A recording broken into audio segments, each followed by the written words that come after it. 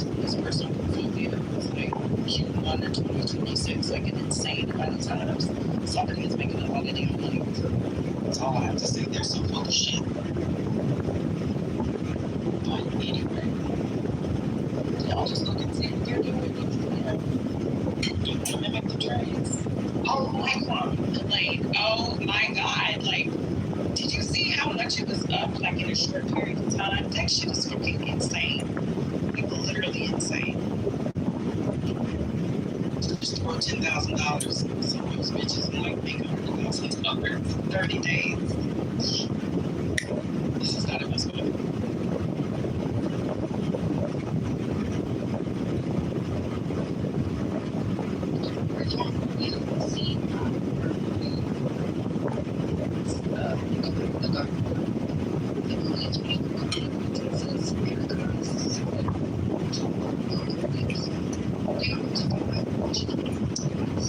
Yes, he knows that. I'm not problems with that. He knows that. Yeah. Yes, she went back. I mean, it's education and all that stuff.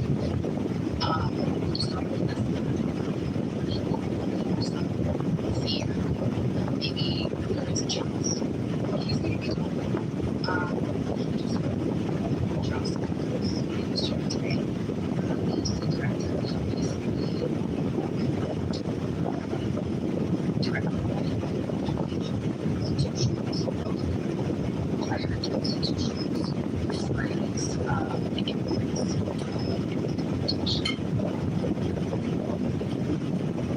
the first time I paid for education agency.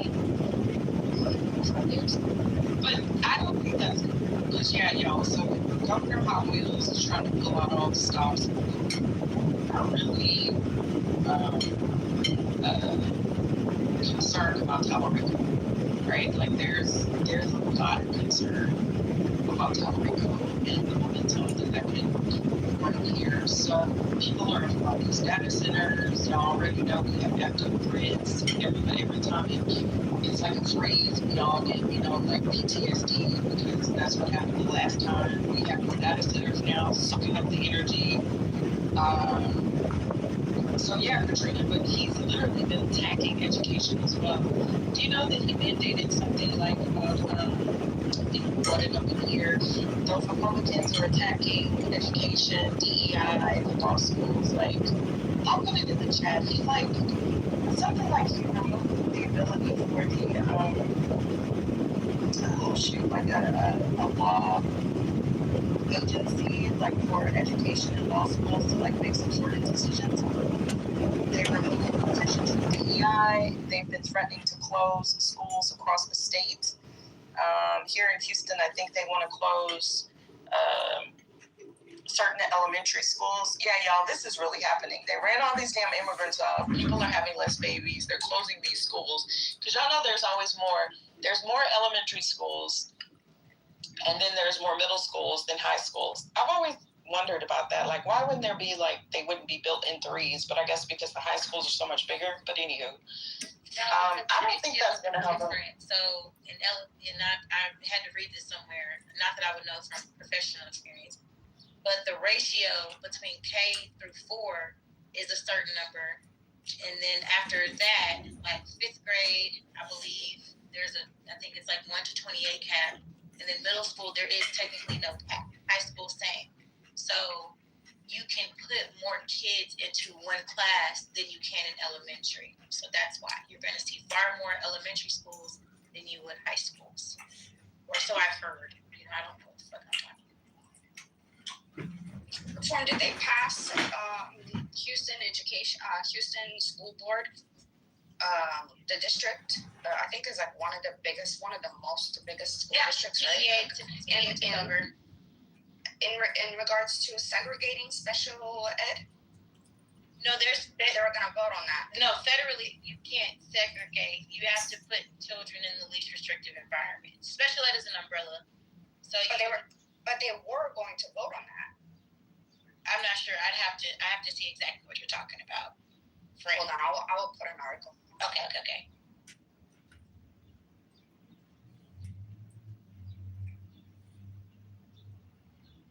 don't keep up with it as much as I normally do, Katrina, because I'm not trolling y'all. I'm just, everybody knows that I'm very transparent on this app. Apparently a little too transparent, but my oldest son is autistic. My baby just had a birthday. He's in his mid-20s, so we're going to Chuck E. Cheese, which is his favorite. So my Chuchubi is not in school, so I don't keep up with it as much as I normally did. I still volunteer a lot. I still mentor, but I have not kept up with HISD. I used to go to those meetings, Katrina, so you can back channel me. I'm not sure. I see the news about them closing schools because I go to like the commissioner and our district rep. Her son actually lives in the neighborhood for the Houston City Council, and I've been locally involved like for quite some time, so I still go to those things. You know, when they're like, oh, what do y'all want to do with the community money? I always show up at that stuff and fill out my little questionnaire. But so no, I'm not familiar with what they did. But if I need to get involved again with that as a special needs mom, I most certainly will. They better not be threatening to cut funds. You know, that is a small group of very dedicated parents, y'all. You do not want to fuck with the special needs parents in any school districts because they vote, they communicate, they get out, and they are very protective of their babies. So I got happy birthday to your son. Oh, thank you. Thank you. Yeah, happy birthday to him. I got our this just school year that just finished. We had a brand new principal who fucked my child over really badly. So I got her fired, which I'm very happy about. So when you say, yeah, don't fuck with special needs parents, you don't. No. I got two clients lawsuits awarded. It's fact. Oh, fact.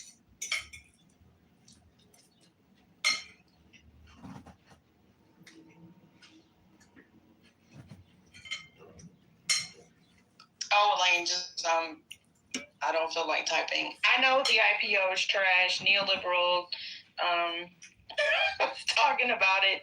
I still think it's gonna go up because it's Elon, because it's SpaceX. But yeah, I was looking at the. I'm not changing the subject, y'all. I guess I am, and I'm gonna shut up in a second because I have to run or drive. But did y'all see like Elon was sending the little rocket and it like crashed and caught on fire or some shit? Like that was supposed to happen. It was supposed to catch on fire. Anyway, these damn billionaires. Yeah, Katrina, you know, we have to stick together. Especially with they're cutting funding, y'all. Like they want to privatize a lot of these schools. I don't know how it is in y'all school district, but like my boys went to a charter school, Harmony, that has a reputation. But you know, like this is gonna. I think that this is gonna bubble over because a lot of what is going on in terms of the tax dollars. So in Texas, you know, Governor Crackhead, they want to cut property taxes, but then it's like, how are you going to fund public education? It was a very late comer into space occupied by Yahoo, AOL, right? Sam, when do you think there'll be a huge amount of market consolidation? Just some of these FANG companies will buy tons of these smaller companies as they fuck up their balance sheet. There's not a bunch of small companies. There's a lot of small companies. There are, but what's gonna? Why would you think that? Why wouldn't it be like a BlackRock or something that owns a little bit of a bunch of things that survives this, rather than a company that doesn't exist today? This is like a financial trick. Or should it be a finance company that owns the world? Finance company does own the world. I think a lot of this right now that people are getting out on is like hype, but it's like so imagine I heard this analogy once, and I know it happened once in history, I forget what it was, but imagine that everybody decides that like walnuts are now the most valuable thing. So overnight, every walnut company skyrockets. People start tearing up fields left and right to plant walnut trees. People start hoarding walnuts. There's this whole discussion about walnuts. And then one day somebody's like, wait a second, like this walnut boom is dumb. Like there's other crops that are better, people aren't eating them. This isn't the life-changing thing that we thought walnuts were. But if that stops, everybody who's invested in walnuts and all the societal change, everybody who thought they were a sage because they started planting them is an idiot. It breaks the economy. Everybody who's already in there has this sunk cost fallacy. There's no incentive to get off the train. In fact, everybody has an incentive. Now, if those walnut people that got so rich, if they also doubled down and bought newspapers and magazines because they had all this big walnut money, all of a sudden, like, you can't ever get off, and now everybody's attention's on walnuts. So it just extends and drags it out. And eventually, you know, reality has this ugly way of saying, like, there's limited resources and means, and this isn't viable. And I think what's going on right now is everybody is so sunk in AI that if AI goes belly up, the economy goes up. So if you're heavily invested in the economy and asset ownership, you're incentivized in making it better. The second you say AI, like it's like Allbirds when they did that, like we're pivoting to an AI company. You're a shoe manufacturer.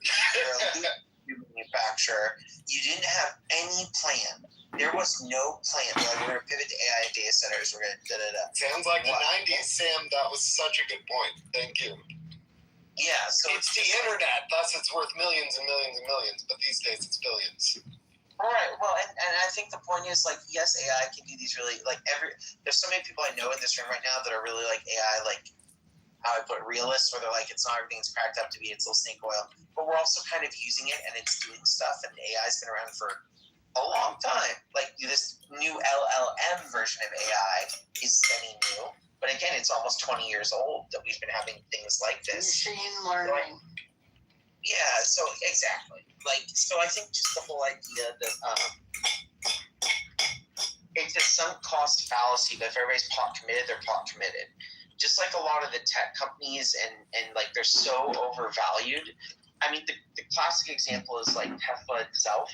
Like it's a money-losing venture that was propped up by government resources, but they figured out like the vibe right now. It's like GameStop trying to buy eBay.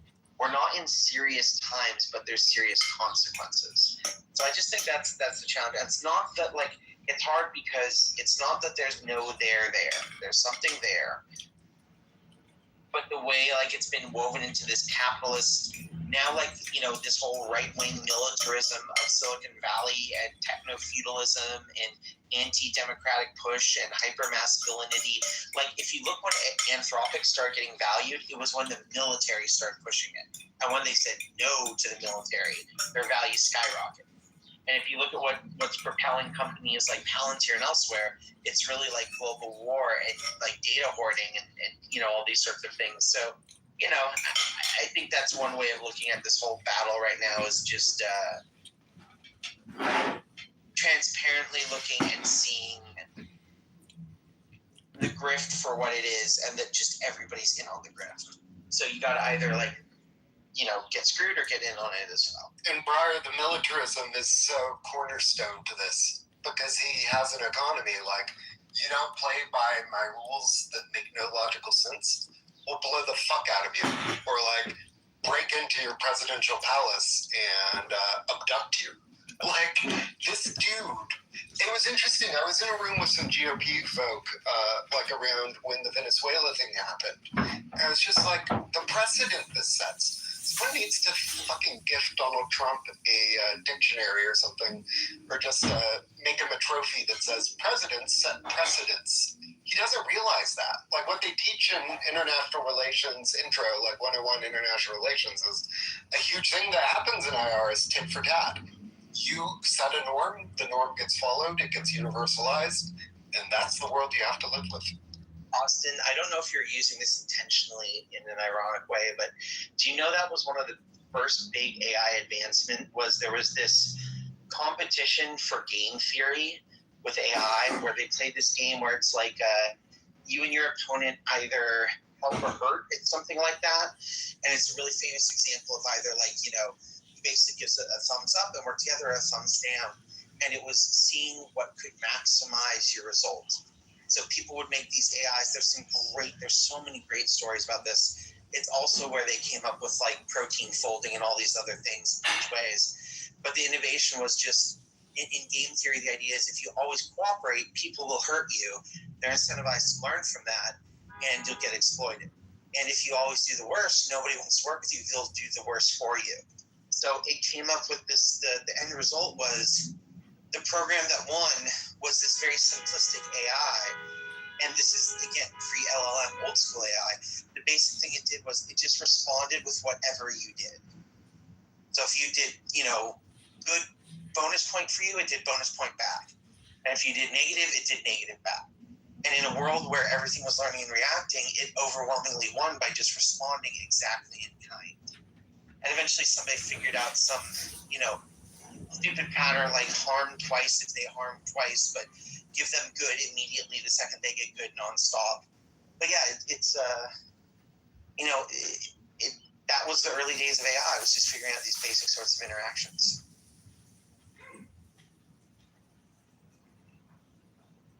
And a major thing is Trump seems incredibly fucking irrational, but it's interesting, like putting a label on it. I like when people say Trump is not a conservative because he's not a conservative.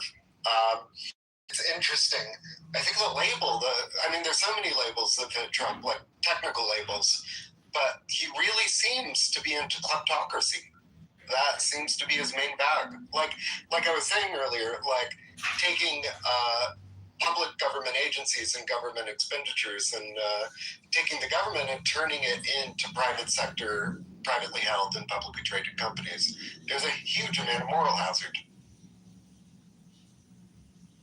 And it's bad karma.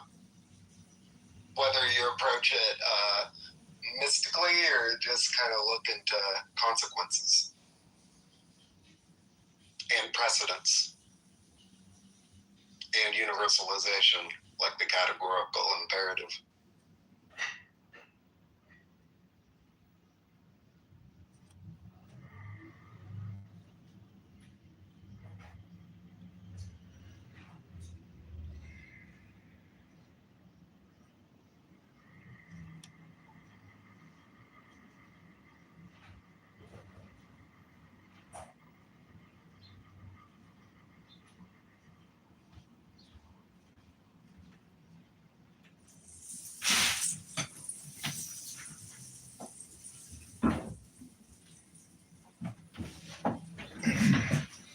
What's amazing is if you eat a little chipotle, the smell stays in the room. How is that possible?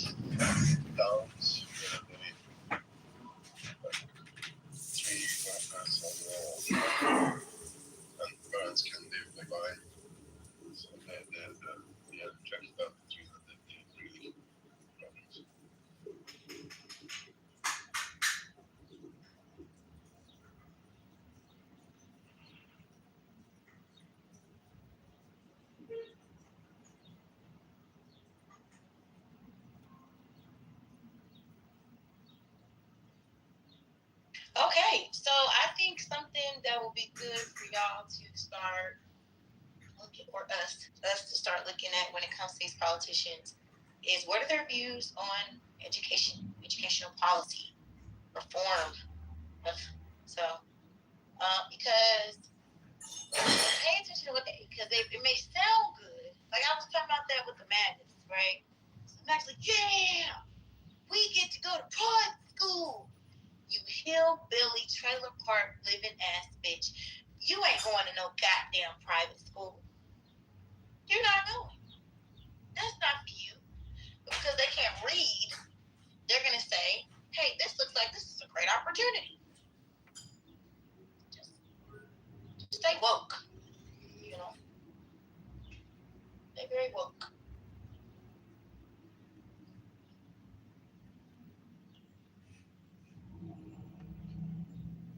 Any except of the sex work you're doing, are you working in the education pool? Yeah, so I try to keep a little profile, Igor. You know, Okay. you gotta back channel me. I have certain days of the week, and my price points kind of depend out there on the angle, color. I can throw quick pick in there too. It just depends. I got different packages. Hit me up though. No, but are you working in the education tour? Because you know a lot. Yes. Yes. I'm an advocate in real life. I write curriculum in real life for a lot of companies. I've done work for McGraw-Hill. I've done work for Great Minds, who owns Eureka Math and Blue Bonnet. Those are the high-quality instruction materials that Texas has adopted.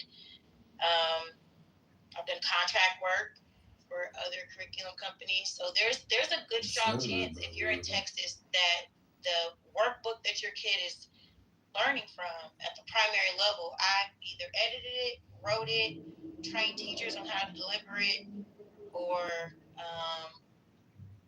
yeah. Well, then that is impressive. Oh, thanks.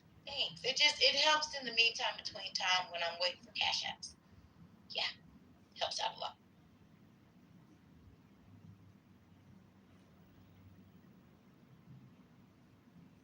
I'm gonna stop. Maybe. I don't know. You're not gonna stop because I probably am not. I'm probably not. I'm glad you know. Because I'm like, the fact that you keep saying that you're hiding out over here is this insane because you have never been one to hide. You like run to the fight. That's what they telling me though. They telling me, I'm a punk bitch.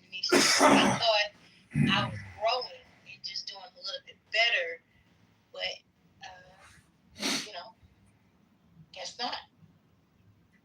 Sex worker. So I'm gonna be proud of what it is I got going on. Baby mama, child support receiving sex worker.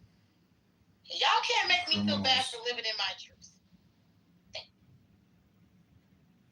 Did Brock come up with this truth as well?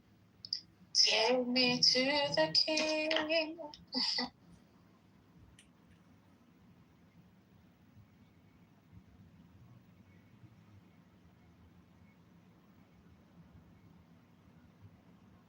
Welcome in to Politically Correct. We have another day where Trump has not given a fuck about making amends with coming up with some type of solution with this Iran business. They'll say it, but not really. Gas prices have gone down by a nickel. Okay, so we're on the right track here. I don't know if y'all noticed that. It did come down by 10 cents. Okay? Praise the Lord. Praise the Lord. So whatever you're out there doing, keep doing it. Breaking news for Divine. Divine, are you there? You do share. Spirituous, please. Divine, right in the middle of her submission. Y'all got it. Oh, I thought we were done. No, I wasn't. But Oh, you weren't? Oh, my bad. You go back to the education. No. No, we can go. I'm sorry. I've been working, so I've been in and out, and we can go back to talking about like tits and education. No, it was a soft reset. But no, go ahead with your breaking news with Divine. Divine, who's also in education, but he doesn't think so. Well, he isn't unmuted, so I don't really need to tell him the news. I don't see top left in between. Oh, there you go. Oh, okay. Oh, This is also for Bois Calais as well. Your Knicks owner, the great James Dolan, has invited Trump to MSG for the Knicks game. So thank you very much. We'll boo the hell out of him. Don't worry about that. I have no comment. I'm still saying Knicks in 4. I don't really care. I want it, done and over, the win, and that's it. I don't think you'll hear boos louder than what you hear on that night. I just want to say, if the Knicks win, Madoni is going to be the king. When the Knicks win, excuse yourself. When the Knicks win.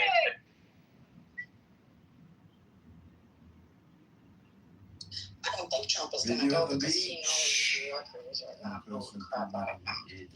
He's going to be very, very. He is such an Oh ego. no, he's definitely going to go. Are you kidding me, girl? I think so. At the greatest indoor arena in the country, the MSG, of course. They're still going to boo the hell out of him. And I can't wait to watch it. Oh yeah, that's fine. And if they win, which one of you guys going to send me a t-shirt? What tank top is getting hold on for? Tank top for what? From the Knicks, if they win. Just go online. Want me to send it? Give you the Amazon link? Whatever. I want one from New York. You paying for shipping? I'll tell you what, I'll buy it when you mean like the champion one? You want the 2026 World Champion New York Knicks t-shirt or tank top, or you just want a generic everyday Knicks tank top?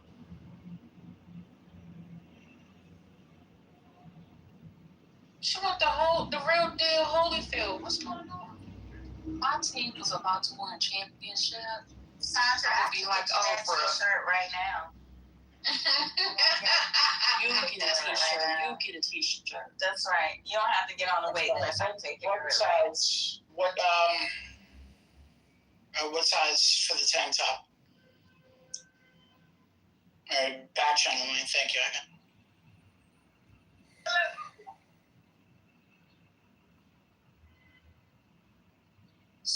You should know better than ask a woman's size publicly. Y'all talking about tits.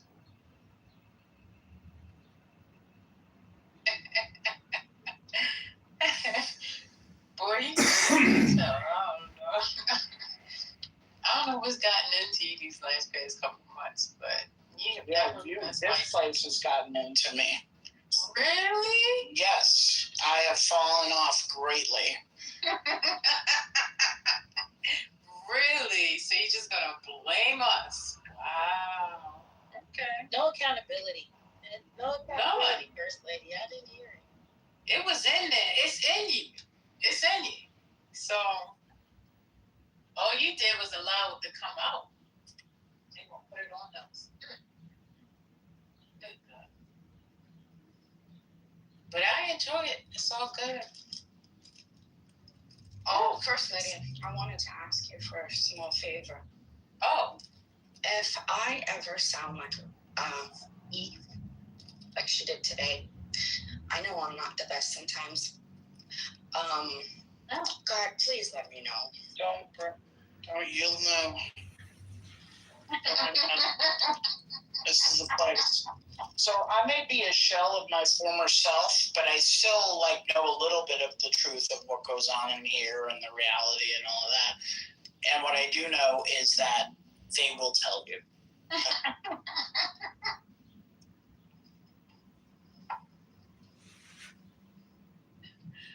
They will tell you it's crazy. Anyway, what else is going on in the world? Anything else? We got any old people beating people up or getting beat up today?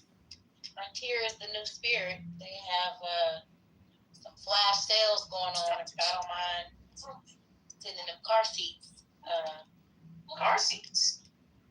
you know, they Frontier is different. They remind me of the original Soul Plane. Okay. What are you talking about? Yeah, I had an experience. I had and my flight got canceled and that whole malarkey. And I said, I took the option of the Frontier flight. And boy, oh boy, why did y'all tell me? I've never been on it. Right, and see, up until this experience, neither had I. And they don't even have like it's like the back is like the plat. You ever like been on a roller coaster? No, you need to stop playing. So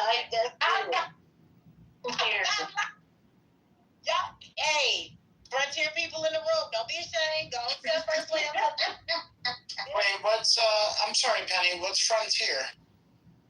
See, wow, y'all not gonna come here making me sound poor. It's an airline. Yeah, it's an airline. Where is that an airline? Like down south or something? It's like Norfolk, right? Norfolk. I can't stand you, Spirit. I don't know where they are associated. I just know in this particular, it was in the South. It was in the South, actually. Yep. It's like Spirit's little brother. Little brother, heavy on tricycles or still on the bike. Wait, so there's no like first class or economy class or anything? No, these y'all, I'm still stuck on the seat. So, like, you know, like, imagine when the car seats and it's like plastic just in the back and it's got the curve for the butt. Like, that's how Frontier seats are. Yes, indeed. Little padding. Yeah, that little thin ass thing of pad in there, and you better make it work. Yeah, you better make it work. It's very affordable. Very affordable. I told y'all when Spirit shut down, they lengthened their Frontier passes. It's like $400. Oh, that's smart. $400 for all you can fly. Yes, I just don't see the big deal of flying a place like the Frontier for like less than 2 hours. Fly for $400. What? Yeah, you can fly like all year round. I think you just gotta I think it's something like $20 maybe for a flight. But you pay like $400 and then every time you book a flight, certain flights you just pay $20. That's crazy. Yeah, they don't be next because they can't keep up with that. That's great.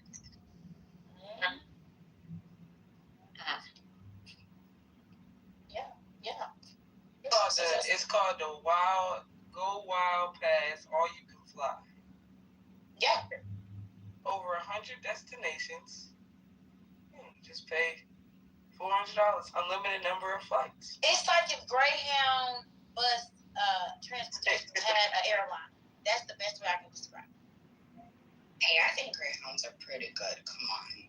But they have more padding on the Greyhound buses than they do. All you have to do is just get to point A and point B. And that's it. So if it can get you there, get you there safely. No snack. That's right. You can get your own snack. Don't come on this motherfucker trying to get the water. Don't do it. Okay? Bring your own snack. If you need to fly Delta, you can just write it off. Really? You know what? Well, if you have an LLC, right? Only if you have LLC, that's right. Yeah. Dr. Love, you gotta chill. But did Johnny's really say that, or you was just putting lies behind it? Yeah, she right there. She said it. Oh, okay. Yeah, Johnny, you telling the people.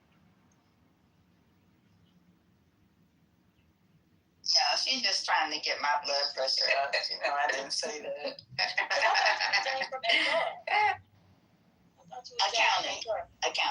Excuse me. I'm so sorry. Came from accounting. And certainly you wouldn't be telling the people that they can write anything off as long as they have LLC. Dr. Tomo told us we could write everything off if we were pretending. Thanks to the big beautiful bill. Can't make this shit up. And you take your If you open a business bank account, all you have to do is have a 700 credit score, That way you can open a business credit card and then you can pay for your flights with that. Okay, boom the room. Let's just. And also, if you have employees and you decide to have a girls' night with your employees, let's just say they're all women, you can write that off because that is team building activity. Right. Now that Business meeting. Yeah, I've actually done that. It was a business meeting, like Black Library Guard said, and we. Sorry, is the child of IRS like auditors? No. None of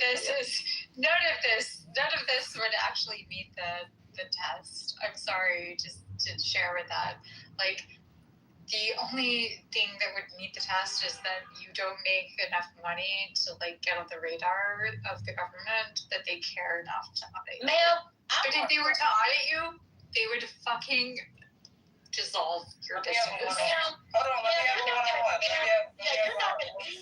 one-on-one. You're not gonna come in here with that. Hold on, let me have my one-on-one. That's fine. I can substantiate. So you're telling me that if I went to Disney World with my kids and I paid my kids a W-2 for their allowance, that I cannot take them on a business retreat to Disney World and write it off on my... I think that would be very suspect, and it would be easily like undone. The dynamics between the relationship, which is you are the parent and they're your children. Yes, it would be easily undone. I'm sorry to tell you that. Wait. But you likely if you're doing that in the first place, you don't earn enough money that it would even fathom the government care about your situation. Are you available for parties? No, I don't perform. I'm not a circus clown. No, I'm not. But Not talking about you. nah, I'm fucking with your spirits. I just don't appreciate her coming up here because I learned these things on Clubhouse. So, I don't come up here challenging my thinking when I learned all this great information from Clubhouse. Because somebody on Clubhouse. Why would you ever learn on Clubhouse? Like, that's your first mistake. Aren't you on Clubhouse? Yes, but I don't learn on Clubhouse. But I understand on Clubhouse. She educates. No, I just learned how other people think. Because I literally thought Kamala was going to win the last election, so I learned about how people. Because I'm like, okay, well, clearly I was wrong, so people think differently. And so I'm trying to understand how people think. Well, now I understand, people are looking for shortcuts. At every. Yeah. So I think you're also taking a shortcut because we were having a conversation as people with real life experiences with LLCs and S corps and C corps, and you're just coming up here saying something that your parents did. You don't work for the IRS, so I don't appreciate you trying to take a shortcut and use your parents as some type of credibility. I honestly think if you guys want to do whatever, like we have a. I'm gonna do whatever anyway. I don't need your permission. We have an Oval Office. We have an Oval Office drifter. So it's not a big deal. For her significant a partner to sit in here with her? Okay, just want to make sure. Oh, yeah, right. No, we're gonna no. I don't think we should. Yeah, you look lovely. This is why I don't advocate for bring your child to work. Stuff like this, you bring your kid to work and now they think they know the IRS regulations and stuff. This is crazy. Yeah, just know more than me. Right, and it's like you can potentially write off expenses. You're not a hard worker. You never really tried to take advantage of the systems that America puts in place for us to be successful. We did. Yeah, maybe you're right. Hold on. Perhaps. It says you can potentially write off expenses for taking your children to Disney if they're involved in a business activity during the trip, such as attending a friend's with you. However, personal expenses for family outings are generally not deductible, so you can do it. We have Thank you guide for you that. along. I really like doing I that. that answer, but she just want No, we have an Oval Office candidate. Agawa is serving as our president, who is literally like taking your children to work. Oh no, we're gonna give them the like wave through like a lot of different very difficult tax situations. Instead, they're going to just like fly through. The if you looked at the crypto executive order, that would be like something that I would hope. Oh god, it's all over the place. Listen, you're just like No. Have you guys talked about it? Let me say, Tesla paid zero in federal taxes in last year. Zero. The corporation, Tesla. CVS Health, zero federal taxes because of the loopholes. So somebody's gonna sit here and judge other people for the same loopholes as the wealthy do. Did you hear judgment in my voice? And say that you can't do that. That's not allowed. It's allowed because everybody's doing it. It's Thank you, Katrina. It doesn't matter if everybody is doing Yes, it. it does. It's technically not allowed. No, I'm stating it's not allowed. Butter already I'm also read not. from the internet that it's allowed. I am also not. I'm not like judging you for doing it. Like that isn't what I said. I also stated very cleanly and clearly, we have somebody in the executive, in the Oval Office, who has definitely obliterated all of the presets. Like, this shouldn't be allowed. This should be something that would be abominable. Okay, you just admit that you're wrong. I'm not wrong. But you just switched up from it's not allowed to it shouldn't be. Can you just admit You're wrong. You're wrong, but you're claiming to be right because somebody else. You're wrong, but you're claiming. Somebody else bastardized the law, and so you decided to commit the same crime. How am I committing a crime if the law has been obliterated as you just did? No. The law hasn't been obliterated. It's still there. I said that I wouldn't commit the same crime as you. I apologize for being an honest broker. It's not a crime. May I direct you to IRS publication 463 IRC 162 274 199 and 132. Thank you. Thank you, Butter. So will you admit you're wrong now?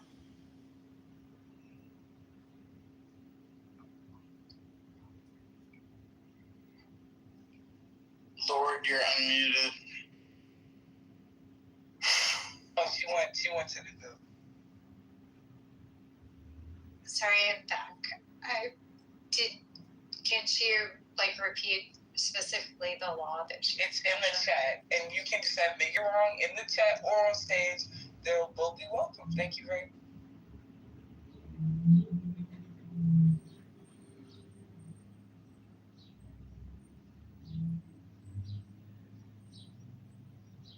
Auntie, that was for you. I've been waiting to be an LLC, bro. I know. I see you. I need to start making YouTube videos like Dr. Julio. Get some. I could be like a black stud Grant Cardone. I can't. You can also write off the mileage that you use on your car, the insurance that you pay on your car if you use it for business purposes. There's a lot of shit that you can write off. You have another car, yeah. And anytime you have to engage E in a conversation, you can write it off on your taxes as well. That is labor. Excuse me, what did I do to you? I don't know who. That was Lord Balfour who said that. Who's going to be changing his name to, what was it? Coin toss or Scrabble or something? No, that was Cracker. That was Cracker that said that Dr. Library is hostile and sorry, that's he is not new. I'm not new. No, I'm referencing what Dr. Library said. She was referencing what was put in the chat. Please keep up. Thank you. Okay, no, I'm not new, and believe that was patient. If I pause. So someone made a reference to that library card in the chat, not you. Okay? So nobody was talking about you within that statement. Janice came up to clarify that the statement was made in regards to Dr. Library card from a person in the chat. Just so we wasn't directed towards you. Thank you.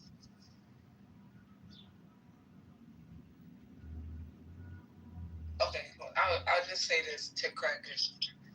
Cracker, that is my LLC bro troll persona for Clubhouse. I don't believe anything I just said at all. Like zero. But I just feel the need to troll E because she always trying to troll First Lady. So I had to just troll her back. I don't do that, actually. I really like her. Why do you think I troll her? Well, because she'll be like, don't do this, and then you'll do it again. So. Dislike somebody to troll them either. I am very much more moved by like the topic, and I think there was a misinterpretation earlier based on that. Do you really have to respond to every single thing? I don't have to respond. You do understand. There is this beautiful saying that I'm really learning. I'm really learning how to really embrace it. No one can hurt your feelings, and nobody can hurt you unless you let them. I don't need you to comment. That was beautiful, Katrina. Thank you for sharing that. Wait, can you say that? I apologize, but I lived in Texas for my formative voting years, and the topic today is the only reason that this is even becoming a thing, which is I was just sharing why Paxton was kind of a worse situation than he should be, and that's it. That's it. That was the only reason that I was sharing. And I got accused of talking over somebody when I wasn't. How you gonna say you got accused and say, what's wrong with you? You got accused? No, you did a thing. You didn't get accused. I beg to differ, but also it could be my earbuds. I wasn't hearing somebody step in, but I was getting talked over. This lady was talking for a while, and you just cut her off. Don't try with excuses of earbuds. Listen, now I feel like I have to sit here and just try, I feel embarrassed for the entire. I feel embarrassed. I feel embarrassed. I feel embarrassed for the entirety of white women. As me and you are the only representation here right now. This is bad.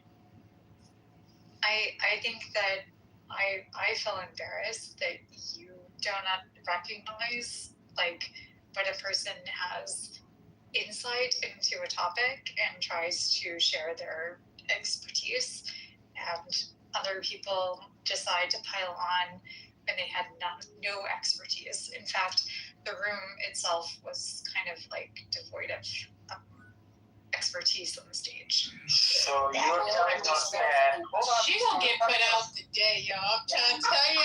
I mean, let's just go. you called me dumb earlier, but let's go. Really? You're telling us the stuff you offered earlier was insight you had on the topic because what? If I may ask, I was talking specifically about Paxton, and if you looked at the deals that he had cut with. We don't have to listen to you, just like you don't have to listen to us. You just cut in whenever you want to cut in. So I'm cutting in. Oh, yep. I just wanted to know, what are your levels of expertise in Texas politics? Well, we learned that when you grow up in a place, it gives you a love for expertise. Oh, okay. So that's what we learned. No. So she's like Trent. No, I actually grew up overseas, and I what the hell? time Well, there. she said I matriculated to voting age in Texas. It was like where I had my first votes, where I learned about how politics works, and I learned how Texas politics works because I still have family that live there and understand, like, even when you can persuade with reason, you still have Can like. we get this at 30 characters or less? Why not even start us on What I was only contributing to the topic at hand. Again, you don't understand. At that point of time, there was an absolute silence. There was no, I am talking. I'm talking.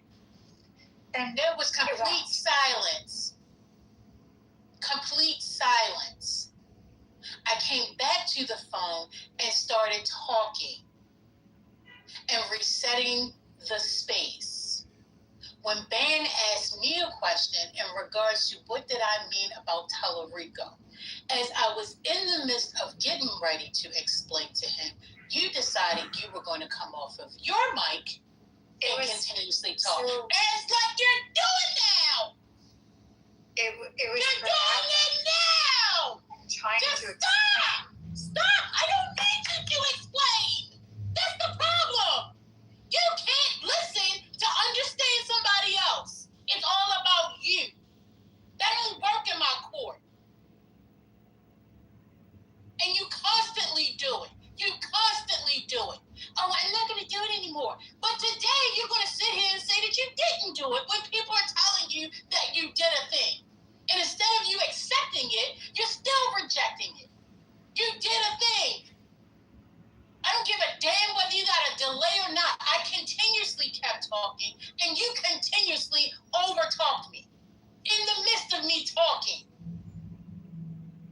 So once I said, okay, fine, I'm just going to go ahead and I'm going to be quiet. I'm not going to say anything else. You continue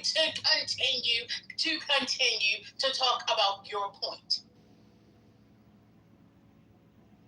You came out of the blue, out of the audience 2 weeks ago. Because I said she, you came up to interrupt me while I was talking to tell me how to pronounce the man's name.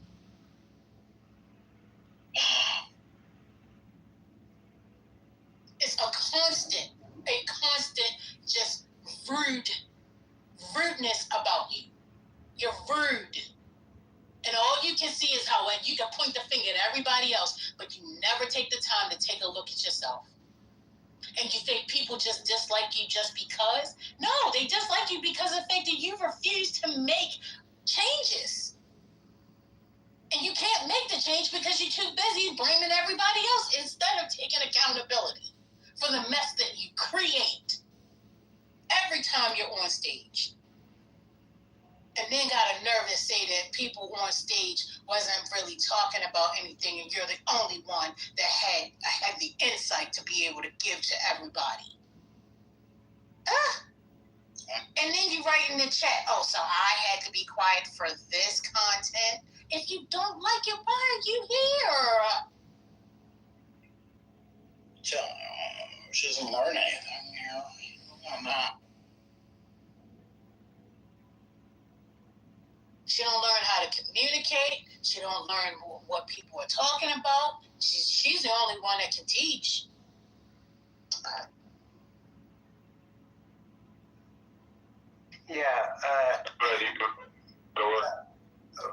Right after you walked away, she decided to bring up a SCOTUS case. And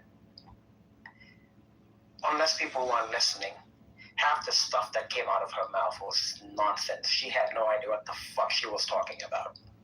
But she kept going anyway and said she had insights. Because, you know, we're a room full of dummies. We don't read.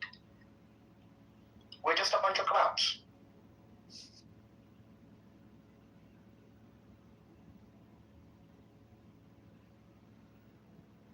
Embrace my clowniness. That she's not well. Respectfully.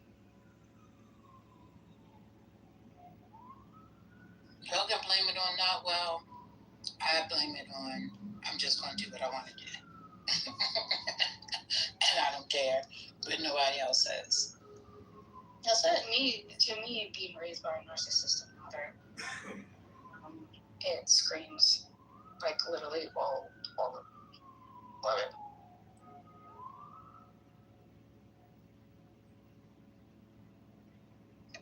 Hey, it's Dr. Mitch. Happy Thursday. I don't know if you guys know you're watching the news, but I think we're getting ready to invade Cuba. Oh, cool.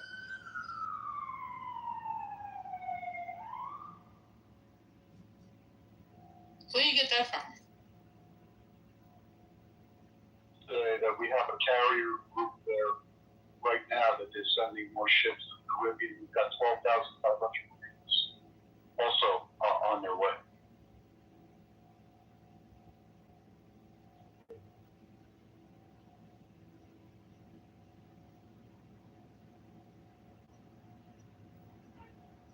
Between you and me, you never know how accurate this is. And I don't know that we should be surprised because we know that the next target on the chessboard, right?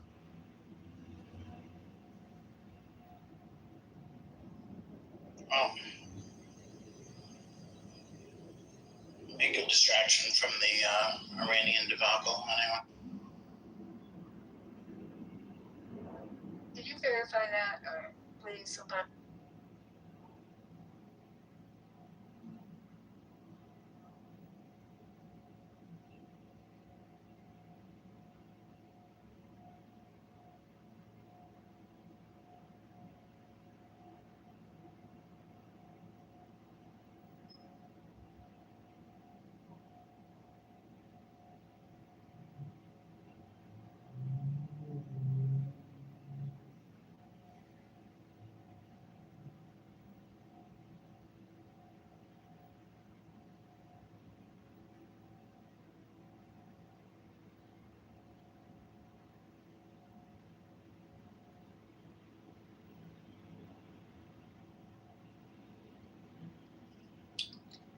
You know what, E? I'm going to help you out. I'm just going to block you. Then that way you don't have to be around narcissistic people. So you have a good day, and when I get ready to unblock you, and we'll see you then. But until then, toodaloo. Can I sing her a goodbye song before you do it, please? Only if you go ahead, sure. Farewell. Yo yai, kigin na ne sa mahol, daw si not nala, tachukokoreko. Bye bye, motherfucker. She left.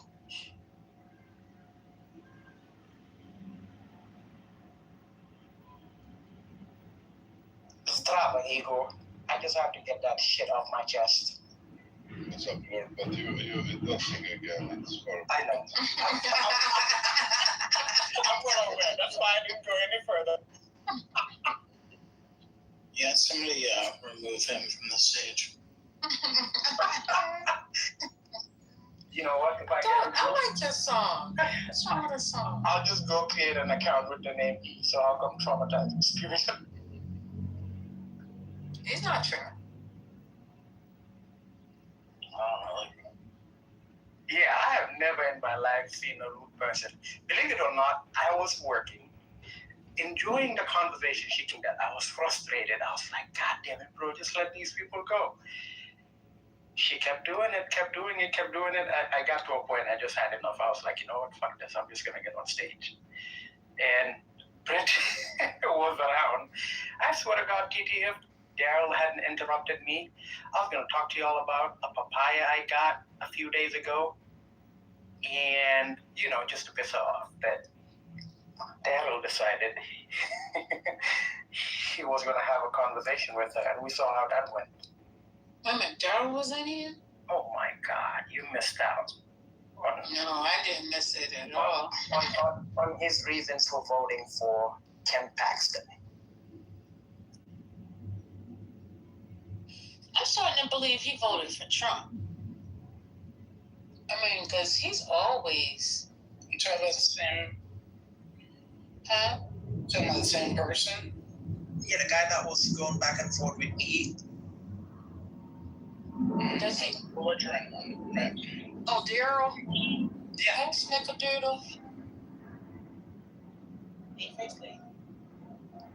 That's, you talking about Daryl, right, T-Do? Yeah, I had to get Daryl Buffalo work.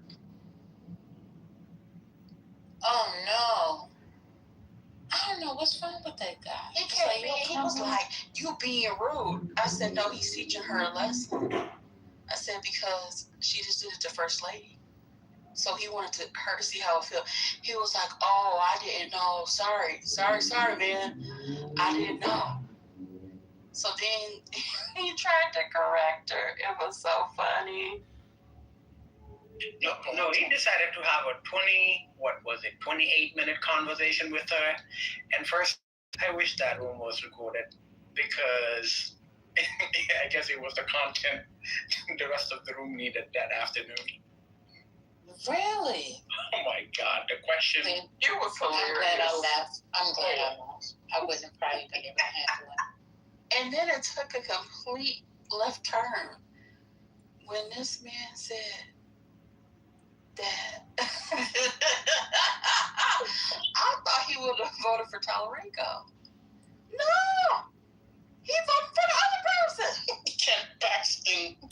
Not even your person. He said, Ken Paxton got my vote. I was on the floor. Oh my God. Spear has decided to do the, okay, I just want to know, could you explain? Actually, it was Patty who asked the question. And it was like, yeah, Paxton did a good job as Attorney General. Now, let's be honest here, Clubhouse. How many people do you know that actually pay attention to what that fucking Attorney General of their state is doing?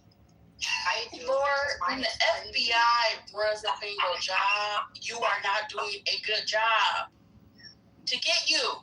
Yep. You was start paying attention, especially because he is the lieutenant governor in my state. When he lets off you do start paying attention, and he gets impeached. Katrina, I hope you don't think when I'm talking about how many people will come out and talk. The point I'm trying to make is not a lot of people. I know. I was being a little. But the thing is, if he wanted to really talk about what kind of a good job Paxton was doing, he could have been more specific. Let him bring up something he did in his time as Attorney General. He couldn't articulate the damn thing. He was very defensive in the way that he knows maybe deep down that voting for Paxton is wrong. No. He was very belligerent.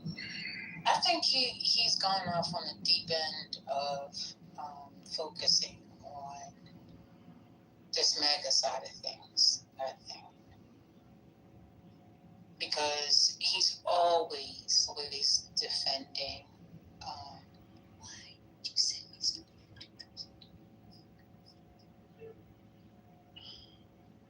He's always defending MAGA talking points, all of that. So I think he just crossed over.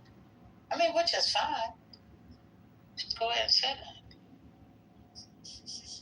But he couldn't tell you why he voted for Paxton? He refused. He just literally said, I'm not talking to y'all.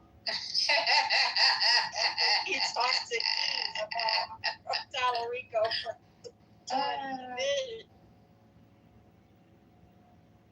It ended with, I will slap you around if you came to me. That's how he ended his submission.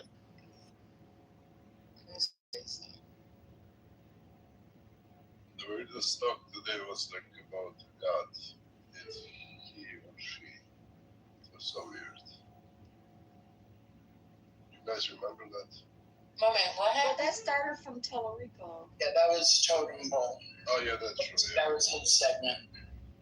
That was weird. Right, because God has dick and balls, apparently. No. God Bro, I'm gonna run away, First Lady, if you don't control this man. What in the world? Oh, Spiritus? Mm-hmm. I can't control Wait, I'm repeating what was said on stage, sir. That is too much sauce. That was not said. You guys talk about fucking tits and balls and vagina all day, and I say it once, and I'm on board. I'm not including that phrase with the Almighty in the same sentence. That's all I'm saying. That's why I draw the line. And speaking of which, when was the last time you heard me talk about someone this here? Your name is Lord. Yeah, He changed his name. Dang, Spiritus. Well, I can't go by Screws until Screws is up there. All I see is Lord. Okay, loose screws. How about that? No, why would you do that? It's terrible. After the stuff I had to hear with Miss Defensive, I mean, she's been blocked and all that. You're right. I mean, it's easy to kind of blame it on stuff. I think she was just being rude, genuinely. But at the same time, I genuinely believe something's missing up there. I don't think a normal person would come on a room, get dragged multiple times, and keep repeating the same thing again and again.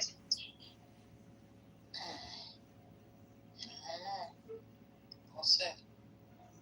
I'm pretty sure we have a very good example of that. That is Trump. He's still coming back. I'm telling you, narcissism.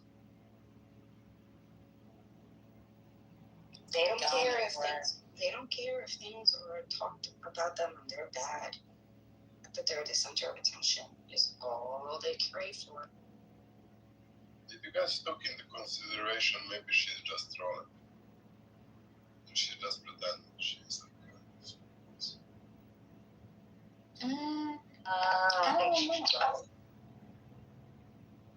I don't know. But it's okay to troll, but it's not okay to turn yourself into the victim. Defense troll. That's the problem. It's not the troll. Why would you suggest that, Igor? Because I don't believe she's so insane. Do you not have these kind of people in your country?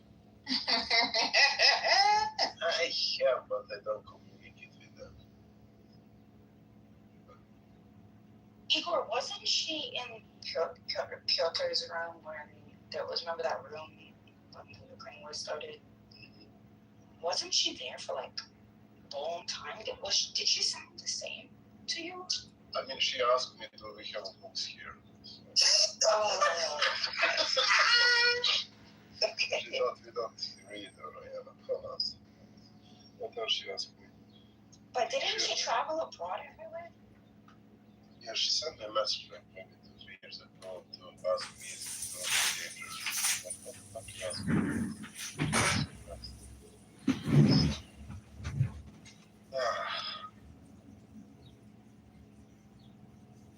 Or people are self-censoring themselves, and we get a less robust republic and a less robust democracy on the state level every time that happens. I just want to push back on one of your observations here, and that's about Jean Pirro being a former. I think there's a prosecutor. Yeah, Prosecutor or a judge? She was, and she was the prosecutor of Westchester County, and so she does have. Yes. What? Okay, I just want to make sure I have the right list.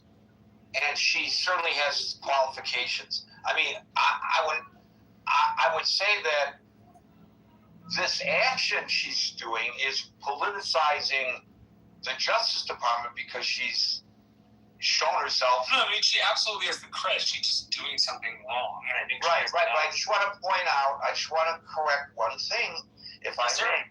Okay. And that is, of course, when she was on Fox, she was, as all of the people from Fox who were part of his administration, a huge supporter of the president, because he knew that this term, he was not going to put people in who are going to tell the emperor that he has no clothes on. I understand that, and that's a fair argument to be made. But unlike Pete Hegseth, whose credentials in the military don't necessarily rise to the level of being qualified to be defense secretary. Yeah, I would agree. Jean Pirro, right? So I just want to say, however, I would put it this way with regard to Jean Pirro. She is the U.S. Attorney for the District of Columbia. The District of Columbia is unique in that the U.S. Attorney prosecutes criminal cases there. So, unlike, and it's not that U.S. attorneys don't prosecute criminal cases in other districts, but in the other districts, there are municipal courts and county courts and state courts that handle the bulk of it.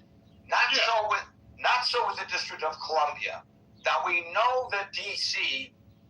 has an extraordinarily high crime rate, which is to say that office is necessarily busy with real crimes that they have to concentrate on, as opposed to making up cases against people simply because they don't like how they express themselves online. And so I would say not to the benefit of the two people who are the defendants, to the benefit of the efficiency of the U.S. Attorney's Office in D.C., I would implore Jean Pirro to drop this action because it's a waste of their staffing power. Unless their job is not to prosecute real crime, but to go after the enemies of the President of the United States. I'm certain there are people who believe that seashells photographed on a beach by the former director of the FBI is indeed an indictable offense. But when you look at the times that they've gone after James Comey, and I'm not saying whether James Comey is great or not, that's not the point. Now, going after Jean Pirro, one would be hard-pressed to say that this Justice Department is not being used to support the political gains of the president by going after people who are the president's enemies. It's un-American. It's un-American to use the law. Oh, it's 100% un-American. We're supposed to be equal before the law, not preyed upon by it. Yeah, even people who are sentenced to death are allowed, moments before they receive that lethal injection, a final statement. Even they have First Amendment rights. That's just something to think about. That's how we cherish the First Amendment in the United States. By the way, in other countries, no. In other countries, for example, if you live in a number of kingdoms that are liberal democracies in terms of their civil government, you cannot criticize the royals, or you may end up in the hoosegow. But that's not true in the United States of America. Thank you, Marshall Allen. Are you trying to grab him? You want to talk, or you're just stuck on the microphone? I'm trying to stop by the minute. Yeah, okay. That's what I thought, but I didn't want to ignore you if you were trying to. No, thank you. Okay, thank you, Alan. Thank you, Marshall. We'll go to Howard, followed by our mates. Hey, Gary. Hey, Marshall. Alan. Hope everyone's having a good Thursday. Yeah, at the end there, you just stole my thunder because I was going to ask you about James Comey as an example. So, I don't know. I guess to be a little bit resistant here, I would say since the way it's currently occurring, whether it's what's happening, with Trump's civil matter that with E.J. Carroll, or you look at Comey as two examples, precedent's being set. So I would say right now it is American to do that. You know what? Because it's happening, and no one's stopping. There's no checks and balances on this. I don't even think the courts are going to be that effective, actually. So I would say, we have a whole new precedent, a whole new definition, and that is exactly coming back to, a quasi statement that was stated before. You know what, people? Elections do matter, and this is what we got. This is the American way, and we got to get used to it. Thanks. Well, you make a good point. So what if these two cases are tossed out? Then they go after another person, tossed out. And they go to another person, dismissed. Then they go after another person and another person. Right, and what's the price or the cost to the person that is being gone after?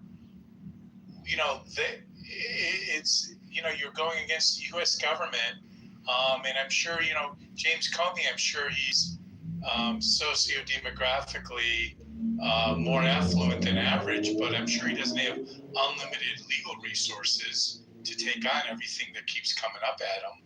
So it's just, to me, that's just kind of our current reality. And it's the retaliation element. And if a court orders them not to do this any longer, they're going to do it anyway, potentially, because we see right now that the order to not enter people's homes without a warrant is being ignored. And it was a court order.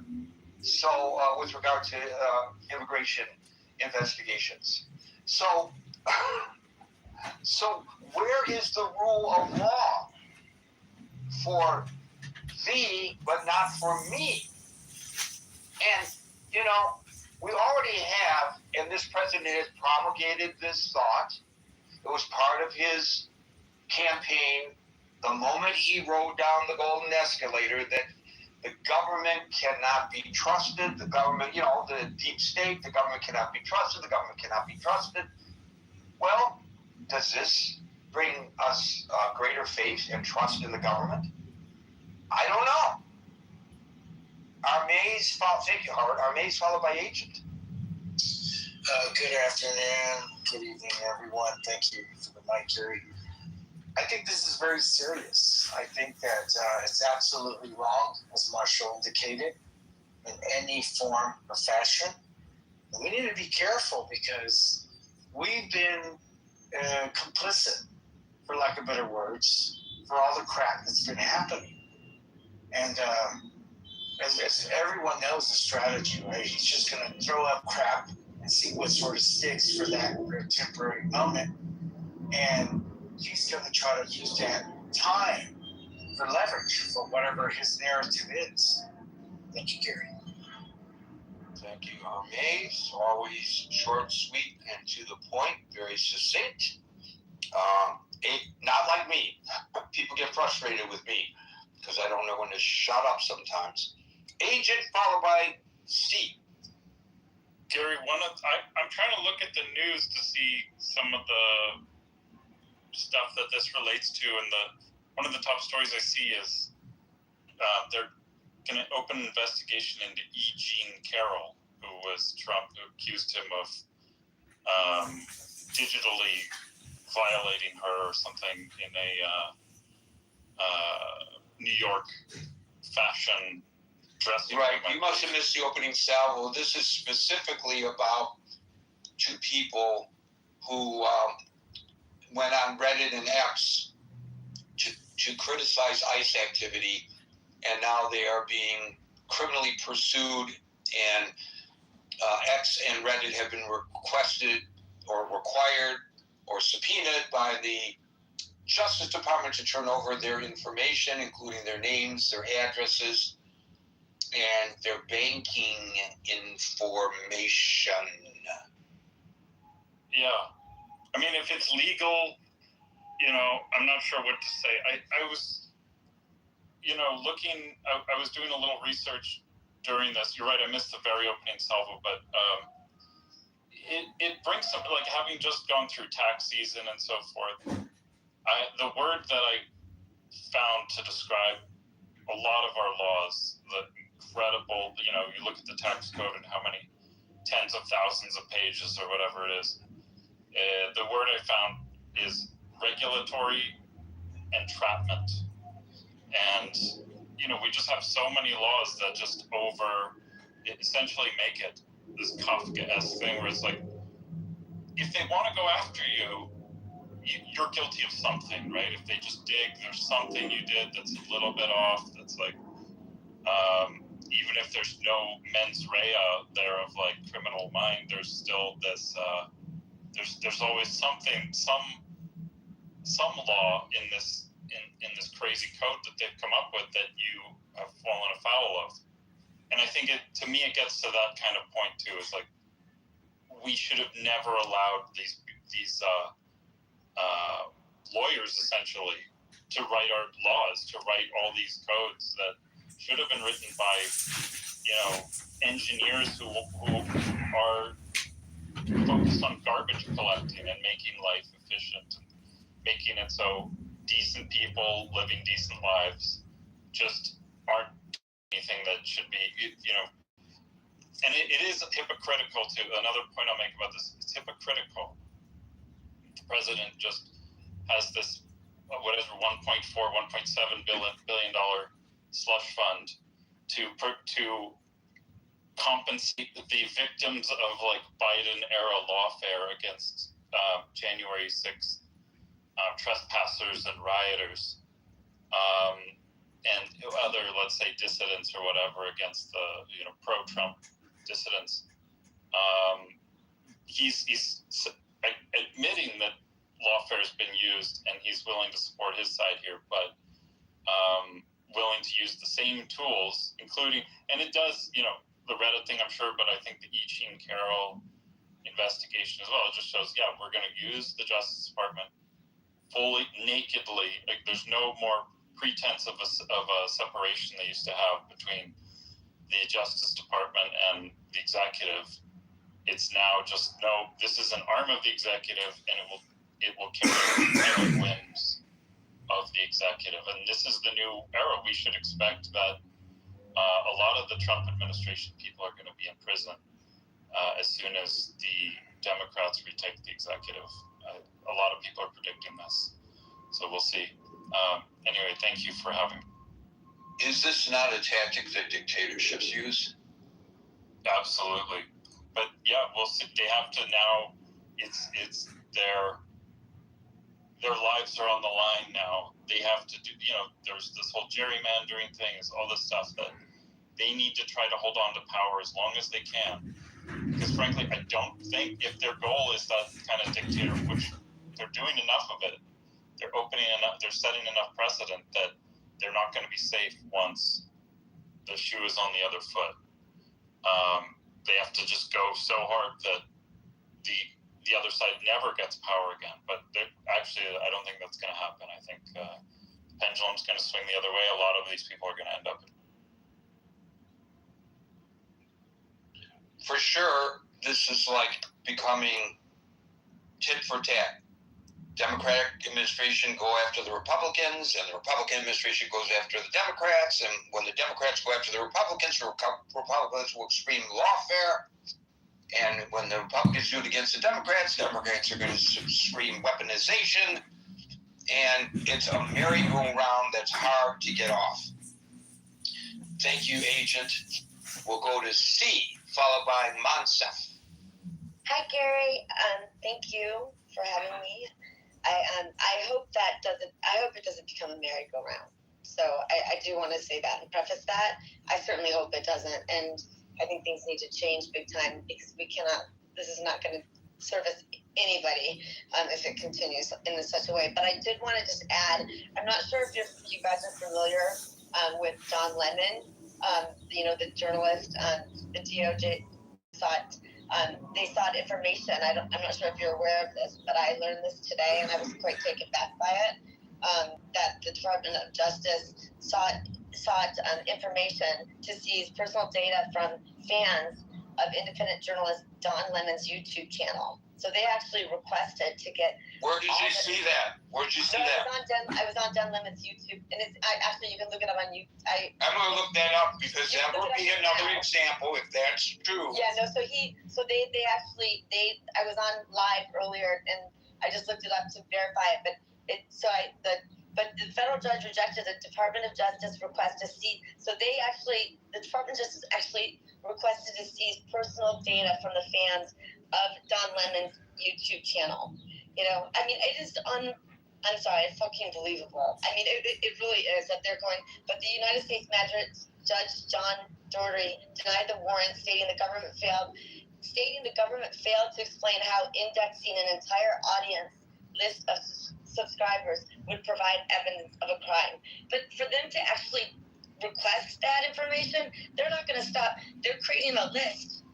I mean, this is nuts. This is basically like Nazi. This is like a Hitler, like in terms of creating a list that anyone that says anything bad against them. I mean, it is crazy.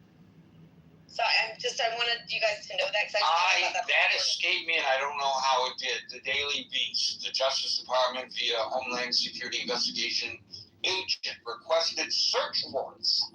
To compel Google to hand over, quote, subscriber information in any form, close quote, including the names, addresses, phone numbers, and email addresses and IP addresses of subscribers to the Don Lemon Show on YouTube.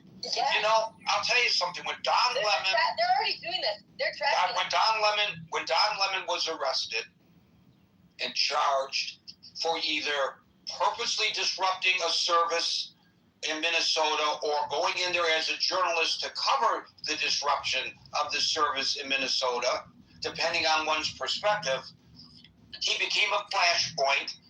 I'm not a fan for a lot of reasons, but I thought, I got to follow what's going on with this guy. And I want to see what he's saying about it.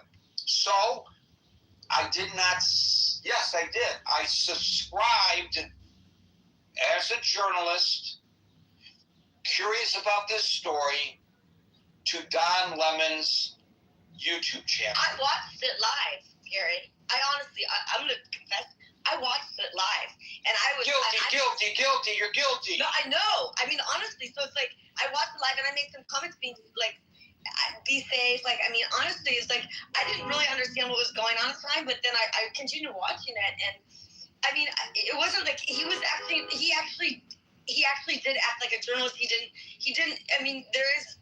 You know, that's the whole not the issue. That's not the issue. That was right or wrong. That's not the issue vis-a-vis today's discussion. But I mean, the issue for vis-a-vis this discussion is. You would see that I watched it, and that's the whole thing. It's like it's nuts. I'm like, holy moly! I literally would be on that list if they got.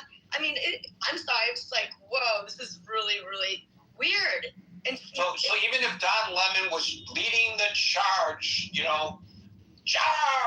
holding the banner like Braveheart, sounding the trumpet and going in there to disrupt, and broke the law, even if he had done that, what does that have to do with you and me, for that matter, as subscribers? Well, you were watching when he did it, and therefore, by extension, you support him doing it, and therefore you are guilty as well. And then look back at January 6ers. I mean, isn't it? I mean, this is just nuts. It really is. I mean, the people that created this chasm, they're just using it back. It's just exponentially getting worse and worse. I don't know how this is all gonna work out, but it's really nerve-wracking. And I just don't see it getting any better, because this is no way to live in this world, in this life, and it is bizarre. I mean, they're gonna go seize Google's, people's contact information for audiences on YouTube channels now. That's what they're gonna do. Bizarre. They could do this on Clubhouse. They can do that on Twitter. They can do it. I mean, it's crazy. What they're doing is just highway robbery. It is. I don't understand how they're getting. Well, look at the DOJ. He's President Trump's personal attorney. I mean, blows my mind. How are we letting this happen? If I were the folks running Reddit, X, or Google, or any other platform, and they came after my customers in such a fashion, they are going after my business model. Promoting. Exactly. Someone needs to stand up. The first company that stands up and said, "Hell no," their revenue will increase. People, because no, this is actually it's seizing people's personal information without their rights or any reason. Yeah, but they also know the vindictiveness of this administration, and they know that there's a chance that it could result in legal action, whether justified or not, against them. So they might stay quiet and just in the background, as apparently is happening here. They're notifying the two defendants so that those defendants, and there may be others. These are just two that Bloomberg is aware of. There may be others that went to other attorneys that have not talked to Bloomberg, and I wouldn't be surprised if there are. The company may have the issue, but you as a consumer, you're clicking through those terms of service in the agreement. You give up the right, if there's a legal inquiry to that company by the government, you have no rights to protect your information. You don't have the right to protect your information. They have the right to sell or provide that information to anybody to whom they wish. You're exactly right. But the question here is not whether Google, X, and Reddit have the right to turn the information over to the government. The question is whether the government has the right to demand it. That's the issue. We know that we've waived all of our rights. Because whenever you download any app, right, we've waived our rights. You waived your rights. I get that. But that has to do with your relationship with the social media app. It has nothing to do. 1 second, BC. It has nothing to do with your relationship with the United States government and the government's relationship with you and with that app. So it doesn't say it. I'm sure it doesn't say in Reddit's app that we waive our right to withhold any of your information from the government.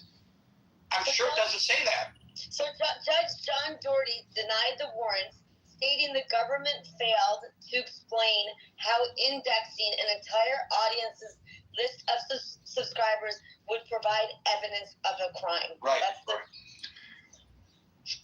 Right. I know. So they won that battle, but that doesn't mean that there won't be others. Gary, there aren't others. It does bring to mind, and I certainly hope this is on topic, but it brings to mind, I don't know, 10 years ago when there was I know there's been so many mass shootings, but there was that mass shooting in San Bernardino, California.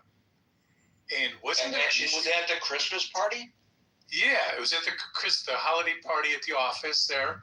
And wasn't the issue that the government subpoenaed or wanted Apple to unlock a phone and they wouldn't do it? That's right. That's right. That's exactly right. Yeah, I remember that. So I covered it. Thank you, Howard. Thank you, C. C, I want to tell you something. I say this almost every day. That the reason I continue to do this for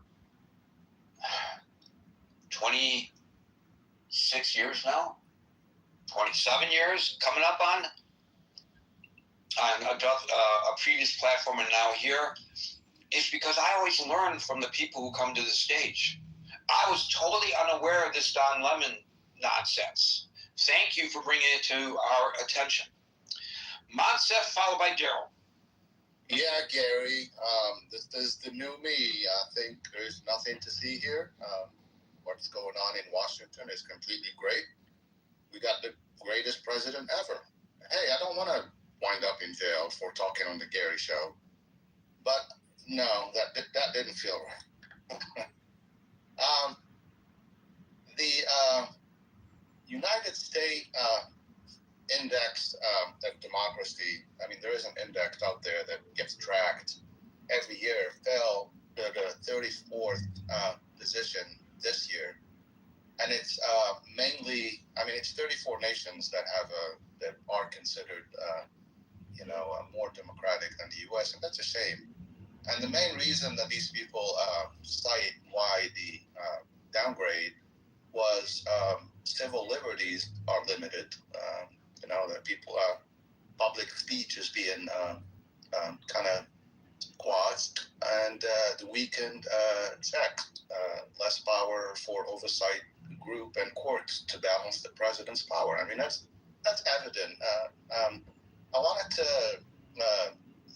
see if you can remember when the previous attorney general was in Congress for her hearing, and the tone that she had, she didn't act, but she was there in a capacity to defend the American people, or to speak on behalf of the American people. But she was she was 100%, someone that was defending Trump and putting people to shame. That their problem was that they didn't like what the greatest president in U.S. history was doing. I've never seen an attorney general take that tone. They were cases where FBI agents, since Trump took office, were put, aside and literally questioned.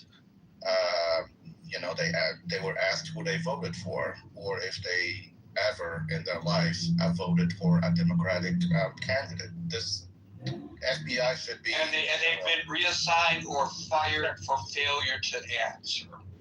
Exactly. So if I were an FBI agent, I would have lost my job because, as you know, I've never told anybody who I've ever voted for office.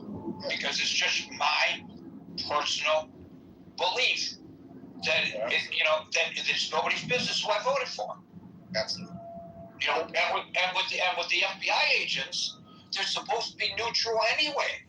They have the right to their personal opinions. That was my point, yeah. Right. It's a chilling effect, Monsef, a chilling effect. Yeah, the incidents where you see Tulsi Gabbard, on a visit to Georgia collecting voting ballots. I mean, I don't see that in any of her job designation. I don't know what's the foreign threat was. I don't know what she was doing there. And while she was there, she was on the phone with the president, just telling him that, hey, I'm here. What do you want me to do? Whatever she was talking. These things are not for, this is not what the U.S. was known for. But since 2016, we got a little taste of this, and we all were horrified in 2016. Well, at least I was. When I think it was Comey, when the FBI director, when he met with the president, and it was this that weird handshake where the president said that he wants loyalty, and the FBI director is not going to promise loyalty to the president. He promises, he's an unbiased actor. Loyalty to the Constitution of the United States, Mr. President. Loyalty to the Constitution of the United States. Absolutely, but we moved from something that the president demanded, and probably people didn't respond with however he wanted, to a second term where he actually went ahead and hired people that these kind of questions were kind of vetted ahead of time. Are you going to completely 100% be loyal to me and defend me at any cost? And this is how you got the Pam Bondis of the world and the Tulsi Gabbards. Don't forget that the president's first choice for Attorney General was Kirkwood Matt Gates, the guy that was accused. I'm going to say accused, even though his compadre friend is in jail here in Seminole County in Florida for underage prostitution. But that's the guy that the president thought he will do a great job at the Attorney General. Whether it was, a yes man to, I don't know what qualifies. But this is, it tells you the level of how serious we're taking, the top. That at least the executive is taking this, how serious this is. In the meantime, you got, literal criminal things that if I did them or you did them, Gary, we'll be in jail. The first quarter of this year, the people that act, on behalf of the president and Daryl, good, he's here. They were 3,700 stock trades that were executed in 1 quarter. That's 3 months. When you divide those that by days, those are 40 trades a day. I didn't know if the president ever. I mean, if he was a business guy that was always into, money management and investment and, day trading and all that his whole life, I wouldn't think it's a big deal. It's just a continuation of what his, of what he always done.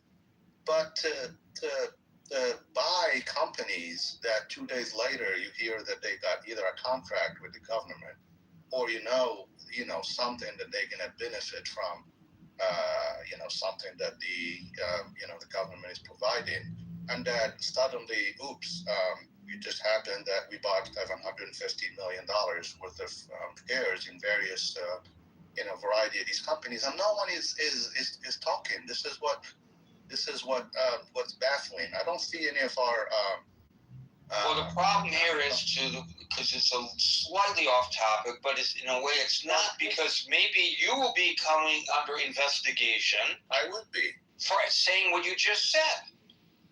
Well, yeah, but I also would if I showed a trend that I do not, in real life, execute 3,500 trades, and then suddenly in 3 months I will do this, and with all my trades, you can see that it was timely executed to benefit in whatever a day or two or a week on information that was not publicly provided. I would end up in jail, just like Martha Stewart did for, I don't know, I think it was like 37. Yeah, but she ended up in jail not for that, but for lying to a federal.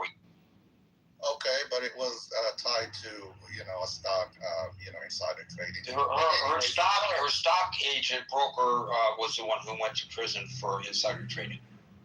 Right. So my whole point is these are considered criminal activities that somehow MAGA doesn't think it's a big deal because, you can't somehow criticize, the president and his friends for doing whatever.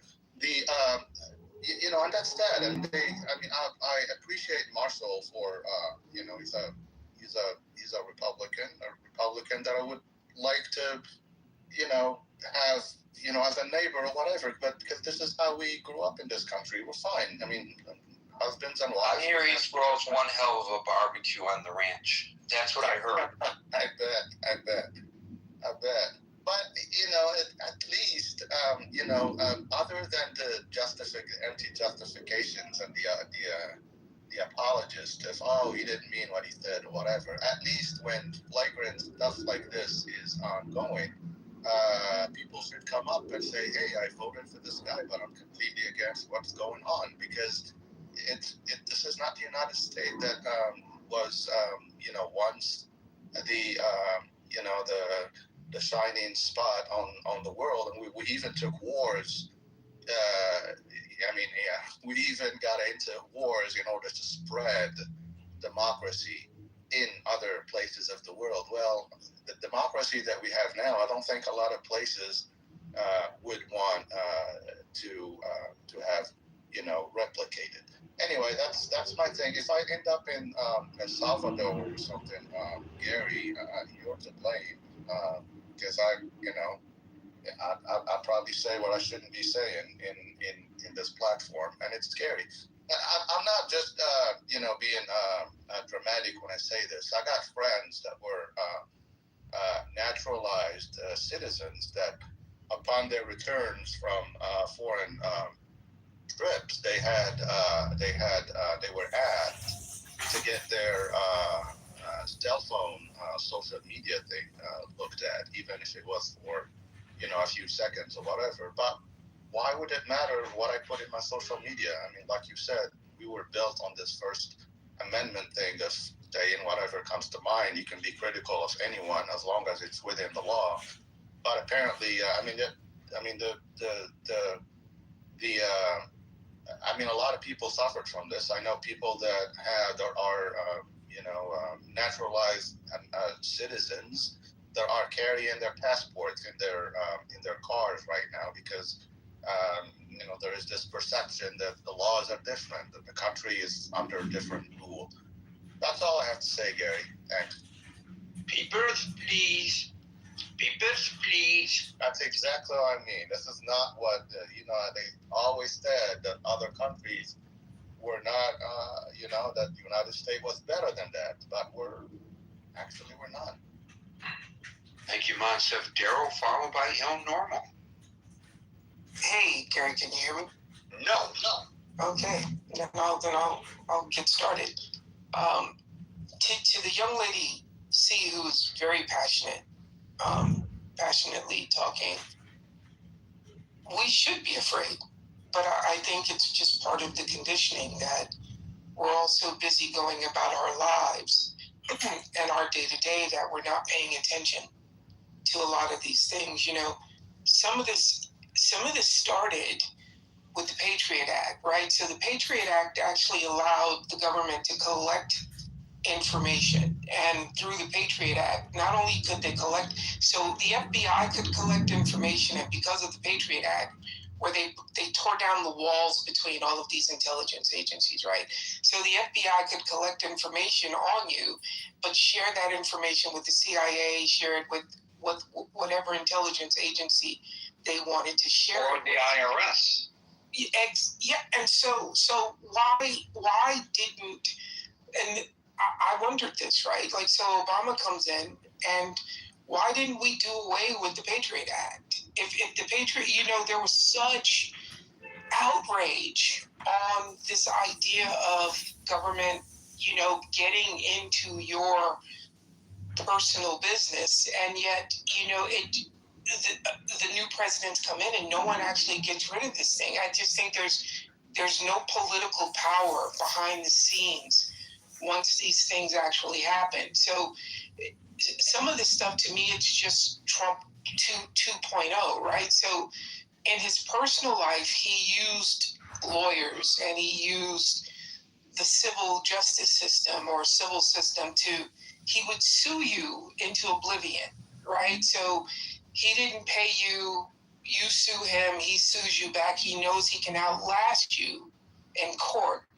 And there's one thing that the Justice Department has, it has an unlimited budget, which is why they tell people, don't take this to court if the feds are coming after you. It's what is it, like 93, 94% rate of being successful, you can't win. And so to me, some of this is just Trump 2.0. He's very litigious, and now he's litigious, but he has the power of the federal government behind him, and he can go after people. Look at what OPM just proposed like 3 days ago. They want to force federal employees to sign NDAs. They're making the argument that the Presidential Records Act is unconstitutional. These are things that have just held for so long, and now it's like every single, I don't like to use the word norm, but every single standard that we thought we had as a society is just literally being stripped away. Like, how can you force a federal employee to sign a non-disclosure agreement? And the fact that the courts are willing to hear the argument is the part that really scares me as just like a New Yorker, New Jersey, back and forth. But again, we're all so tied up in our own day-to-day that it's going to take something really drastic for everyone to put their phones down, put their coffee down, turn off the TV, and collectively say, hey, I don't know that I agree with this, because people have to consent to be governed. And if people don't consent, then you don't actually have governance anymore. You really have some type of dictatorship, totalitarian, authoritarian, what you pick the word, But if people in mass, the majority, 50.01%, are saying, hey, we don't agree with this, and it's happening anyway, then you really technically, you don't have governance anymore. And so if you don't have governance, then what are we doing? I'm one of these people, what is the end game to some of this stuff? You know, some of these people have to know that what they're doing, you know, is illegal. But we'll never know what's happening behind the scenes. Has he made promises to pardons? You know, has he signed pardon letters already? Because that's the only way I think a really smart person would actually agree to anything. Okay, I'm going to go out here and do this, but you're not going to fuck me the way you fuck everybody else, because he has no loyalty to anyone other than himself. And the moment you're no longer useful, he's going to cut you loose. You know, Michael Cohen walks around on the Upper East Side. I actually feel badly for him because he was loyal to this guy. And then when Cohen became a liability, he cut Michael Cohen loose, like he cuts everybody loose. And yet, for some reason, there are people who join his circle, and they tell themselves, I literally think they tell themselves, he's not going to do that to me. I'm less concerned about the people who join his circle, more concerned about the average American who is coming under duress right now for speaking their mind, Daryl. You mentioned the Patriot Act as the starting point for all this. I want to point something out about the Patriot Act, which, by the way, in its initial form, even included the requirement that librarians turn over the reading habits of the people who go to the public library. They changed that because there was outcry in the later iterations. But that's how far they were willing to use 9/11 as an excuse to reduce our freedoms as American citizens. And so in that respect, maybe the terrorists on 9/11 succeeded.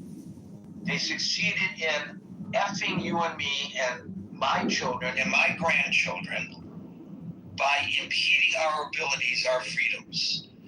What I'm reading, what I'm saying, where I'm going, who I'm talking to. So I just want to point this out about the Patriot Act that some of us, like Elnor, will probably remember because he's of the proper vintage. William, I don't know how old you are, but you're probably going to remember this. But a lot of the youngsters here aren't going to remember. The final compromise version of the bill was introduced on the House floor on October 23rd, 2001.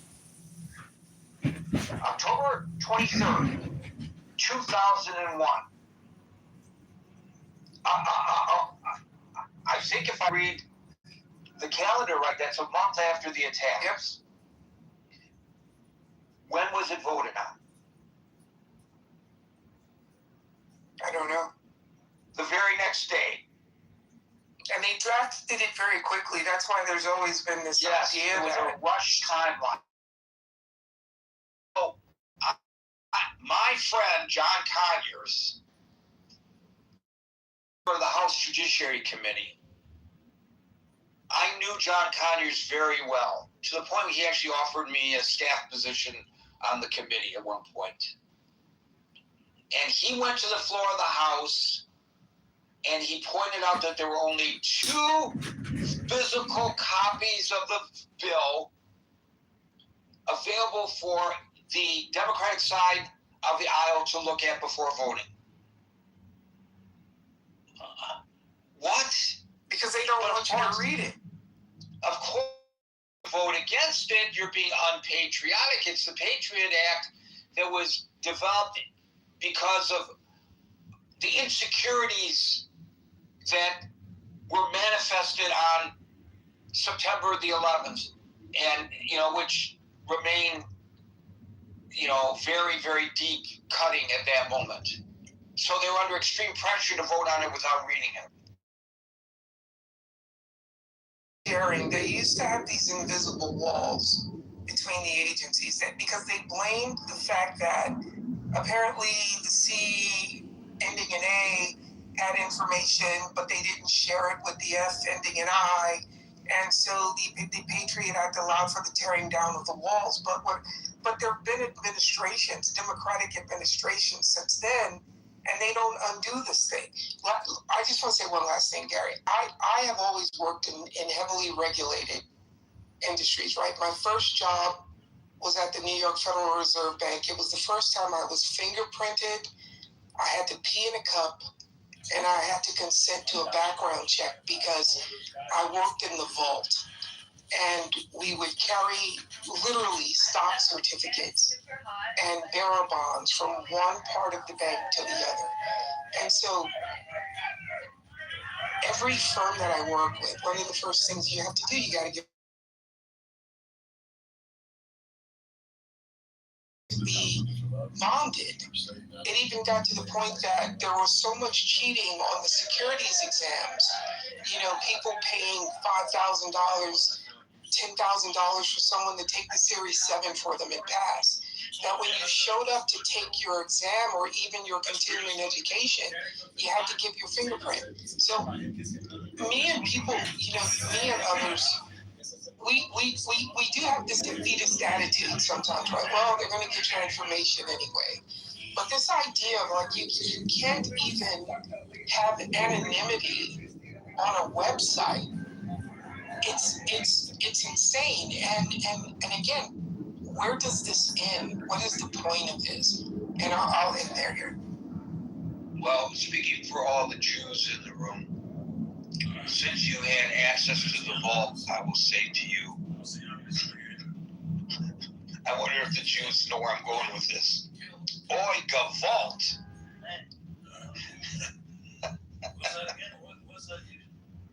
Okay, stand-up comedy is not my forte, but too bad. You're stuck with it. El Normo followed by what? No, it was a good pun. It was a good pun.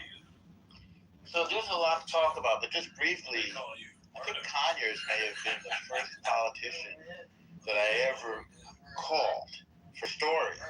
And the wild thing in those days, Gary, which I'm sure you'll remember, is that you'd call them and they'd pick up the phone. It was just the most incredible thing. You could just look up their number and ring them up. So anyway, that was a blast from the past. He was a good guy. I always felt like I could call him. The bigger point that I want to make, I think falls under the heading that if one violates the rules of civilization, does one then merit or receive the protection of civilization? So, an example of violating the rules of civilization is terrorism. So rather than meeting on the battlefield now, we were met in our Twin Towers by an enemy that we weren't even sure, I think we'll all remember, we didn't even understand, why did they do this? Who are these guys and why? Why, what's going on? Most of us weren't informed. And I mentioned that because that is what led directly to the Patriot Act. And the idea was that we'd been sleeping on this terroristic threat, this enemy that wanted to destroy us. And we didn't understand who they were or why they were doing it. So this also takes me to something I heard Scalia say the other day, and obviously in YouTube because he's passed away, which is that when we have new forms of technology, how do we render the protections of the Constitution to these new forms of technology? And his famous example was a cop sitting outside somebody's house using heat detection technology in order to determine that they had grow lamps inside and were growing wheat. And Scalia ruled that that was unreasonable search without a warrant. So in that sense, I think he bucked a trend, which is as technology poses challenges that we haven't anticipated, to tighten up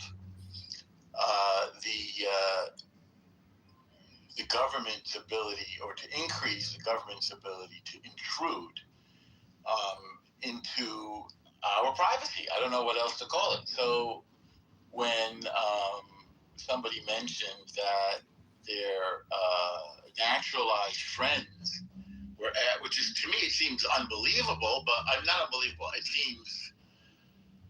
It's upsetting. It's disturbing. I mean, now I sail through with global entry, so it didn't happen to me, and I'm also from here. But they show their social media when they're coming back into the country. Well, it seems like an outrageous intrusion, but we are at a loss to face an enemy that is using social media to organize attacks on us. And we're in a period of flux, and we don't know what to do about it. So how does that apply to what's happening to these two people? To which two people, Gary? The two people that their attorneys have turned over to Bloomberg the subpoena information, that the government is trying to subpoena from Reddit and X, their personal information, including their banking information, because of their anti-ICE enforcement commentary on the two platforms. Right. Okay, I'm sorry if it wasn't apparent. So, of course it's an overreach, but the government is trying to protect its interests in the face of media that it can't control, that is being used to oppose it.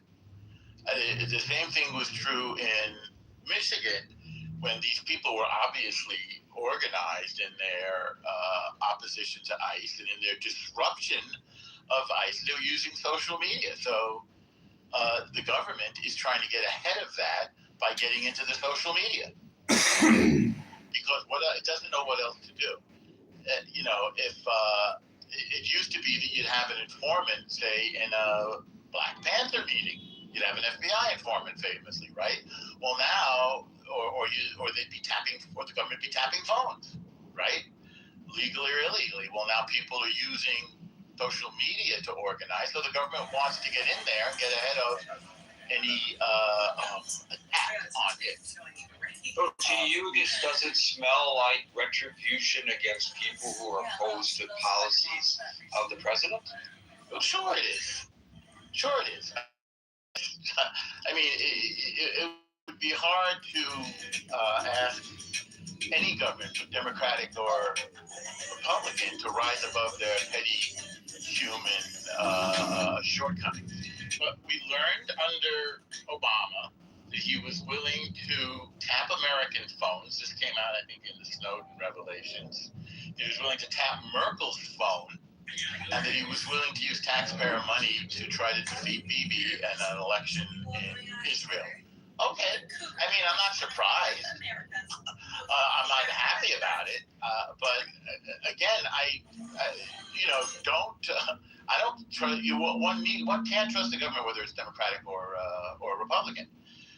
And it's obvious that when one is in power, they're going to exceed their legal rights to get ahead of the adversary. And social media now is that medium that it wants to defang, that it wants to neutralize. I mean, it's obvious that social media is a big problem. I don't know if I want to call it a big problem. It's a big area in which political opposition organizes and undermines whatever is its adversary. I mean, I can land it there. I think I've kind of made a pretty broad point.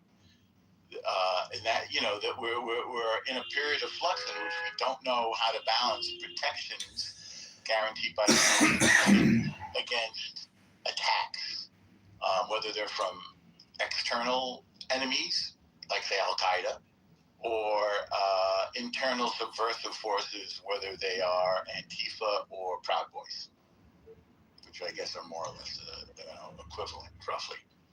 Any question on it? No.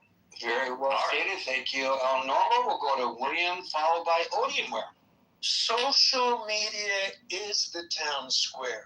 Social media is where citizens and residents, non-citizens of the United States have every right to gather and petition their government or work with each other to develop plans for redress of grievances against the government.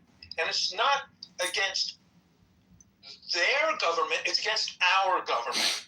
So, of course, the social media is the platform which should be protected, and the fact that people utilize those tools to organize, to resist the unconstitutional and oppressive and, one may say, fascist activities of the government, that is appropriate. And there once upon a time, when my father came back from fighting in World War II, he even enlisted, and he served stateside, but he enlisted, he volunteered to fight, and he was very clearly anti-fascist. And I don't know anyone in his generation, any American, that was not anti-fascist. So,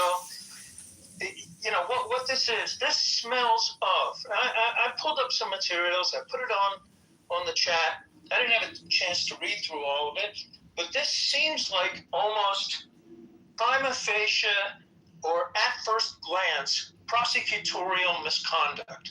I would have to look into it to see what the particulars are of the law, but this seems like prosecutorial misconduct. Prosecutors, judges take an oath to uphold the Constitution. Prosecutors have separate oaths to uphold the Constitution. Prosecutors have codes of conduct. So do judges, except for the Supreme Court. They don't really have codes of conduct like regular federal judges.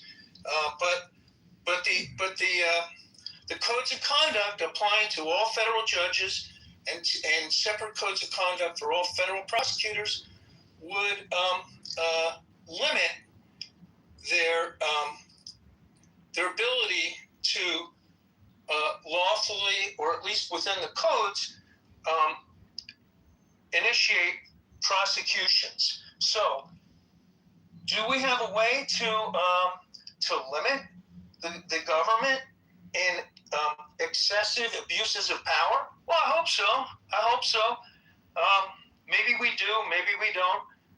Ultimately, that might be decided by the Supreme Court, and God knows what decision they'll come up with. I don't have great confidence they're going to come up with good decisions at this point, but some of them might lean back towards regular notions of protections against warrantless searches and seizures, protections against prosecutorial misconduct, protections against initiation of legal process, and the awesome power of a federal prosecutor to take vengeance upon people who are organizing to push back against the government in the town square, which is social media. And I think Elon Musk was very clear about his free speech absolutism, where he referred to, in his own autistic way, he referred to Twitter X, as the town square, and that was his at least his articulated desire to buy that platform to enable free speech, and that is actually where it must be protected. Now, if somebody is conspiring to do something illegal, that would be speech which is not protected. So if there's a conspiracy to commit a felony, that's not protected speech. It goes back to the whole long line of discussion about yelling fire in a crowded theater. That's not protected either. But, there are legal ways to fight back against online criminal activity without just a whole hog invasion, a whole hog suppression, chilling conduct of the government to suppress and put in fear everyone to speak their mind on social media. Whatever stupid thing they may wish to say. And maybe what I'm saying is stupid too. That should be my right. I don't know. Take a look at, prosecutorial misconduct. Look at what the oaths of the judges themselves and their codes of conduct. You have to look at their codes of conduct to see whether or not Judge Pirro, or whatever she's titled now, Judge whoever, is violating her oath as a prosecutor, her oath, her code of conduct as a prosecutor to initiate and levy subpoenas upon social media companies to opposed to what this government is doing. And I think a lot of the people in this room are opposed to it. And I think a lot of these people in this room might be inclined to rat us out for our opposition to free speech. And I guess that's constitutionally protected too. So I'll just leave. I just suggested in passing that the motivation for the inquiry into E. Jean Carroll is political. But I was asked, why aren't you talking about the particulars of the case? And I will now satisfy that inquiry by saying that the Justice Department is investigating whether she perjured herself in her testimony during a civil lawsuit when she lied,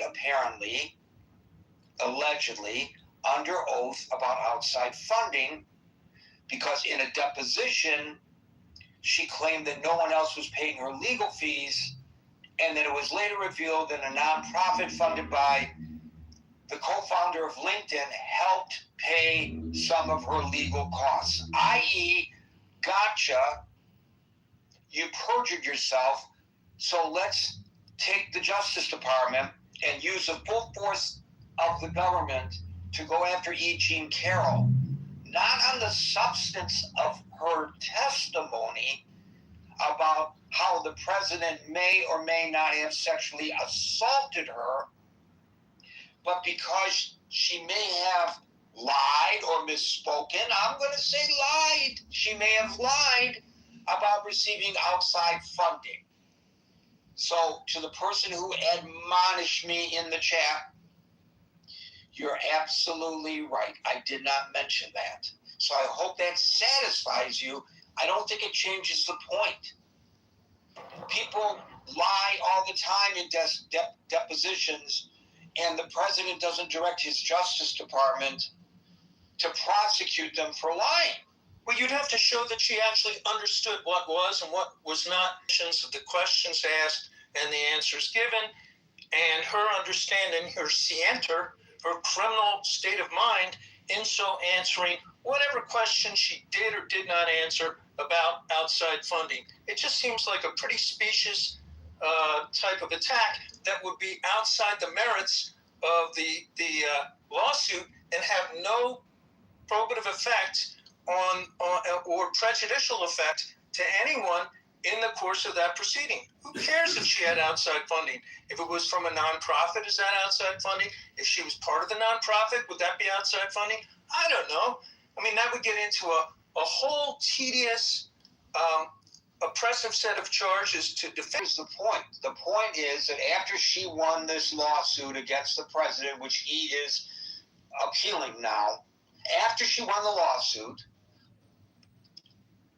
apparently the Justice Department, not his personal attorneys, were directed to find misstatements or cases of perjury during her long deposition. And this is how our tax money is being spent. I'll get to you, Steve. We go one at a time. So yes, the person is correct that I neglected to say what the allegation is from the Justice Department. But I think that by pursuing that line as requested by the defender of this action, we have uncovered even greater evidence of misuse by the Justice Department. Yeah, abuse of their power. Professional civil lawsuit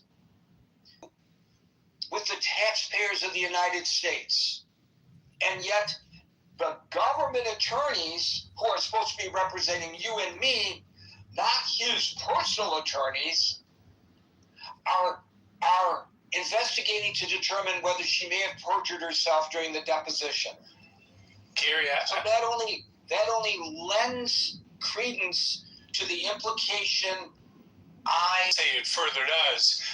And if the Justice Department's going to be involved, let's just show you how ridiculous it is. I hope they investigate the alleged one unpaid parking ticket she had during the trial that she never paid too. Well, also, how about somebody investigating the misuse of public taxpayer money to assist in a civil lawsuit by a private citizen? I know he's not a private citizen today. There you go. Yep. But how about that? How about I, as a taxpayer, filing suit against the Justice Department for using its resources to aid and abet a private citizen in his lawsuit? This was not in his capacity as President of the United States. But how about Michael Cohen? You gotta wait. I know you're new to the stage, but you gotta wait. And you will be last because you've been up before. Odin Ware, followed by David. Thank you, Gary. I just came up on stage to remind you of my spiritual Marshall. I told you that for any country to collapse, the first thing that first collapses is their judiciary. So you can see now what Trump is doing concerning the Reddit users, concerning E.G. and Carroll. Now he's going against enemies. So what he's going to do is that he's going to make sure that your judiciary has no credibility. So it's not going to be Trump. Supposing the next Democrat does this, goes after all Trump's enemies, goes after Stephen Miller, goes after everybody, what's going to happen? You're going to have a cascade of unfortunate events. And that will lead to the end of the great. I mean, these things are, I'm sorry. I know when I say this, a lot of people get angry, but you can't stop signs. You can't stop the symptoms. You can't stop all those things. These are the pure evidences of a failing society. That's what I studied. But so anytime things like this happen, that I mark off my books, I will come upstairs to remind you that I told you this. But people say that Trump is a strong man, they will deal with mean tweets. They don't care about the very fabric that holds most countries together, which is their judiciary. Thank you, Gary. I'm not going to spend so much time. I just came up to say, part of my milestones on how societies fail is what is currently happening in America. Thank you. You came up to say, I told you so. Sue, we've invited you multiple times onto the stage. For some reason, you're not making the trip. David. Well, Gary, the title of the room actually addresses a deep historical reality for the great people of this great nation, that we've always had surveillance at the highest level going back in the 50s with the Red Scare, McCarthy, the communist list that they were chasing down people, the intimidation and bullying of the employers who hired said communists and the threat of putting them out of business. This carried over into the 60s under the COINTELPRO program that was led by the FBI to go after the civil rights activists and their top leadership. Vietnam War protesters under the pugnacious J. Edgar Hoover, and so there's been a violation of our rights and our constitutional rights at the highest level by utilizing the same tactics that the FBI would use going after its perceived enemies of the United States. And obviously we had to create the FISA Act, which limits the government's ability to surveil. So there's been this legacy, Gary, of saying, "Whoa, there's a boogeyman in society. Let's go after them. Let's bring them to heel. Let's fabricate evidences. Let's document, or let's run false news reports about the said behavior of black leadership, from Martin Luther King to Malcolm X to others." And then, of course, no normal product, Edward Snowden, who took on valiantly and broke his non-disclosure, his document that said, you signed basically a phone book worth of forms saying you won't disclose. But when he realized how abusive and powerful the United States surveillance apparatus and machinery was, and not just toward its enemies, toward, he said, would-be terrorists and others, but to the actual American citizens, he was appalled. He felt like this was not a transparent part of the government he was acting in good conscience for, and he whistleblowed. He thought he was protected under the whistleblower protections.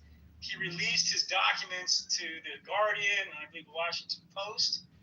And of course, he got ran out of town, and he's obviously provided safe harbor in Russia today. But he brought up some very powerful arguments, Gary, about how powerful the surveillance apparatus is. People being, spied upon. They know when your phone records are being used, cell phone data, metadata, what kind of sites you're looking at, and so forth. And what's sad, Gary, is that in the arguments that he made was, this is done in our name, but we as American people, we haven't approved this. So it's not a government for the people here. It's a government against the people. And the press, Gary, as you know, is obviously the watchtower, the lighthouse to bring exposure to this behavior. And we can't minimize, of course, this the safety and the security of our nation, and rooting out potential plots and terrorism. We've been a victim from 9/11 being the apex of that sort of terrorism, and then others that have happened in America. And we can't catch everybody, of course. And I guess that's part of it. Goes back to the same Second Amendment argument, Gary.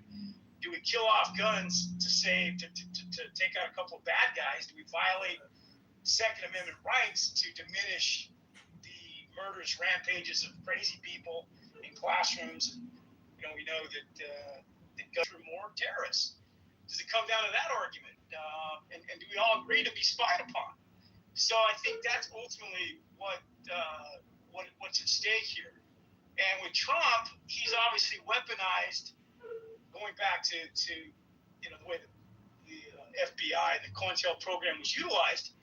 He's putting a chilling effect out. He's gone after law firms. He's got big law firms, powerful law firms. He's gone after universities, made some great arguments with regard to anti-Semitism and the like. But there's been a lot of overreach and a lot of abuse there. So, of course, Gary, he's firing and he's reining in all the watchdogs that are designed to protect our tax dollars against the abuse of government. And now he's been able to leverage his power and put people in power and let him do whatever he wants. There would have been committee. If this was Barack Obama trying to leverage this same executive power the way that Trump has, his head would have been lopped off by now. He would have been impeached if there was obviously the votes to do that. But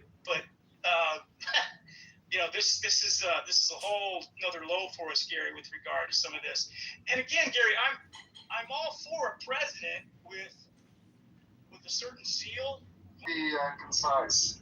No, it is not okay for the government to go after its critics. I think we should have worked on a social contract that's decent, like the founding fathers created, a government by the consent of the governed. It's a weird thing. I was speaking with someone earlier about like technical political words, and it's really odd, and it like boggles my mind that this could be applicable to the states. But probably one of the best like technical words in political science and international relations to describe Trump is kleptocrat.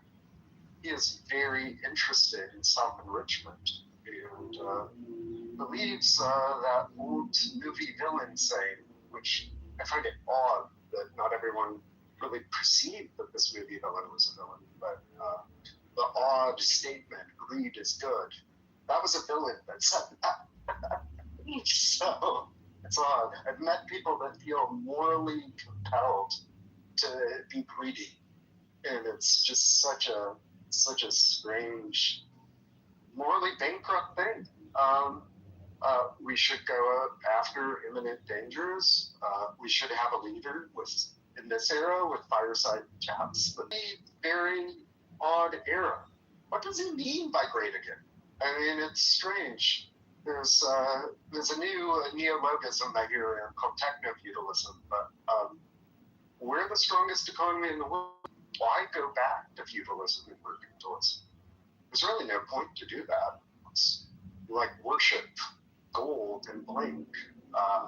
Anyways, I hope Trump still has a bit of a soul left. It seems like he's a bit of a Midas. Yes, we have to go after serious threats, and we need good technology, but folks need good leadership, including the lost and the countercultural and all that, because we're in a state of humanity where there's a lot of moral bankruptcy, a lot of absolute unbridled lust for just greed and selfishness, and we need to wake up. As I keep saying, we build the future that we want, and it's us that does that, and our votes count. Thank you, Austin. Folks, we're here Monday through Friday at 5 o'clock New York time. So until 5 o'clock New York time tomorrow, for the next edition of the Critical Thinking Forum, everybody be safe, be well, and peace out.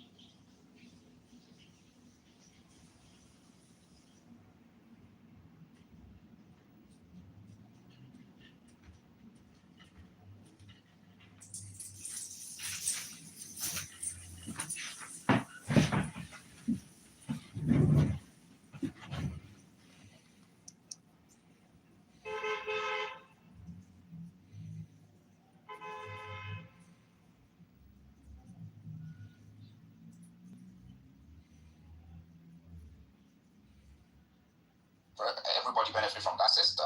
It means that it's going to pose a serious threat to the U.S. hegemony idea of this private corporation.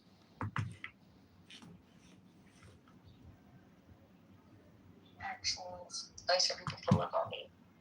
Penny, a lot of people will use a virtual office, like Regis. There's a lot of different companies that offer virtual offices where you actually have access to brick and mortar, but you have to like schedule like your meetings and stuff like that, right? They even go as far as you can put a placard down in the lobby and whatnot.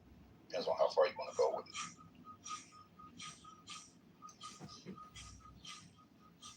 Oh, yeah, because sorry.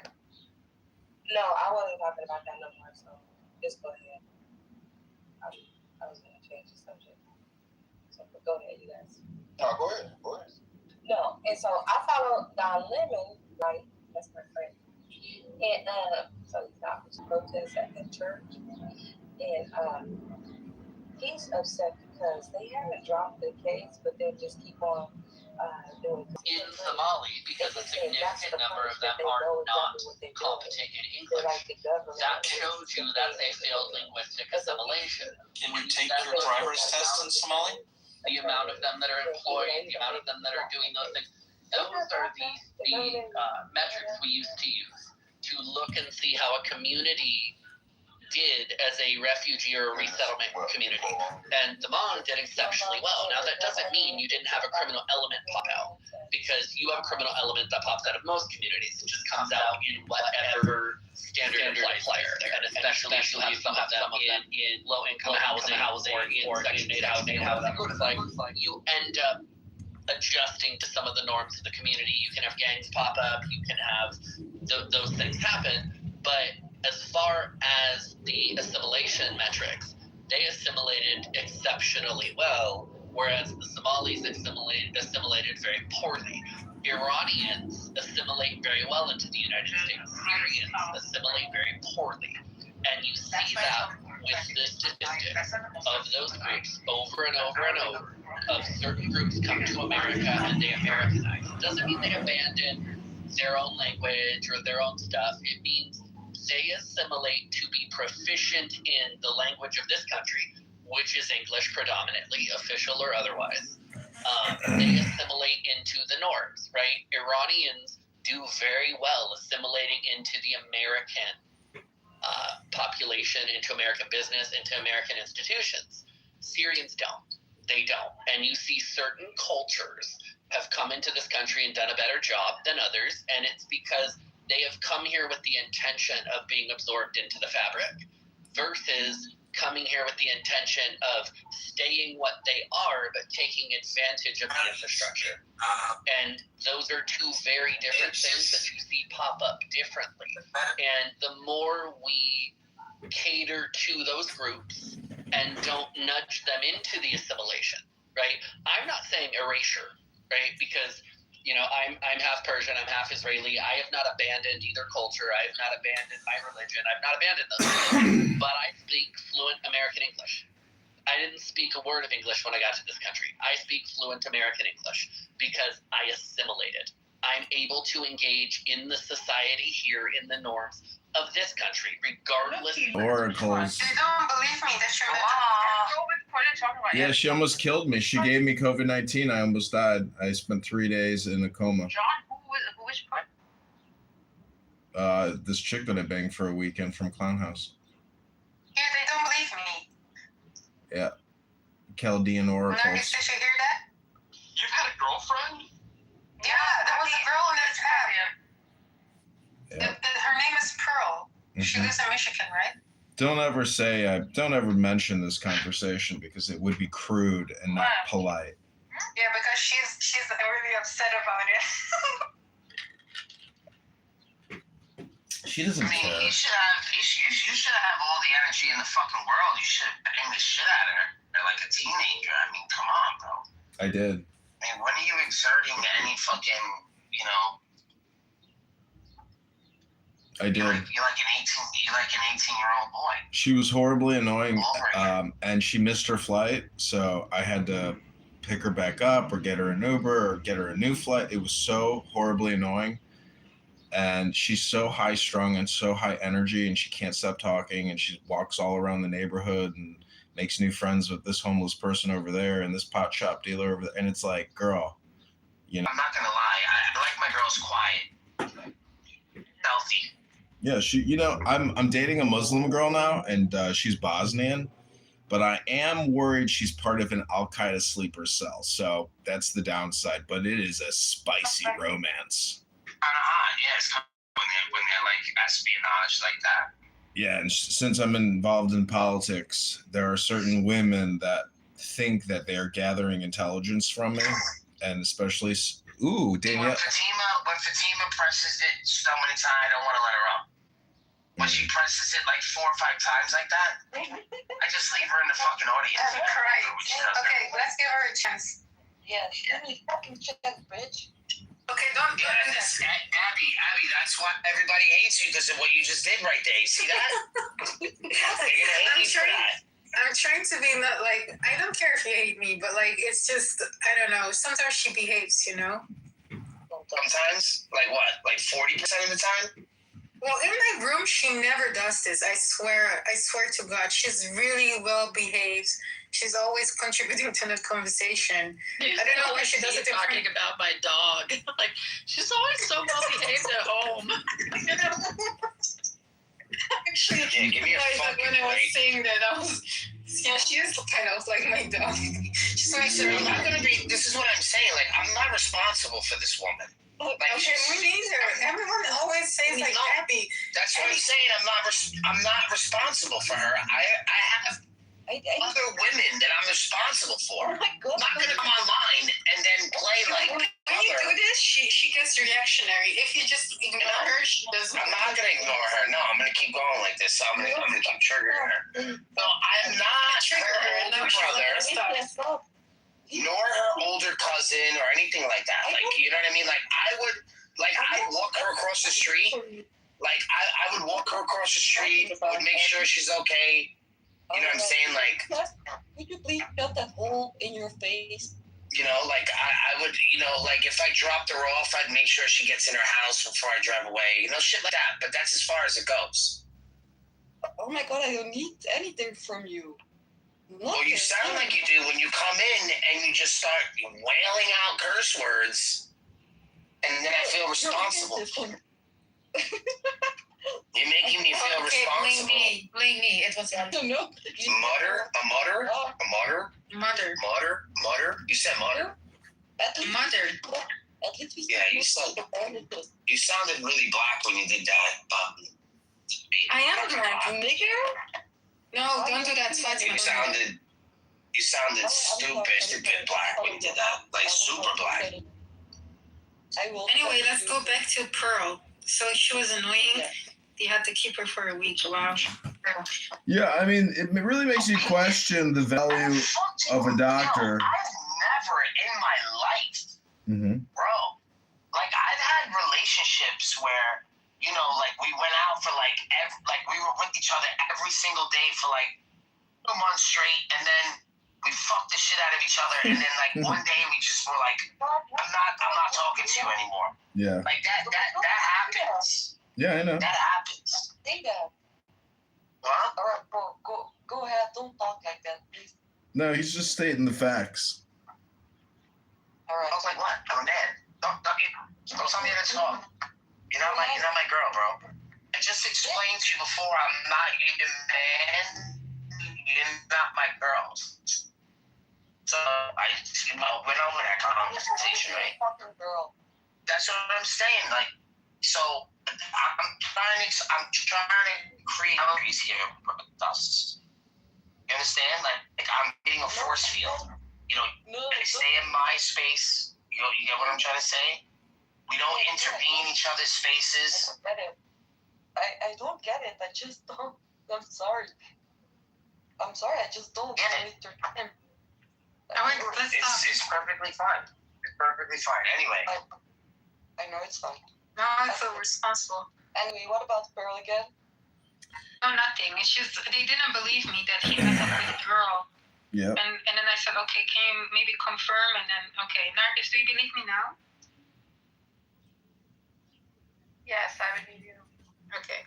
I still don't believe it. No, they did because every time he went into Was she hot? Is she hot? Yeah, Is she cute? she's pretty hot. She's not bad looking now.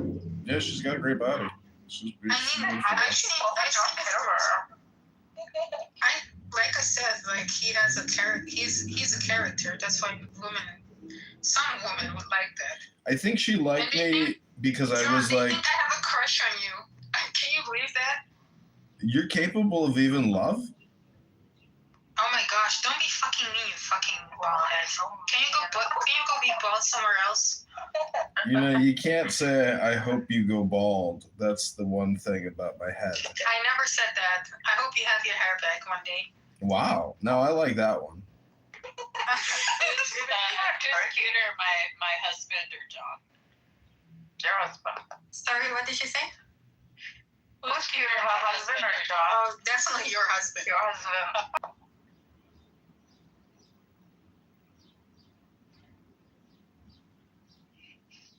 Yeah, she's a nice girl, but she almost killed me, so that kind of spoiled the any kind of sentimentality. No, she didn't give me COVID. She gave me her vaccinated viral shedding.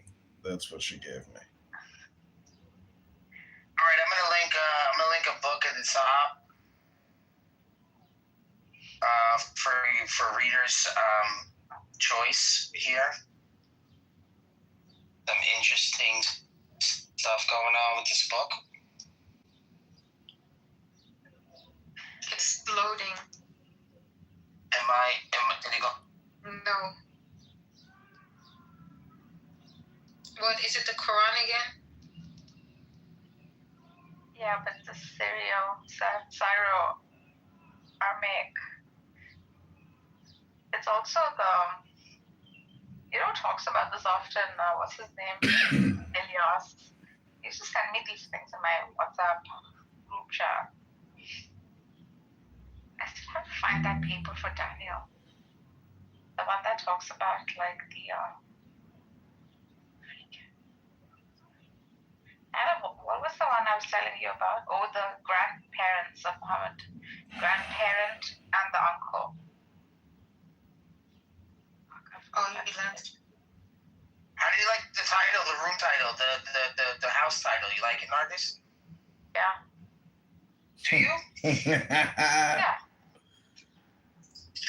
Arabic rap gods. So wait, no, find Islam in the Bible. So what would be the claims for Islam in the Bible? Have you heard any yet? I'm sure you have.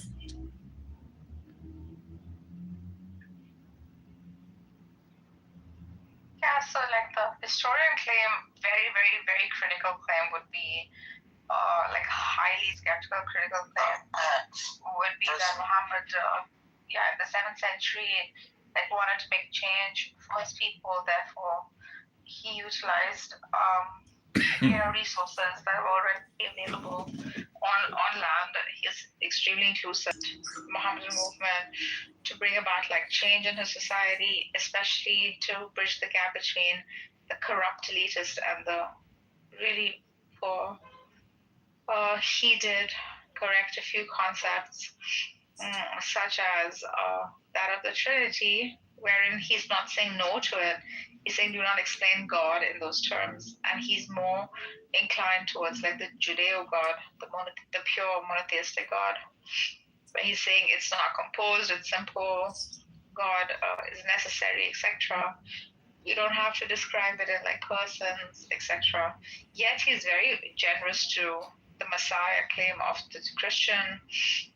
He's saying it's okay as so long as we like change our society. As we like move forward, he's also becoming a statesman. His movement becomes very large. He, however, doesn't like seek to conquer areas. Conquering, etc., happens after his death. And during his lifetime, he builds like an empire of faith. He is a God man. He's closely linked like through meditation with God. And when he comes out, he's not like sharing with people the verbatim speech of God per se. He's also like using his intelligence, right, with clarity and using concepts that pre-existed. within Judeo-Christianity to spread like goodwill and bring about this religion of perennialism called Islam. None of this would be granted by today's extremist Muslims, sadly. Well, sadly, that's a very generous interpretation. So generous that I'm literally just overflowing with your generosity, because that's very nicely put. For what we could say is actually a criminal mafia takeover of the region, and he's a charlatan, not a god man, a scam artist, and a frauder. And again, that's a very generous interpretation, so generous that I am shocked and overflowing with your generosity. Most historians grant what I say. Yeah, that's because most historians are very generous like you. Unfortunately, that's just like the Wikipedia narrative. It's very boring and not accurate in the slightest. Also will claim that which they hold true in high probability, right?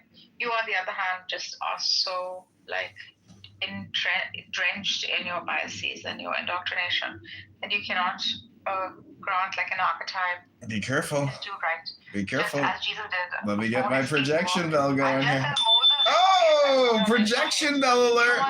Projection bell alert. Projection bell alert. You are very biased, bro. Yeah, that's your projection talking. That's your projection talking. No.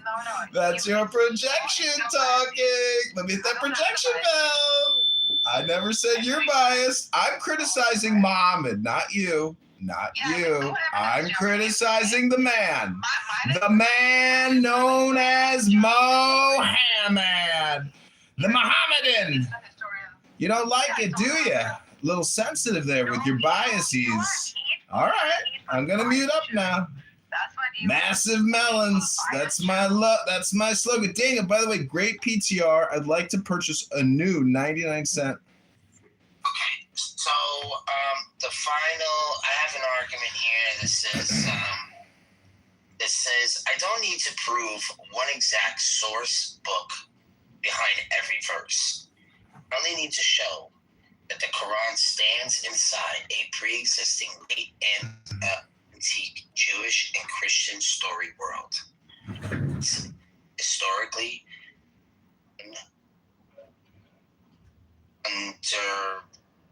under what? It's under what? Yeah, you are right. It is undeniable. It is undeniably Judeo-Christian. Undeniably. So the bottom master list. The main missing cluster would be Adam, Satan, Lore, Covenant of Soul type material, Seven Sleepers, some angelic apocrypha material, and the main connections are to avoid learning a post-Islamic or uncertainty dated witness when you already have much earlier, stronger ones. So, we're saying that the Seven Sleepers and the Alexander Rand romance material are major examples. The sleeper legend is already attached to the story under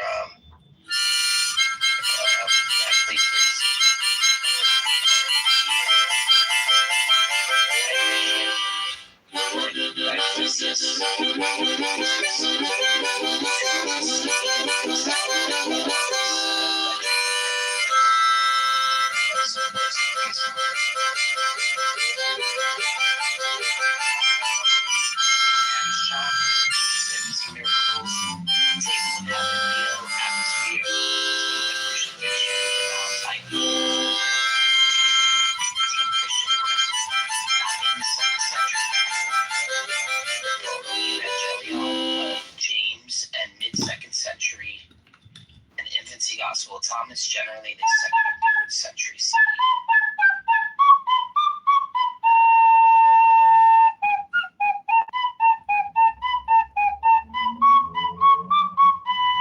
Yeah, it is very, very close to Tobin. What is the idea of this simplicity that was just very much influenced by St. Thomas? What era did St. Thomas live in?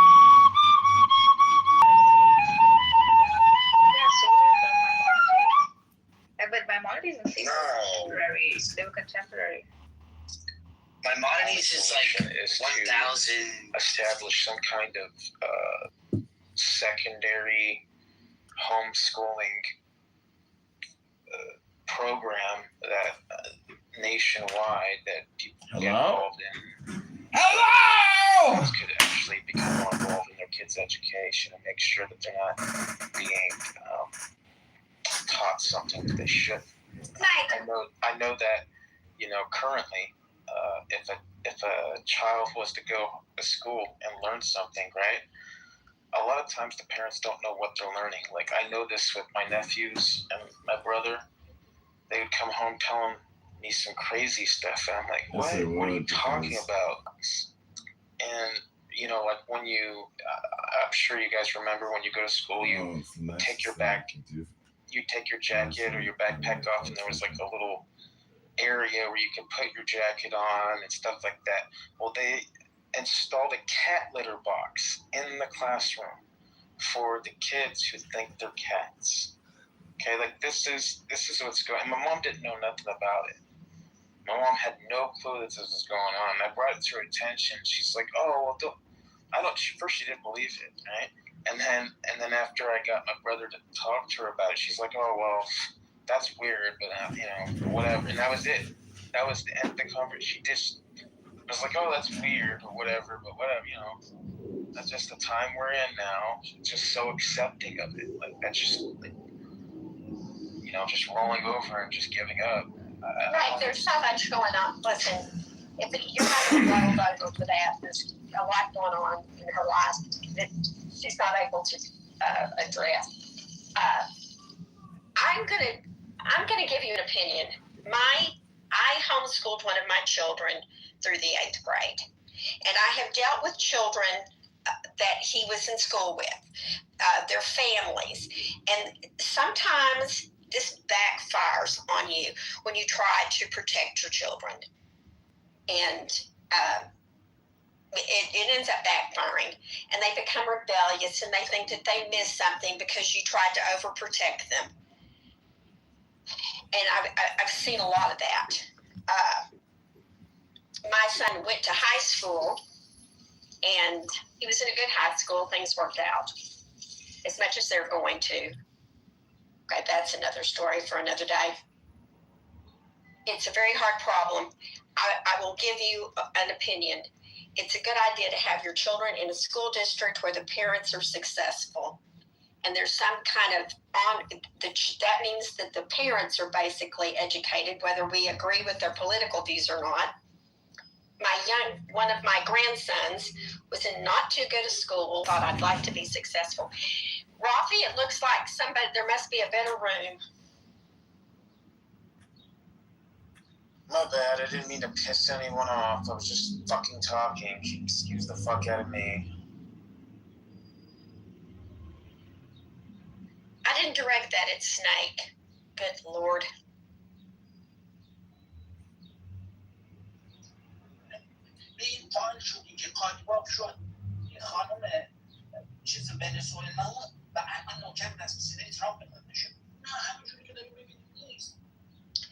Joe, you're the education person up there. You're being pretty quiet.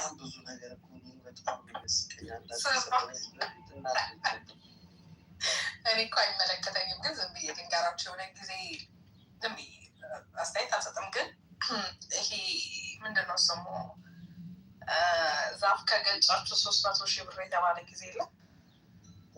ከዛ አንዱ እኮ ነው 2 ዛፍ ነው ምናምን ገጭቶ ከዛ መኪና የሚባል ተረሩ ችሏል። በቃ ሄዶ ለቤት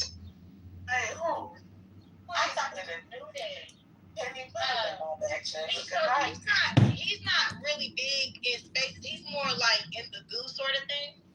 But yeah, they've been together for a minute now.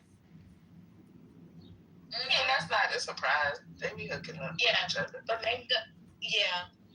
but Rocky got everybody. Just know, I know whoever he is. Is he from Chicago? All I know is he from Chicago. Yeah, that's the only thing. Yeah, that's the only thing I know. And I probably know him, but I don't know. Yeah, I didn't want to pry, so I didn't ask. You know what I'm saying? Let me if I can find his profile. He changed his name, and so when they changed the name, I be forgetting. Like, but I can actually call Mango because I got her number. I could just ask her, but I don't want to pry. I'm telling you, that one right there. Yeah. Now Mango, she had the baby about a month ago. You kind of late. She had him last week because I called her when she had him. She had him on like Mother's Day, like the week of Mother's Day. Yeah, she had about because she was trying to push the Gemini out, and I said, absolutely not. I spoke life. I said, no, you can have you a real cool Taurus. I think that'll fit you. That'll be good for you. Right, and then it's like crazy relationship that I didn't know existed. What was wrong with the child last season? So I should have had a little bit more respect about myself. There's absolutely nothing wrong with the child. I would like to tell a truth in a very amicable way. The Gemini has. We will go to war behind that twin. We're gonna ride out behind that twin. That twin is funny as fuck. That twin can be a sunshine on a rainy day, on a cloudy day.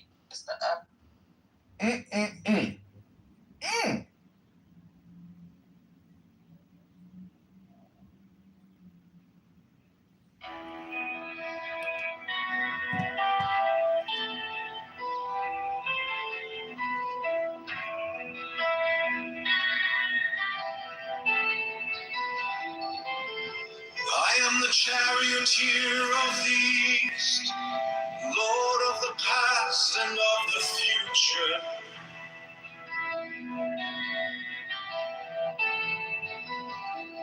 I see by mine own inward light, Lord of rest of death.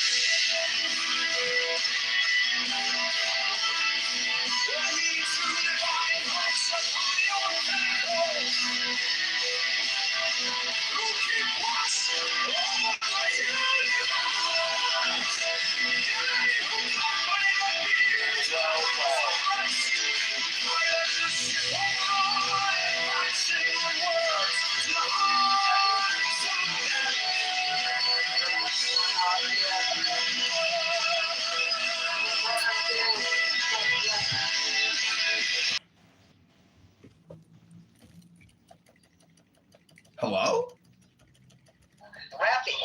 Raffy's sleeping, Al. I'm gonna wake his fucking ass up. He's been on Clubhouse for 48 hours. Let him get at least 3 hours in. It's exhausting. Wakey. The war room. Where's BB? I haven't seen BB in a while. I don't know. I haven't seen him. I'm here. He's eating. All right. Oh, he's eating. Suppose you're allowed to eat. Okay, fine. Well, Americans do not want Sharia because they don't understand Sharia, and they don't know that. Have you ever read the Constitution of Muhammad, the Charter of Medina in 660? Have you ever actually read it? I have not. I'm going to rely on your. Oh, you should read it because once you read it, you're like, oh my God. Like it's a chart. I'm already like, oh my God. But most people don't understand the legal underpinnings of Islam and the claims and the history of Muhammad and what he did in Medina, etc. So it's very, it's such a vast, huge historical narrative. And when you really read into it and then you compare it to Western law, you're like, holy shit. Like theocracy or the union of church and state, it's the opposite of our reality here in America. The opposite. It's the opposite. That's right. It's not compatible. Islam is not compatible with Western society. Yeah. It's hard to explain that, though, to Americans who are accused of being Islamophobic. And I mean, I could show you pictures of 30-year-old men marrying 6-year-old girls, and they themselves are dressed up like women. Did you see that recent video put out of the man marrying a little girl? They dress her up like a little lady, and he dresses up as like a woman too. It's the weirdest shit Pakistan has some weird motherfuckers in it. The third world is the third world, but we don't want the third world in the first world. We reject it, and our founders rejected it. I don't even think a reformation could rectify all that's wrong there. It would help, though. I mean, the rest of us got with the program, had ourselves a reformation. I love when they let. Well, I think if there was some type of an Islamic council and they were to have some type of constitutional convention, it could only help the situation because it's that bad. Yes. And I think Saudi Arabia should lead it. I agree with that. Yeah. I mean, lead it, but in conjunction with all the other Islamic states. Not just one Islamic state, you know. They need a confederation of Islam to come in and write a new constitution and update it from 600. It's not updated.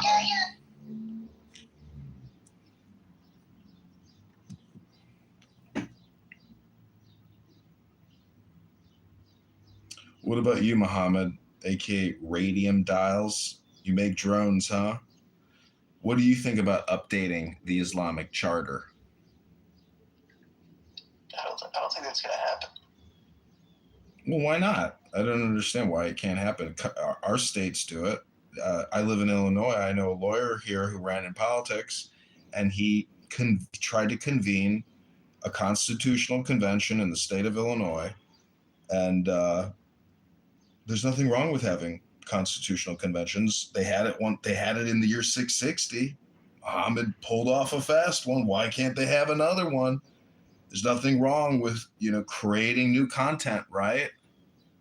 Hello? You can't really innovate. Yeah, you can. In Islam council, like a constitution thing. Hello? I mean, that's a sweet notion. It's kind of a nah. I mean, it's kind of like, why don't we all just get along and, do Western values? Nah. Because I'm not suggesting Western values. I'm suggesting particularly the Charter of Medina, put out in 666 by the Constitution of Islam. It's in dire need of critical analysis and a constitutional convention. Well, if it's drafted by the Prophet Muhammad, then shouldn't really innovate on that, huh? Well, I just think it's kind of funny how, these atheist and theist rooms where if you are an atheist and you listen to theists and you're like, bro, you're just talking in metaphors and poetry and you're on borderline delusional with your belief system here because it's very imaginative. It's not based on fact or reality or laws of physics or nature. So the claim could be that I, this speaker here in this room, is the new prophet. And I have come with the final revelation direct from the messenger. You see what I'm saying? You can claim anything. And when people reject it, well, that's at their own, that's their opinion. But I'm just saying, until we get some enlightened Muslims to actually discuss philosophy and God in the English language, mind you, because I think a lot of this is we have a failure to communicate linguistically. Muslims who would like to speak on that, yeah. I don't think they're all gonna say no. I think they're all down to have the conversation. Oh, really? I mean, I'm talking to you about it, right? So. Yeah, but have you gone into other Muslim spaces on this app? Yeah. And on this app? Yeah. Probably, I don't know. Well, they claim that they have the most up-to-date religion out of all the world's religions, and their religion is the true religion, and all other religions are essentially reverse engineered out of Islam. With that type of all or nothing attitude, they're very difficult to communicate with. I mean, yeah, that's just, if you're curious about it, just read the Quran or something. If it's something that will convince you, then great. If not, Well, I don't need the Quran. I got the Charter of Medina, which you've never read. You don't even know what's in the Charter of Medina. Yeah, probably not. Hold on. So people are saying other religions are reverse engineered from Islam. Yeah, you didn't hear about Muhammad's wild claims about being the messenger and the final revelation. Well, the reason I laughed at that is Hello? that might be something, that might be a case you could make if it was 600 BC that he lived, but it was 680, and Judaism and Christianity and Zoroastrianism and Hinduism had already existed for like 2,000 years before he even began Islam. So actually, historically, that's bullshit. Well, that's my point, is that it's a ridiculous claim that Muhammad made.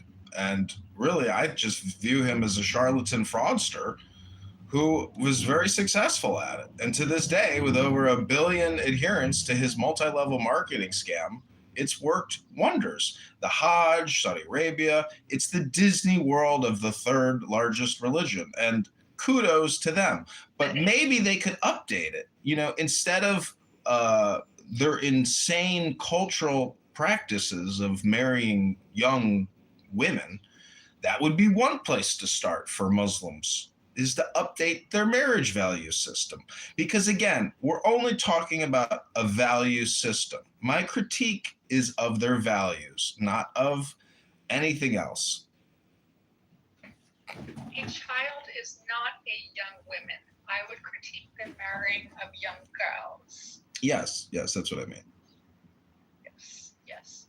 Big difference between 17, 18-year-old and 5 for just born infant. Yeah. But it's more than just that. It's the racism within Islam. It's the extremism, the polarization, the ideological polarization, the terrorism, the Nazism within it. There's a lot of Nazis and all the Palestinian terrorists that killed everybody on October 7th within their personal article. And it's because they don't have any values and they don't have a vast philosophical system. They're caught up in their 660 Islamic State terrorism. And it's a weak and pathetic attempt at trying to go back in time. And thank God, you know, we have a military to destroy these terrorists. Well, I mean, one thing I think is like Judaism and Christianity have both gone through significant reforms. Like if you look at Orthodox Judaism and Orthodox Christianity, there's some freaky deaky insane stuff that I don't want to go. But they've gone through reforms, so you have people who are reform of that, and that's something that Islam has never gone through. They have never had a reform, so it's like one certain kind of Islam only counts. I mean, you have, there's a huge difference between an Orthodox Jew and a Reform Jew. There's a huge difference between a fundamental Christian and, someone who just kind of technically goes, yeah, like Christian, but, secular is the word. They're really, I've met very few secular Muslims, and I mean, they're usually living in the West or going to school in the West.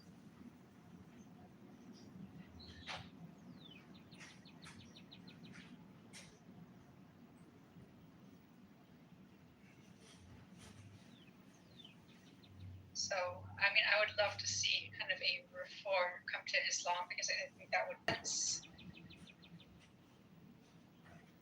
No, Orthodox Jews do not necessarily go around killing people unless you're a settler. And there's a few who have gotten a little violent with settlements. They just also have some insane ideas about women and dress, there's some similarities between, yeah.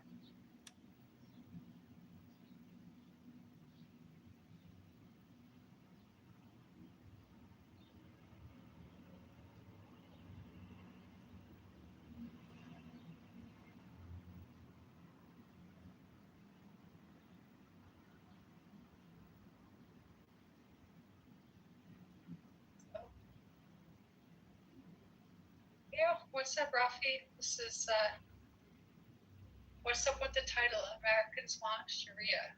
People have spoken. What inspired that?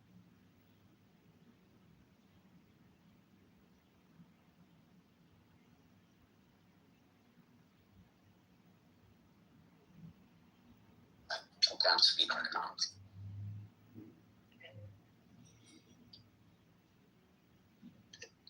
Do you want Sharia, Meg? Would that be cool or not? That would probably be the one thing that would make me leave the U.S. If it was ever a federal law, I would probably go, bye-bye. Leaving the country until it can sort itself out. No. Oh. Fuck no.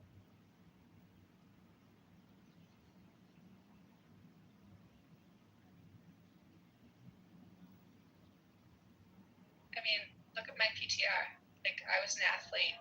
Do I want to be stoned because I'm showing off a lot of bare legs that are extremely, showing off my beautiful legs? No, I don't. So fuck Sharia law. You won't be instantly stoned. Yeah, no. Like, you think you'll be stoned on sight? No. Oh, for Sharia law, I would definitely be stoned on sight. No, that's not how it works. You don't instantly die for showing your hair. Not on sight. I would be arrested and brought to trial. It would be a sham trial. I would have no speaking up for myself, and then I would. Do you think the trials in America are in sham trials?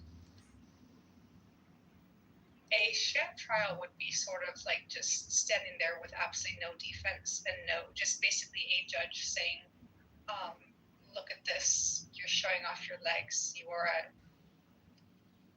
something or other, and you're going to be stoned at dawn. Or when a black guy who does crack with no money and he goes to jail and just oh, you have no money and you've done crack, so let's put you in jail forever, Do you think that's a fair trial? No. Wait, you think black guys with a little bit of crack go to prison forever? In America? No, obviously. No. I mean, that would be. Don't we have an issue with them getting out 35 times out of jail, never being convicted? Yet they've had a lot of those actually are due to overcrowding in prison, which is a separate issue. That's because we're putting people in prison who have things like marijuana charges or can't afford their bail. I mean, marijuana, it's pretty much recreation. It's medicinally legal everywhere. Marijuana should not mean a jail charge. Crack cocaine was only a thing that was for federal sentencing guidelines. You got twice as much time for crack cocaine versus powder. It wasn't. Yeah, no, and that's insane because that's kind of an economic thing that targeted the black community. No, they did it for another reason. Black people asked for it. Oh, they prefer cocaine. No. Black leaders requested for stronger sentencing for crack cocaine. So So because cocaine is something that you could find in all communities to an extent, but the violence was when it came to powder cocaine was generally at the trafficker level, and so that was foreigners killing foreigners. Now with crack cocaine, that ended up first of all it created a lot of crackheads, and crackheads like to break into homes, mug people. And then you have the crack dealers that were fucking murdering each other left and right. It made the black community a war zone. So the black community was saying that was basically begging the government to Just gotta say for the record, Rich, you got my YouTube account clipped. It wasn't Pepe. What? It was Rich. Let's just How did I get say your account clipped? let's just say you were saying a certain group of people should be terminated. Muslims? A certain group of people should be Muslims. a certain group of people. Yeah, so that's what did it. You cannot make claims. You're recording a room and I'm in the room with you. Oh, it's not your fault. I'm just saying that, like, if I were to search my memory, about people that say things that shouldn't be said on the internet, you are one of the leading vulgar, profane speakers. Congratulations. I just put up, John, Congratulations. Would you suck a dick if Muhammad would never exist? And then I did say that I would suck the dick so hard that the person's toes would curl and snap, and then I would send them into a full body seizure. This sounds like good stand-up material. I'm taking notes. Yeah. And I did say carpet bomb all the Muslims. Rabboni Shalom. I am a journalist. I want to let all the YouTube moderators know that I'm a journalist here, having an open, journalistic, newsworthy conversation about war, about terrorism, and about politics. Thank you, YouTube moderators.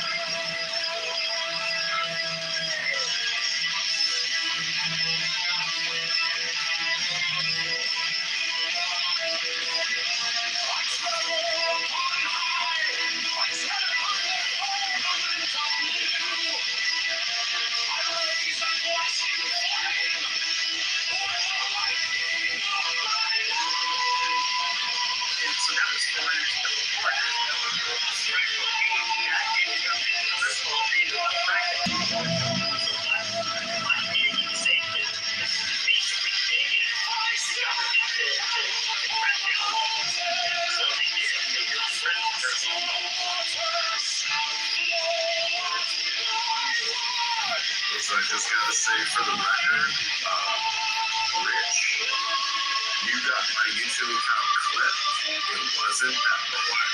It was Rich. Let's just say you were saying a certain group of people should be terminated.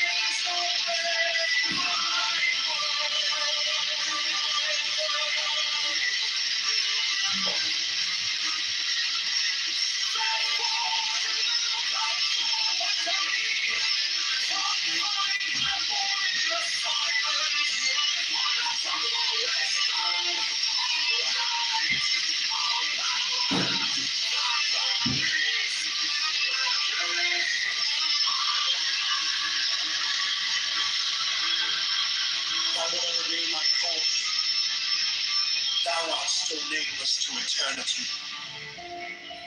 Come thou forth, I say, and aid and guard me in this work of art.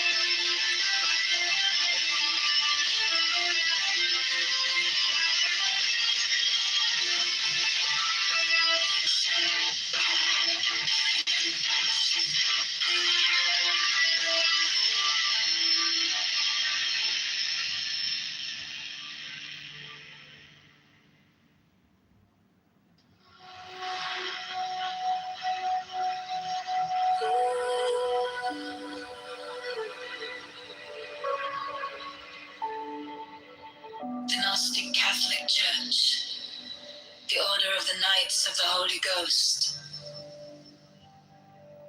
the Order of the Illuminati, the Order of the Temple, Knights Templar,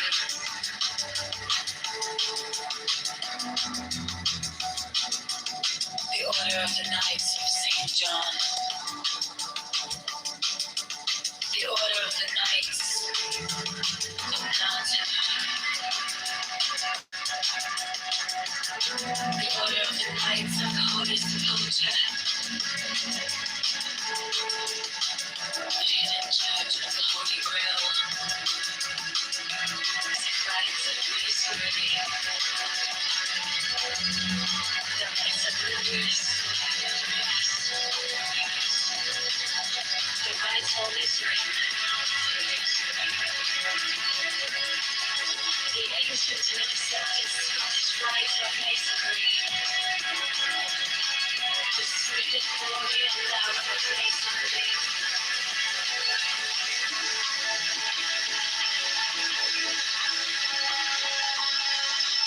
the Order of the Martinists, the Order of the Sapphire, and many other orders of equal merit, if of less fame.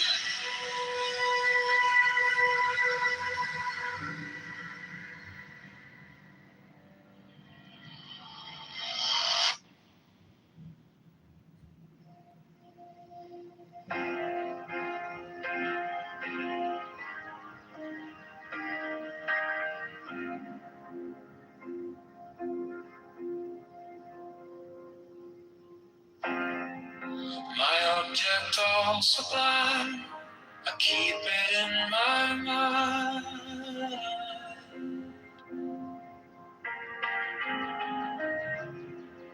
A needle made of light, threading through the night.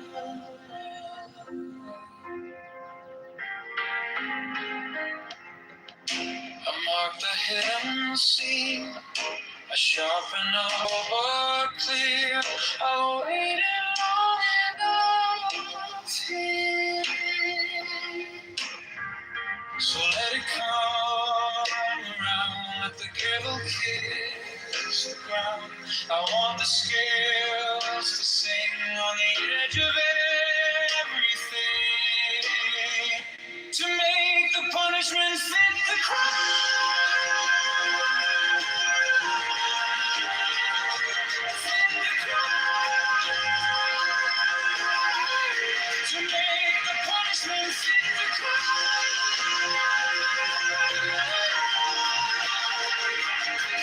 the crown. My object of sublime. Searching in time.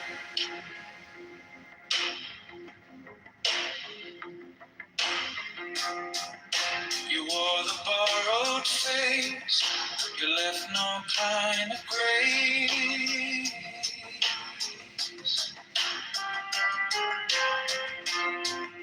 But every lie you spun turns back beneath the sun.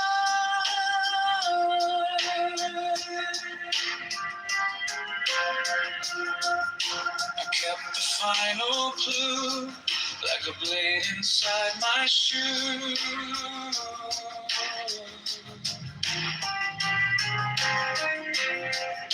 Now every step you take feels like the earth might break.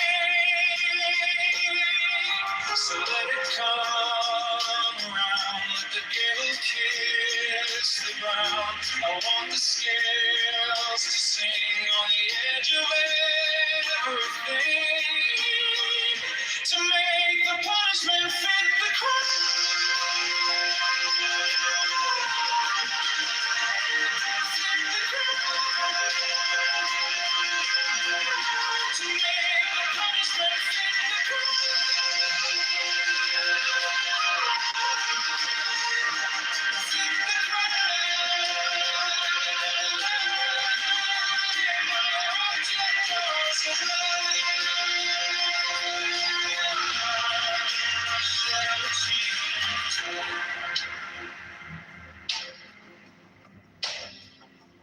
If I'm wrong, but I have held on long to the shape of what was lost, to the prize, to the cost,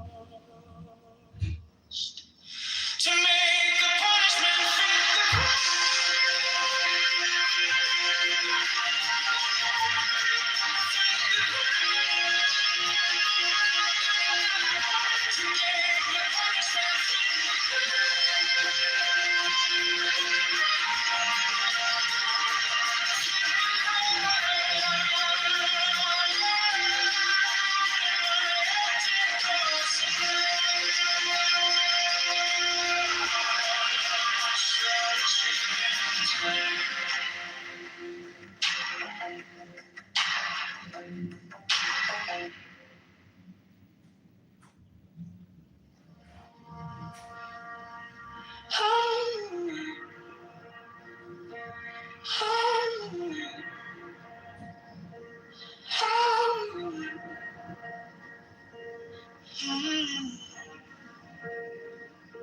My object all sublime, I keep it in my mind.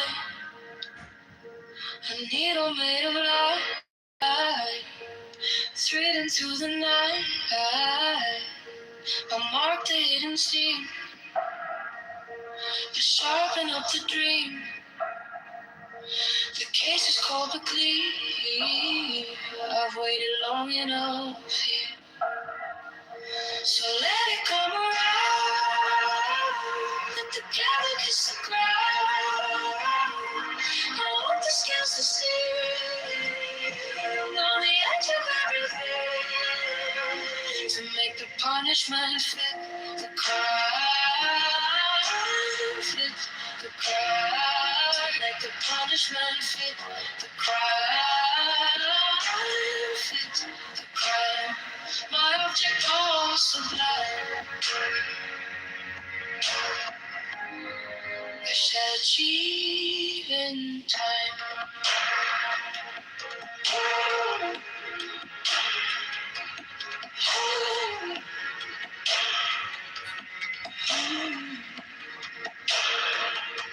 You wore the borrowed face, you left no kind of grace, but every lie you spun turns back beneath the sun.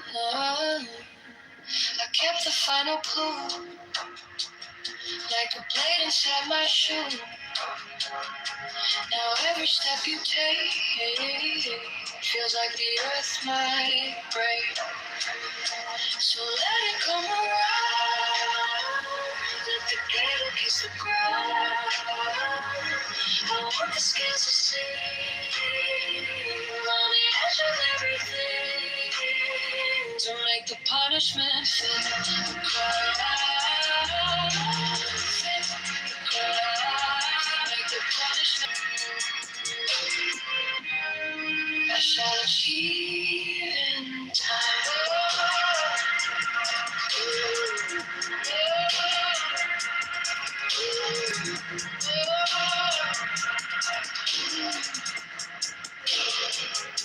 And if I'm wrong, I'm wrong, but I have held on to the shape of one.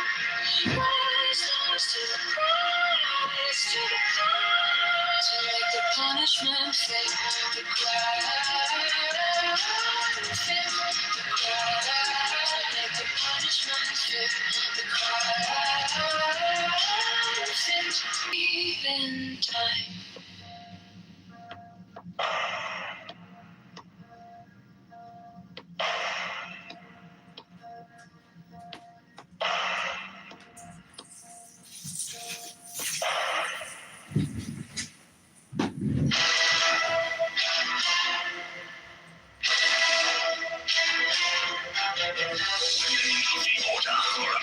Mothers receive all care, attention, and honor from all over. 68 special professed houses will be established for their convenience, should they wish to take advantage of them. 69B Order offers great social advantages to its members, bringing them as it does into constant association with men and women of higher income. 70. The Order offers extraordinary opportunities to its members in their trades, businesses, or professions, aiding them by cooperation and securing their clients or customers. Elevate house! Elevate house! 71. The Order offers friendship to its members, bringing together men and women of similar character, taste,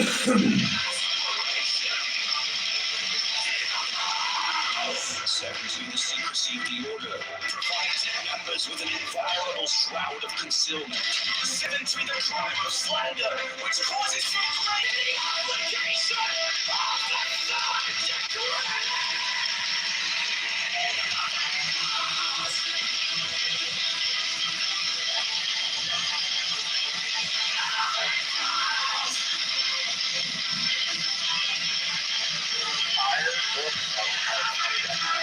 Middle of the desert.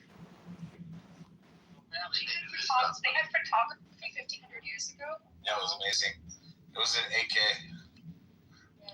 The aliens down there are the ones that videotaped it. They sent it to us.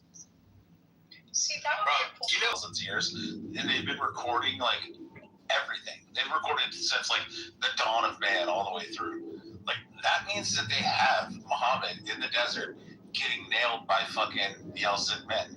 And we can go back through the library and be like, going through like almost like ChatGPT or Google, if they like give that to us and gift us like all of history, we can go back and show the Muslims and show Muhammad getting rode by the 9 Elcid men who rode him in the desert and banged the shit out of him in front of his face. And we can show that to all the Muslims on big screen televisions. I don't find it out of the mosque. Bro, Ocean, how amazing would that be to put it on a projector and set it in front of a mosque? And like the actual video taken of Muhammad just getting fucking railed by big black dudes with giant dicks. Why do you even care about this? Because the Muslims hate it. Well, so what? Because October 7th, because like the pogroms against Jews and Christians. Like, I don't know. Treating us. Oh, God. Or Muhammad. Oh, Meg. When Muhammad, it says, Aisha says that Muhammad used to go down to the river with a bunch of little boys to do his washing, and then he'd come back and he'd be covered in cum stains. And she then says that she used to have to clean the cum stains off his clothes. Oh, it's got cum stains after come back from the river. Okay, bunch of little awesome boys. title. Go for it. BB, go for it. That sounds like a good title. Let's just do it. Why did Prophet Norman? It's the truth. Norman, if I show you the Sahih, It's growth. I don't like it, man. okay, but if I were to show you, it's their writings. I'm not interested. It's not like I'm Rich, it's not everybody's cup of tea, Rich. You're going to have to get on a new topic, you know, because El Normo is a mod, and he's just going to either leave or he's going to kick you to the... Thanks for giving good ideals, John. I'm not supposed to kick anybody. Well, he'll just put you in the audience, just where you belong. Well, only if Rafi says I should. Well, Norman, would it be offensive? Oh, no. Oh, no. Oh, no. Here we go. Here we go.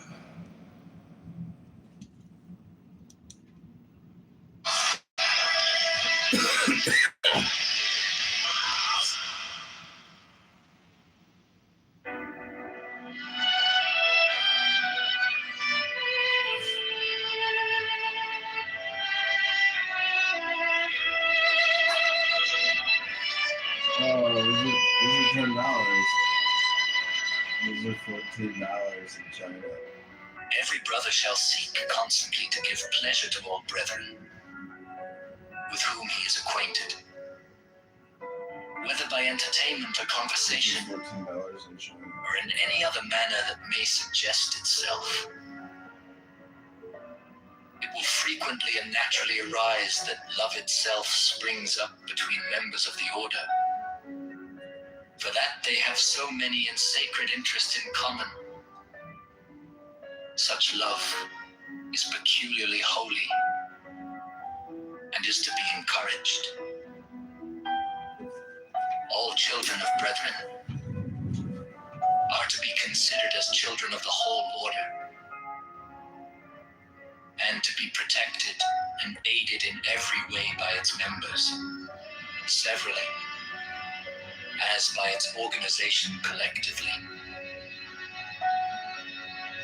No distinction is to be made with regard to the conditions surrounding the birth of any child. 15. There is an especially sacred duty,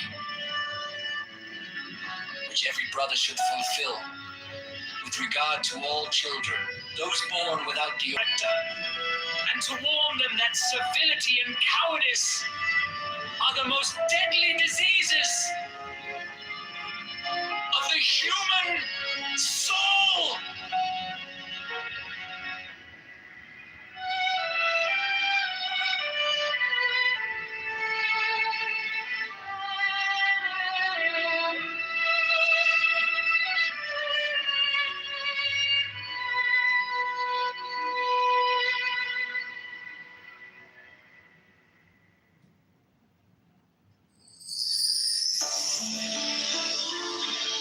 Stone, a crystal which Dee alleged to have been only if Rafi says I should. Norman, would it be offensive?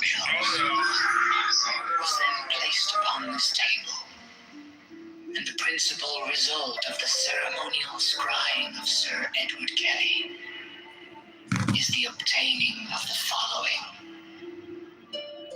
diagrams, plates, viewing. He symbolized the fourth dimensional universe in 2 dimensions as a square, surrounded by 30 concentric circles, fears or errors, whose radii increased in a geometrical proportion. The sides of the square are the 4 great watchtowers, which are attributed to them. There is also a black cross, central according to the arrangement shown. Compare the black cross bordering the tablets in plate A with plate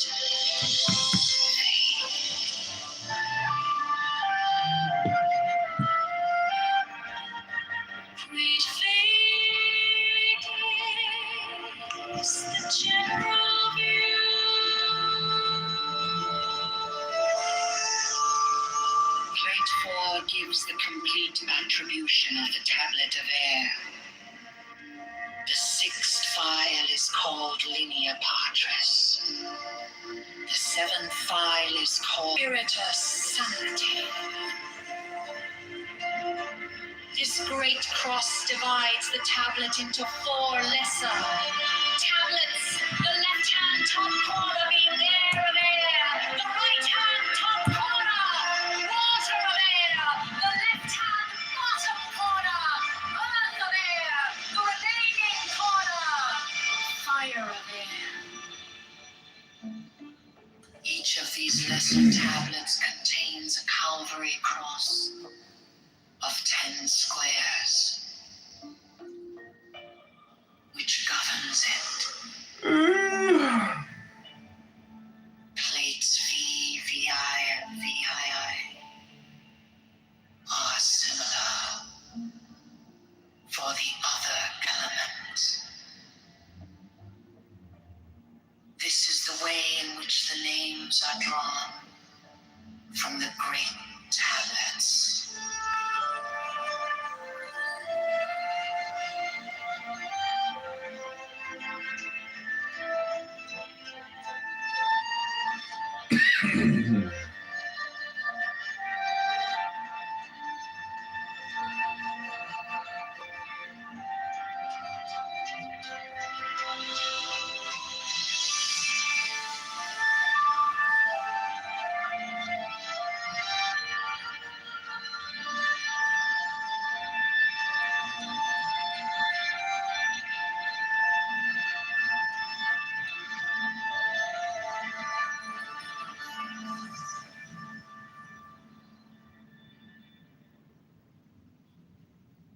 Next, the following text is between the points of the pentagram,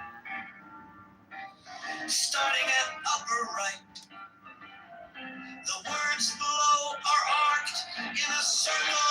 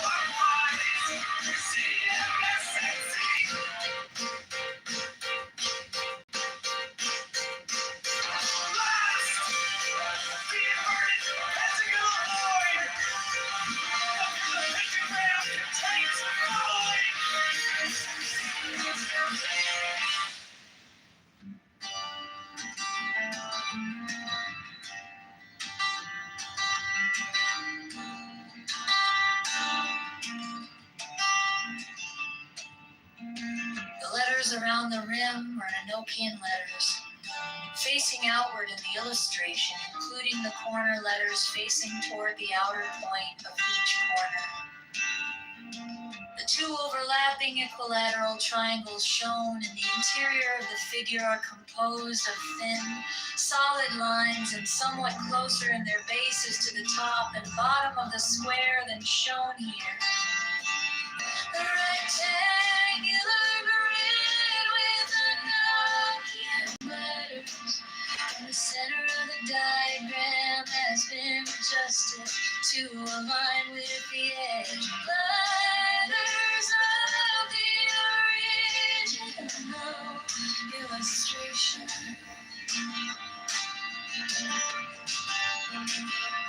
This rectangular grid has its corners overlapping. The lines define a hexagram in the original illustration.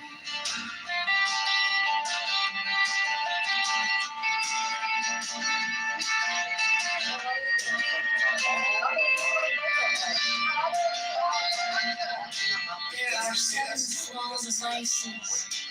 5 squares and 2 circles, symmetrically arranged in the pattern of a 7-pointed star with point upward. Their size is about that of 3-edged divisions vertically and horizontally, and their text would be at right angles to any straight line that might be drawn from the center of the figure.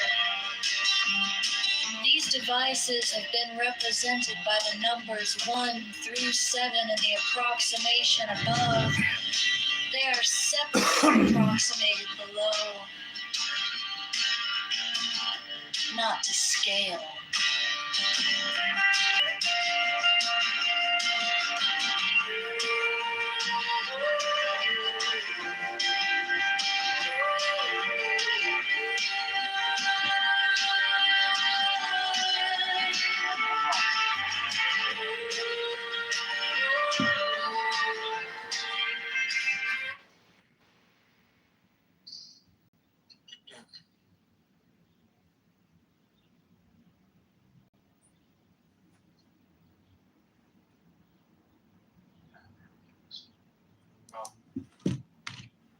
Hello, Heron.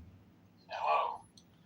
I know you've written me off, but I'm here to say hello one more time. Why not? That's okay.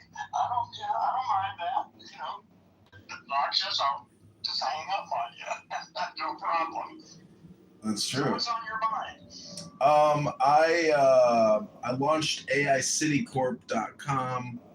It's a charter for the development of an AI city, and I've got an Instagram going, and I'm tying it into my political campaign for mayoralship of Chicago. It's based off of who's the guy that did Blade Runner? I don't know, but whoever that was, yeah, I'm familiar with Blade Runner. Yeah, go ahead. Well, anyways, there's an HBO series called Raised by Wolves, and in the second season, the AI supercomputer of their colony distributes daily instructions for the labor of the day, and I just found that so interesting how they use AI to prioritize the community's survival. So, what I did is I drafted a charter and a scope and a set of laws using AI. That drafted like maybe a 20-page PDF, and then there's a Meta app called Matu, M-A-T-U, and then I said to Matu, the AI, I said, create me a website based off of this PDF. And then if you go to AICityCorp.com, you can see There's any links which given to me in Messenger. Do you have access? You have access to Messenger, don't you? Facebook. Not right in front of me, unfortunately, but it's. I don't mean right now, but I just. Yeah. Leaving stuff in the text here doesn't go very far. It's hard to get it. Anyway. Yeah, no worries. Well, anyways, it's really the Meta AI Matu, M-A-T-U, which is pretty amazing. I built an app on it also called Civic Helper, which is a voter registration app. So I'm just trying to create products to tie into my political campaign. Cool. That's fun products. We're creating a new world here, man. Yeah, that's the way I look at it. I'm trying to terraform, and we are in the middle of the biggest transformation humanity has ever encountered. A whole new civilization is about to emerge, along with the collapse of the old one. And what you're talking about is crucial to this new civilization. Is how do we get organized on a global scale and use AI to make this life of ours great? Yeah. I mean, I feel like, the subjective work creates the objective work. So. Is there a distinction? Maybe not. That's kind of, maybe the Buddhist way of looking at things that. But there can be. The thing is, there can be. You can make that distinction, but maybe that distinction isn't useful. I mean, it can be a useful distinction in some circumstances, but in others, it's just in the way. Well, the hard part is figuring out when to apply which principles in which situations. Opening and closing office space and furniture, furniture layout, Yeah. or basically it's like architectural renderings for floor plans, and that work experience of doing a full cycle real estate project is kind of like the bedrock, or the way that I launched AI City Corp is really looking at the charter, looking at the scope, looking at the byline. Yeah. So it's just amazing. So is this site up? Is this site up now? Mm-hmm. Yeah, it's up. Okay, and so be sure to send me the link. Okay, I want to Yeah. check it out. Yeah, well, it's there's nothing it's just amazing It's because a start, man. It's a start. There's a lot of work ahead of us. We got to start somewhere. Well, what's amazing is really Meta and the Matu app, which is an acquisition that they made for God knows how many billions. But who made? Meta, Mark Zuckerberg. Oh, okay, yeah, all right. So, I mean, to me it just makes like in Saudi Arabia they have like some kind of 2050 project or whatever, and they're building some super city or something. I'm just thinking like how do we use AI to run a new experiment for building an equitable and economic society and make the city the startup? I agree with you. Cities, I think that's the ultimate. I think that's one of the things going is nation states are really sort of pointless. City states are what count. Yeah. Environments of like a couple million or less, more or less separate from the rest. They need to get their shit together as systems that work. Yeah, and then, so really, I mean, if you want to be magnanimous, like a Roman emperor who won great victories and then gave to the citizens his wealth by building, infrastructure for the well-being of, the city-state, that's the basis of the work that I would, hope to achieve for the people of Chicago. Well, that's a notable thing to work on. Fuck America. Chicago counts. America will be gone. Chicago will still be there. So. You know what the word America means? Well, it came from Amerigo Vespucci. But what, like, if we were to just have like an off-the-cuff, non-historical context and say, what do you think, the word is implying? Well, I don't really give a shit, actually, but go ahead. What? It sounds to me like, am I rich? I'm a rich man, or something like, I'm a rica. Well, almost anybody in America is rich compared to the world. Come on. Yeah, and looking a baboon over boiled water, tearing at it, while flies are all over your face. It's an amazing place right now. it's just going to get even amazinger in the next couple of years. Things are getting weird fast, man. Well, so I guess my my concern is, and I just was looking at some data about the AI bubble. There's like financially, I mean, you're talking about that situation? No, in terms of like, it was a chart and a comment by a guy who was saying that, and there's this AI conference and it has grown to be huge in popularity. So the whole world is fascinated and fixated with really software, and so he's just saying that it's like a bubble in terms of capital attention. People are hypnotized or mesmerized by that's what I'm talking about. Yeah, there's a lot of money getting dumped in, and nobody's making any money yet. Right. But everybody expects to make a huge bundle of it, and we'll see. Maybe not. But in terms, change all of that. There's some really weird shit going on at Apple. Mm-hmm. Everyone's been saying they're behind, and they may not have been behind at all. We'll see in the next couple of months, I think. Yeah, I mean, how do you view the LLM AI as being like not objective, but just like a subjective product, which isn't actually going to create abundance for its users? It's really kind of just like a dopamine. Well, what's the point of that? Why even have that? What are you going to? Well, in another clubhouse room, there's a young, elite, intellectual, liberal who is, criticizing the AI economy as being disingenuous, or it's blah blah blah. Yeah, blah blah blah. Listen, my sense is that AI is fundamental to our future on this planet.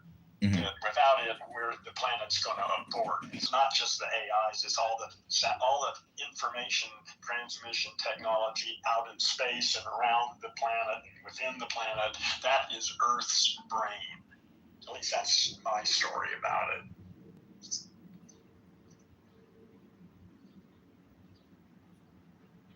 Well, anyways, there's nothing really new here. I'm just doing my same old thing. I'm patterning, and I'm using AI quite regularly to create content. What do you use? I mostly use Grok. Okay. And I pay for an Instagram subscription, and I pay for a Grok subscription, and I pay now for this Meta Matu subscription, which is $40 a month.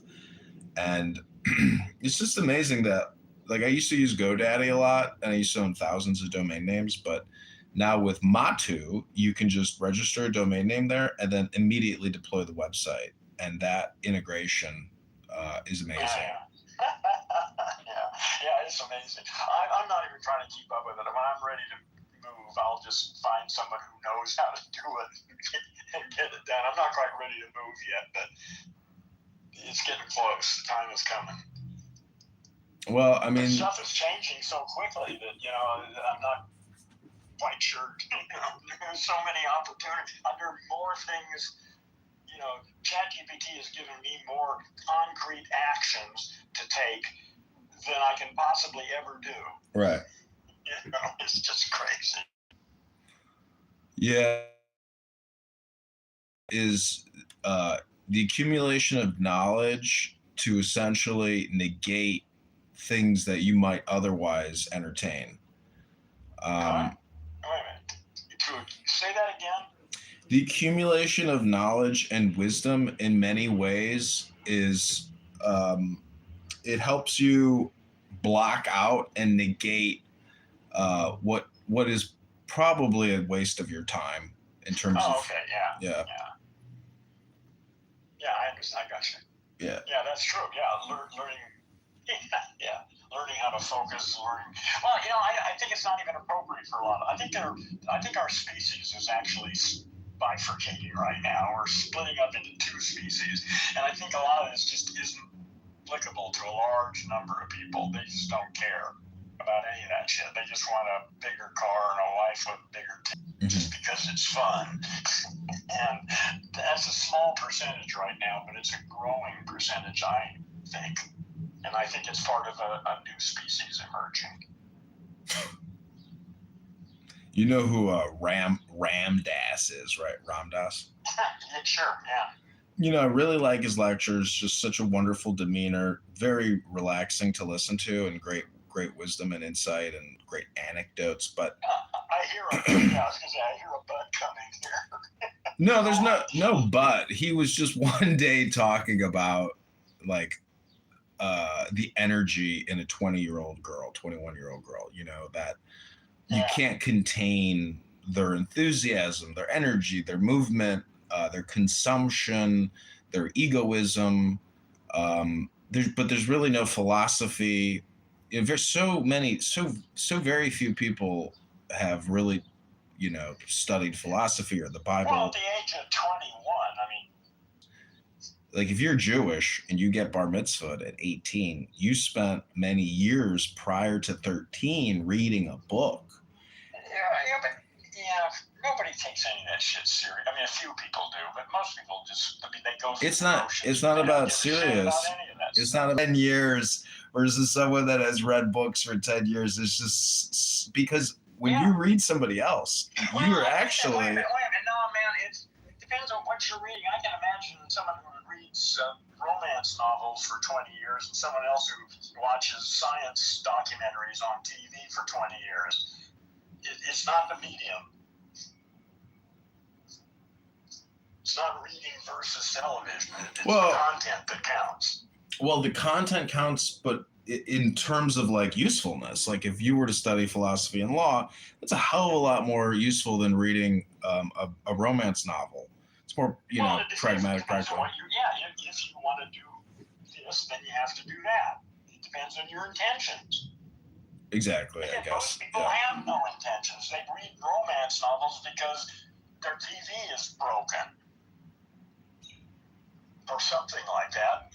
Most people are a bunch of fucking brain damaged language monkeys. They're not even in the game. They're not capable of being in the game in their present condition. Yeah. At least that's my story. One interesting observation I've had is like, there's been times in my past, I guess, or even now, where there's times where I'm like, unconscious.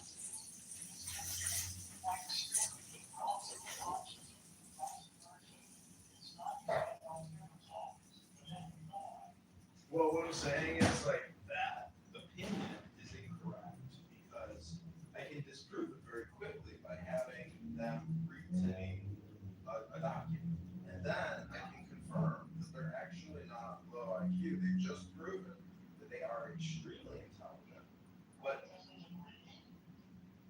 well, then, yes, but also what they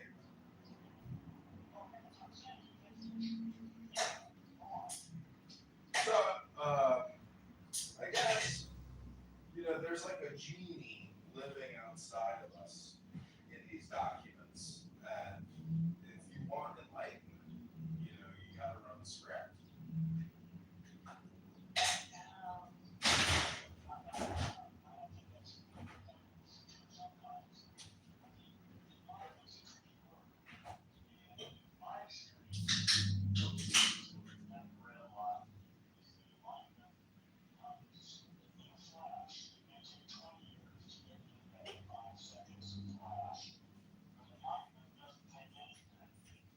It's like waking up.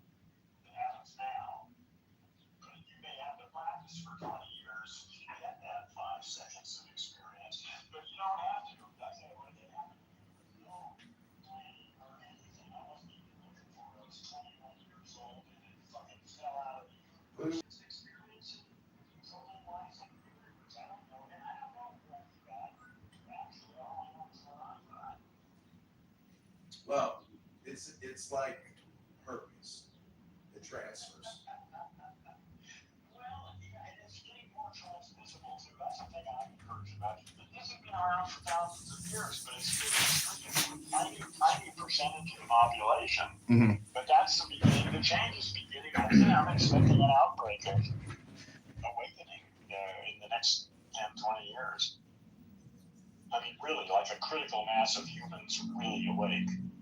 I mean, without that, I don't see any hope, actually. We've got the same old fucking language monkeys around here. You can solve all the other, pandemic and climate problems, and they'll still make a mess out of it.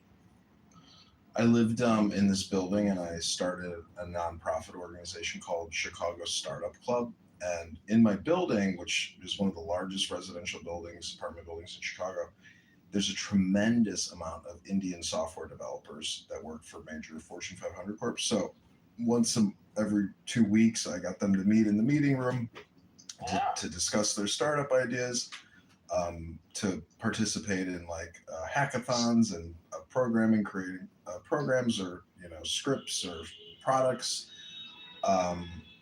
discussing marketing, and etc. But my point is that I asked this one guy, I said, how can there be so many engineers from India? And he said, John, there's 1.3 billion of us. Just think about 1% of the population. If they're engineers, it's 130 million engineers. It's growing with the mass of humans on the planet, hopefully. Well, but it's growing because we're hooked up. The thing is, now everybody from all over the planet is talking. Just the fact that you and I are talking, okay, I talk to people from all over the world. That's only happened in the last 10 years, maybe 5 or 10 years, the way it is now. Mm-hmm. So those ideas, they've been very restricted until recently. All of a sudden, those ideas are flying all over the fucking place. And people laugh at it, or people think it's cool, or people think it's bullshit. But the ideas are out there now. Girlfriend, and he is trying to raise money for an AI drug discovery company. I'm sure there's plenty of money already in AI and drug development. That's got to be one of the first. AlphaFold, all of that's related to that. Yeah, the drugs and all sorts of drugs are going to become available because of AI. It's going to be real interesting. Yeah, his girlfriend is a dentist, and he's basically parasiting and living off of her as he's trying to raise money for his company, which is so difficult. And I've started many companies, and it's my opinion that if you have a startup and you can't immediately tell me what your Instagram handle is, you're not going anywhere, and you lack the communication component of successfully launching your company, which is really the most important part, because your packaging, your branding, your communication, it in many ways it's the whole thing. Well, that's all there is. It's all there is. So anyways, All that's gonna, well, go ahead. Anyways, I just didn't ask him any thorough questions, et cetera, because I wasn't there to dig into his work or anything. I was just there for social purposes. Yeah. Well, everything's going to change. So that just seems so obvious to me that all the things that most people think are important right now, over the next decade or so, a lot of that's going to fade away as being irrelevant, and new things that people never thought about before are all of a sudden going to become very important. But I have no idea what those things are. Well, I have some ideas, but again, this is all, we don't know what's actually happening here. We don't know the real condition of Earth and its relationship to us, what's going on. All we've got is a bunch of stories we picked up, mostly primitive things from our ancestors, some good science here and there. And basically all of our stories are just out. Binoculars? Yeah. Do you ever look at the moon? Yeah. I mean, I haven't for a while. I'm quite familiar with the moon, though. Well, I think tonight should be a good viewing night. But what's interesting to me is when you look at it and you can really see the craters. The biggest one is 8 miles down. So imagine standing at the cliff on the moon and looking down 8 miles. And but what's so kind of laughable to me is it's like they say that men and women, worry, but God laughs. And it's so so it's just like people take things so seriously. There's not enough joy. And when you look at the moon and you see the craters, the fucking Earth could be obliterated and we could be reset and everything could die instantaneously out of the thin fucking blue sky, Years ago, it happened here 65 million years ago. Well, the chances of it happening again have to be high. Look, I mean, all you got to do is look at the moon. Sometime we're clear for at least 50 years or so. But I mean, there's a lot of emphasis in astronomy to detect near Earth orbiting asteroids and stuff. They've labeled like 10,000 of them now, and one of them's going to hit sometime. Yeah, it's so I'm just bringing it up that. In the grand scheme of things, you have to just take it lightly. Alan Watts says. You have to realize that we don't really know. I think that's why people actually worried because they think they know what's happening, and they think they're in danger, or they think that But the thing is, they think it's related. Some of it's not. They don't even know the boundaries. It's insane. And again, it's common to humans, it seems, until we reprogram our language machines. Mm-hmm. Alan Watts and Zen philosophy, it's always and Eckhart Tolle, they're always talking about the power of now, or how now is all there is and all there ever will be. Yeah. And sometimes I'm like, well, I like to say that the now is a compression of the past and the future. Well, you can say that too. Yeah, there are many maps, and none of them are the truth. They're just ways of thinking that may or may not be useful in various circumstances. That's the best we're ever going to do. We're never going to know the truth, at least not in the domain of language. There may be some other way of knowing or grasping things like that, but you won't be able to talk about it. Yeah. See, if you say that, or if I say that the now is the compression of the past and the future, it's like taking a big leap about the future claim. We can, I know that the past is real because I have books that are 120 years old. No, you don't. No, that's bullshit. You don't have books that are 120 years old. I do. No, those are the stories you've got in your head about what you experience. No, those are stories written by men and women. All right. So you actually believe in the idea of exists in and of itself. No, I think it's like a combination. Okay, well then, like I say, if that's... Well, see, I don't think you can say anything about anything other than your own personal experience. Everything else is stories. Period. All I've got is my immediate sensory experience through a dozen or more senses, constantly in flux, all intermingled. And it's only with language that I'm able to sort that shit out and try to make some sense out of it. But that's all I've got. It's stories and personal experience. Other people out there have apparently had experiences, made up stories about it, and told me, and I've heard that. But that's what we got.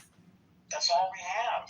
I mean, unless you can show me something else, what else have I got but my own personal experience and then this bunch of stories that I can try to juggle around and make sense out of?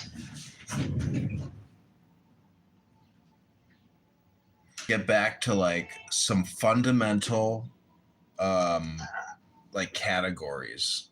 And I always like to think that the greatest invention that could ever possibly come about, it's not the teleportation device. It's really from Star Trek, the like atomizer, where you can just say, I want a Thanksgiving dinner, and then poof, like we create some. If you know how to speak.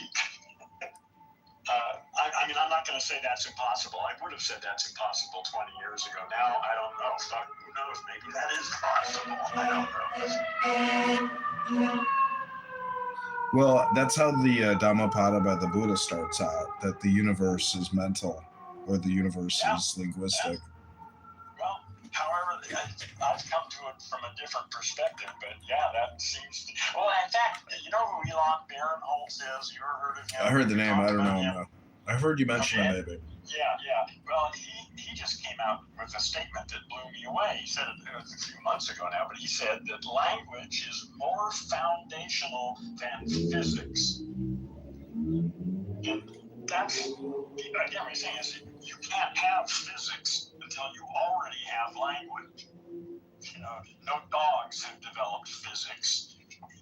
Only entities who have language. Physics is a manipulation of linguistic symbols, and that's more foundational, and that's stunning to hear that.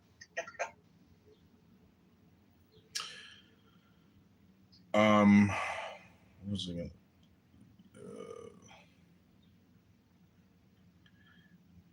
It was sensation, taste, tactile, touch.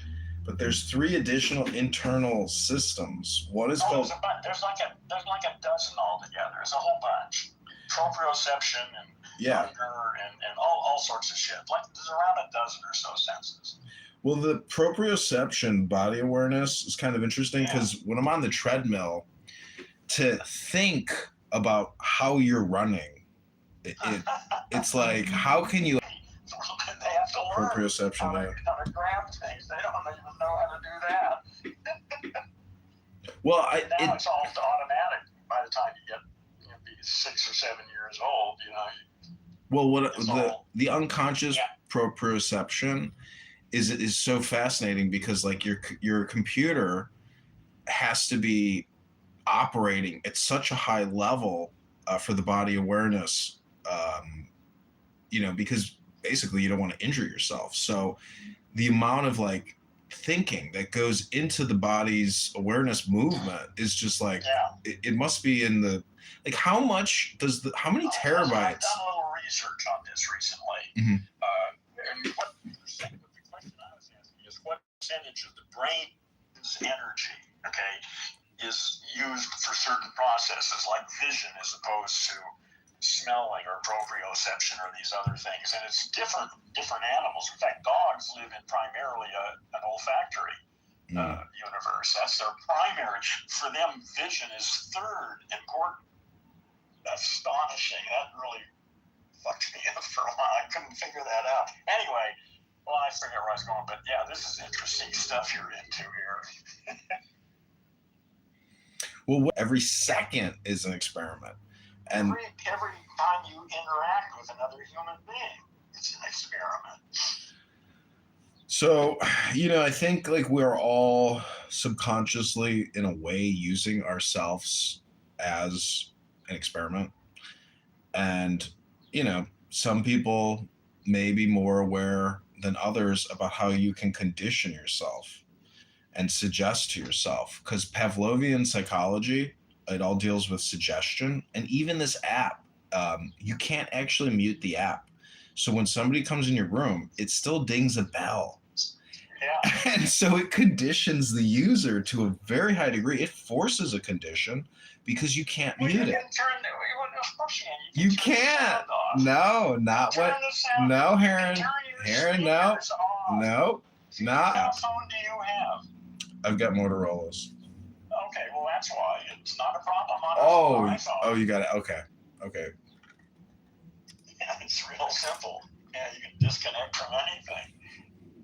Well, anyway, go on. So, I record myself extensively. Like everything I do, pretty much, I always have live stream on. Audio? And video too, or just audio? Video, audio, live stream on YouTube. Okay. You just leave it on, okay. Yeah, and what's cool is I put a dash, like a rear view mirror dash cam up where I just position my cell phone. It's a holder. And then I just live stream my driving. And there's people out there that use recorders that have like, say 100 gigabytes or something. And it's like, you don't need to do that. If you live stream on your phone, there's no storage. So, but anyways, my point about all that is that reading books out loud and recording it has to be the future of education. Because not a future, it's not the future. That's one useful aspect. It's certainly not the entire education. Hear me out, because my uncle had a business called Future World, and he created software, proprietary software that actually pays you to use the software as an education platform. And he got the city to point is, if you want to do personal development, self-development, just reading a book and using either an audio recorder or a video to record the video and the audio, it amplifies your understanding and integration to a very high degree, because most people just go on to the next content. But if you can go back and listen to yourself reading your favorite books. Universal at all. But I think you're absolutely right for some percentage of the population. I don't know what that is, but yeah, I agree. But it's certainly not universal. Well, look at my PTR. That's a book by Ayn Rand called Virtue of Selfishness. It discusses altruism versus egoism. With Rand, yes. So, in terms of like, how do we educate our population at a very efficient and economic way? And there has to be, anyways, I know you think it's all going to break apart. You're a fan of Rand. She's a capitalist cheerleader if there ever was one. I think capitalism was a great thing for a couple hundred years, and that's toxic now. Well, I shouldn't say capitalism in general. Corporate capitalism needs to end, and it will, I suspect, within 10, 20 years. It's just toxic. Why do you think why do you give it like a 10 to 20 year estimation? Because it doesn't work anymore. Look what shit. Read the fucking newspaper. Look what's going on in the world. Look at money market. Look at 10% to fucking 3% of people. Shit, less than that. Probably 2% of people in America own 80% of the wealth. Fuck yeah, that. but there's a Jewish saying that if a rich man could pay poor people to die, there'd be a lot of poor people taking up the position. I'm just saying that everybody's going through the same door. So your brief experience between two eternal voids of darkness is like a video game. You can pick up that will give you all these pluses on your game. Maybe, or they may be totally bullshit, and they may give you something up front and then kill you. I don't trust anything. I don't trust anything. I mean, I take it like personal development. Like I want to help people change their personality for their own benefit, which I know is a foolish task, but nonetheless, I feel no, like it's not foolish. It's just doing it in an effective manner. Finding what specific kind of issue. I mean, not everybody is the same, so you got to find your audience for the kinds of issues you want to deal with. And there's nothing wrong with that. If you've actually got something that really will serve people, go for it. Fuck yes. Well, I don't think I can personally modify anybody, but I just have like a book recommendation list where. Well, maybe you can help them if they want it. Again, yeah, it's totally up. You can't do anything unless they want to do it. But you can help people do something if they want to do it. Yeah. You can make it a lot easier for them and a lot faster for them. Save them a lot of time if they really want it. Most people don't. They're full of shit. They say they want this and they want that, and then you give them stuff. Book, and Alan Watts says that even Leibniz used it to like create binary mathematics, which is the mother of software. Which is really just yes and no, on and off, black and white, 0 and 1. And so it's funny, 0 and 1 is not what you think it is.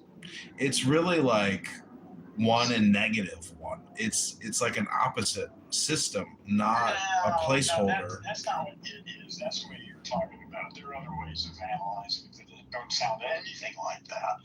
You're turning it into philosophy. It's just A and B. It's just two different states. Oh, two variables. Distinguishable from one another. It's not just two. You can call them opposites. You can call them any fucking thing you want. They're two distinguishable states. In the case of computers, it's basically the amount of current going through the wire at the moment. If it's above a certain level, it's a 1. If it's below that level, it's a 0. That's it. Yeah, Watts says, like life is on and death is off. Those are the two states. Okay, maybe. All right.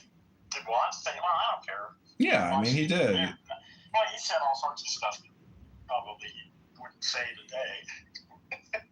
He would, he was just such an amazing. I think people are just so attracted to him because his demeanor is so positive and so joyful. And it's so much fun to just listen to him talk. Yeah, he's peaceful and he's a good guy. Yeah. There's like I would call it the Alan Watts method of communication. Let's just put it that way. That there's a lot of people like him that have audiences. See, Oprah is kind of like the same thing, but in a different way, the Oprah way. Everybody exhibits their way. Yeah. And there's no right or wrong. It's really what you enjoy. Yeah, it's just what's going on. That's what's happening. The thing about Watts, though, is because of his interest in Zen Buddhism and Hinduism, Christianity, etc., he has such a rich background of information that he incorporates into his lectures, etc., where it's just unlike many other people. You know, Oprah is just basically Jerry Springer, and you know, this is why some people. I'm sure though people actually, you know, I mean, I think people just say it out of jokes. You know, 50% of the people in the world are below average intelligence. That's 50%. So imagine where 10% of the people are. Yeah. You know, I see. all sorts of stupid Watts. shit. Fuck 'em. Watts is a real businessman, though. Like he knew that he was like a guru. Yeah, he survived. He did pretty well. Yeah. Yes. Yeah. But he would say that I don't want followers. I'm not here to sell you anything. I talk about this because I am an entertainer, a shaman entertainer, and you know. Anyways, but what's so interesting is that he just, you know, there are gurus out there, but the problem with the guru model is you have to work with your customers. Alan Watts' business model was no customer service. You know? I mean, that's the way to go. Is I know people that ran their business via email, and I said, you could just have a shopping cart. Are you crazy? You could have had a shopping cart. You spent years sending tens of thousands of emails to your customers. Not like there's a real big difference between a Gmail as a business platform versus like having a shopping cart, because you're still looking at your email no matter what. But in terms of like saving time of communication, the amounts of emails that he would correspond with customers, I'm like, bro, you're doing a labor of love here. You could solve all this with no customer service and a shopping cart. You know, you're giving your life to people's Q&As. Real fast. You know? Yeah. Well, I'm trying to. It's interesting. I got tagged somehow as being a consultant, so I get all the, you know, these ads. You know, how to get, you know, make $10 million a year as a consultant. How to get the high-paying client. I get this shit all the time. Yeah, it's always the same scam. It's really called a BizOp scam, and well, I think I don't think it's a scam in the traditional sense. I think they're just a bunch of idiots that they actually believe the shit they're selling. I know. You know, it worked for them. I know. And they actually believe that shit. So. Yeah, I know a guy who's very successful. And the other guy's got $10 million more in the bank and feels like he's really important. Everybody's happy. It turns out that it's much easier to make money if you can automate and programmate. Sure. Yeah.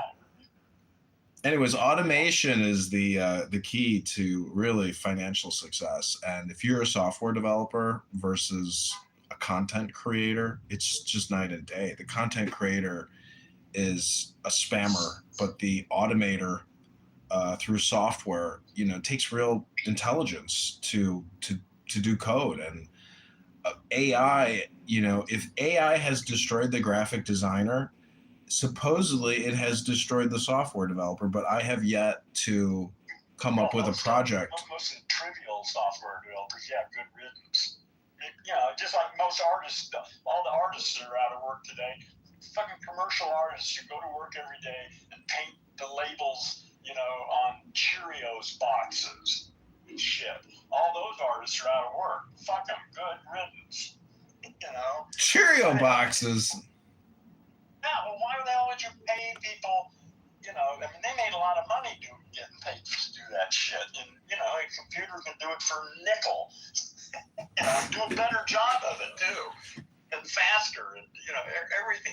You know, the whole commercial art world is over. You actually just gave me a good idea to buy cereal boxes and use those as canvases. Yeah.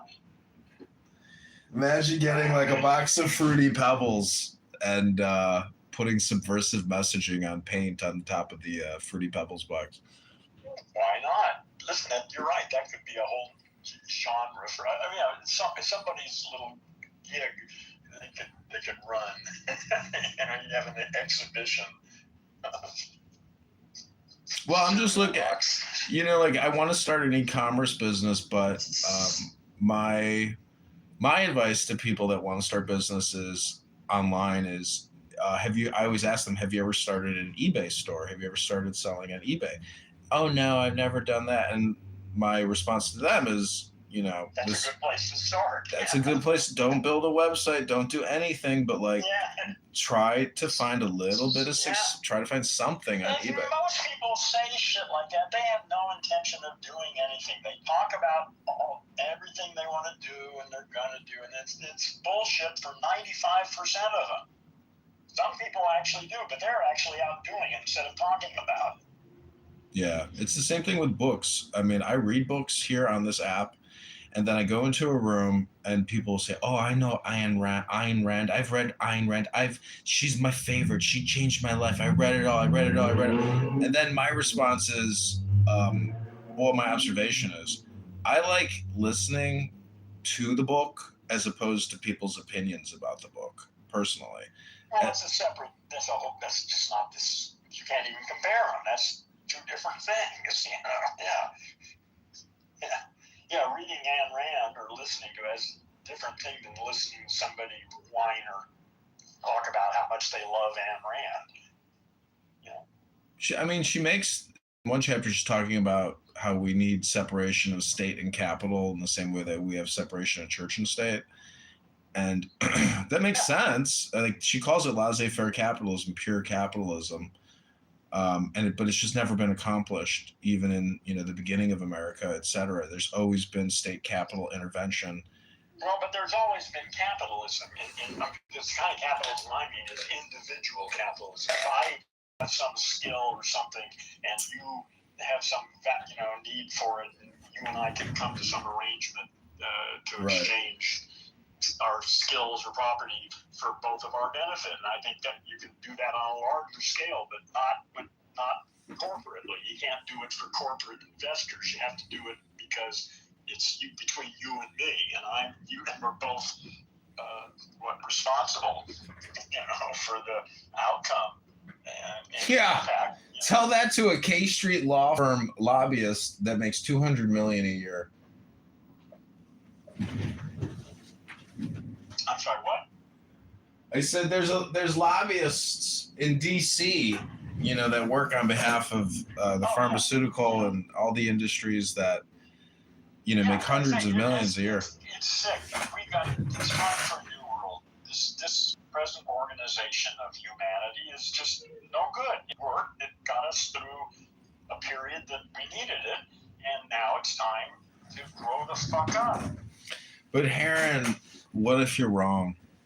Well, then too bad. Because the only reason I say what if you're wrong is because there's... If I'm wrong. I don't really give a shit. I don't know. None of us knows really what the fuck is going on. We just all got our own little stories about how we think it's going to be or what's going on. I know mine is way offline from most people's, but I don't give a shit. It's the best story I can come up with. Well, if I'm wrong, I'm wrong. No, I mean wrong about the massive change that you think is coming. Yeah, if I'm wrong, I'm wrong. The only reason I say... We'll know in the next couple of years. Like I say, I think we'll know certainly within 5 years. Only reason I say it, only reason I challenge it is because of the saying that there's... I've been saying that for thousands of years. Fuck them, they're wrong. This is new. There's never been anything like this before. But what What's coming is new. What if there are laws or symbols that are ancient and eternal, and therefore, I don't even know what that means. Ancient and eternal laws that are eternal. That's nonsense. That's puffs of air that sound like they ought to mean something and are meaningless. Well, this is what I guess going back to the subjective reality versus the objective reality, where I think the mixture or combination is the synthesis of life, and it's essential. It's an essential ingredient. Yeah, okay, you're welcome. Your story is different than mine, so I'm not gonna, Yeah, it's my universe, not versus your universe. It's just your universe and my universe. Yeah, and yours. You got your way of thinking about things, and I have my way, and that's fine. But I'm not really interested in other people's ways. That's the thing. Hold on. Oh, shit, I forgot where I was. Well, I guess, in terms of like linguistics, language, symbols, hieroglyphs, communication, it's a little bit like a tennis match where the winner, the supposed winner, is able, to serve the best volley, which, What do you mean by winner? Is there a winner? made up bullshit metaphor, like a lot of people do on this app. Good one. I don't think it's a very good one. I think it's forcing you into a competition, and it's not necessary. Well, I personally hate when people do what I just did, but I thought I'd try it. Listen, I do that too. I find myself saying shit that I think is just completely full of shit sometimes. So, but usually I catch myself. Have you ever read the Egyptian Book of the Dead? No. Yeah, that is a remarkable book, and there's, I like Aleister Crowley, poet, cultist. I think through him, I saw this. I bought a book on it. It's called the Isis Tablet, and it's old, but it's thousands of years old. It's still intact today, and the interpretation of those hieroglyphs is very interesting because it's like an Egyptian ceremony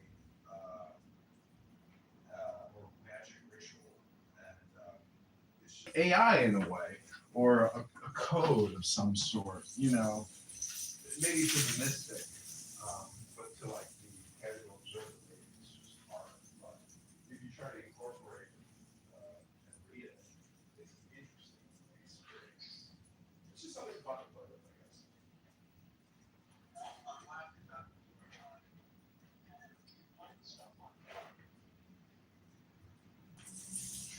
Have to be careful how I occupy myself. Yeah, that's the essence of meditation. I was at a park one time, and there was this gentleman playing the guitar, and he was so good. And he actually had CDs, and I bought his CD. He was like a jazz singer here in Chicago his whole life. And I said, so what do you do now? He goes, I just meditate.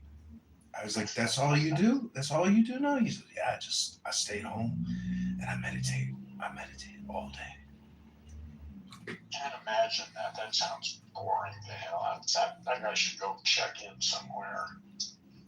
That's kind of what I thought, but I think what he really meant was he's just like chilling, relaxing, not stressing. Yeah, well, you should be more careful. Again, see, this is the thing. If people use language more appropriately, who knows what kinds of connections could be made when we talk to one another. Anyway, saying he meditates all day. Maybe he does. Maybe that's what he does. Maybe he just sits there in lotus.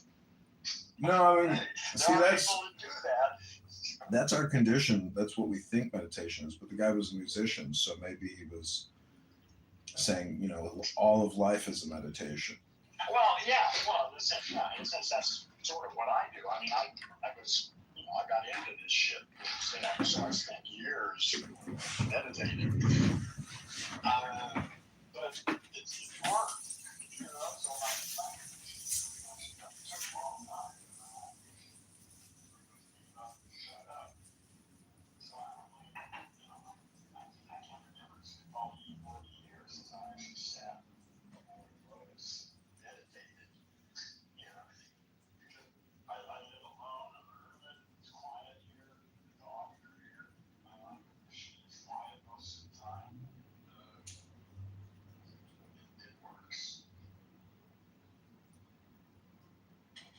I want to.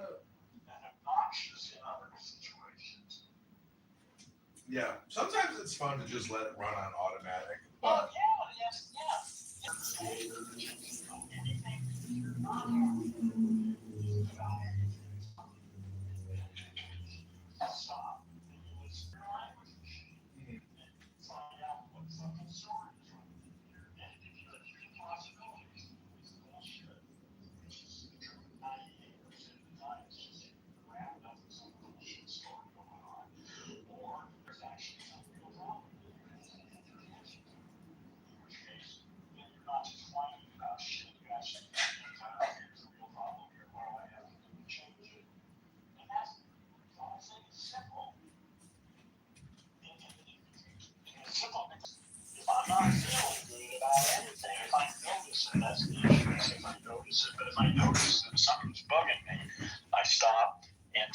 listening, and that usually ends the problem Yeah, I've heard. within seconds. I saw a video about that recently as well, about a guy, teaching a personal development course and suggesting to use listening as, your method. But I filed a lawsuit against my former employer, the IRS, the Treasury Department, for sexual harassment, workplace violence, and retaliation. And I talked to the judge today, and it's so interesting talking to a judge and another attorney because, part of personal development is basically removing your emotional fluctuation or friction in your communication with other people. Yeah, unless it serves you. I mean. Yeah. Hold on, I gotta change my AirPods here. In a second.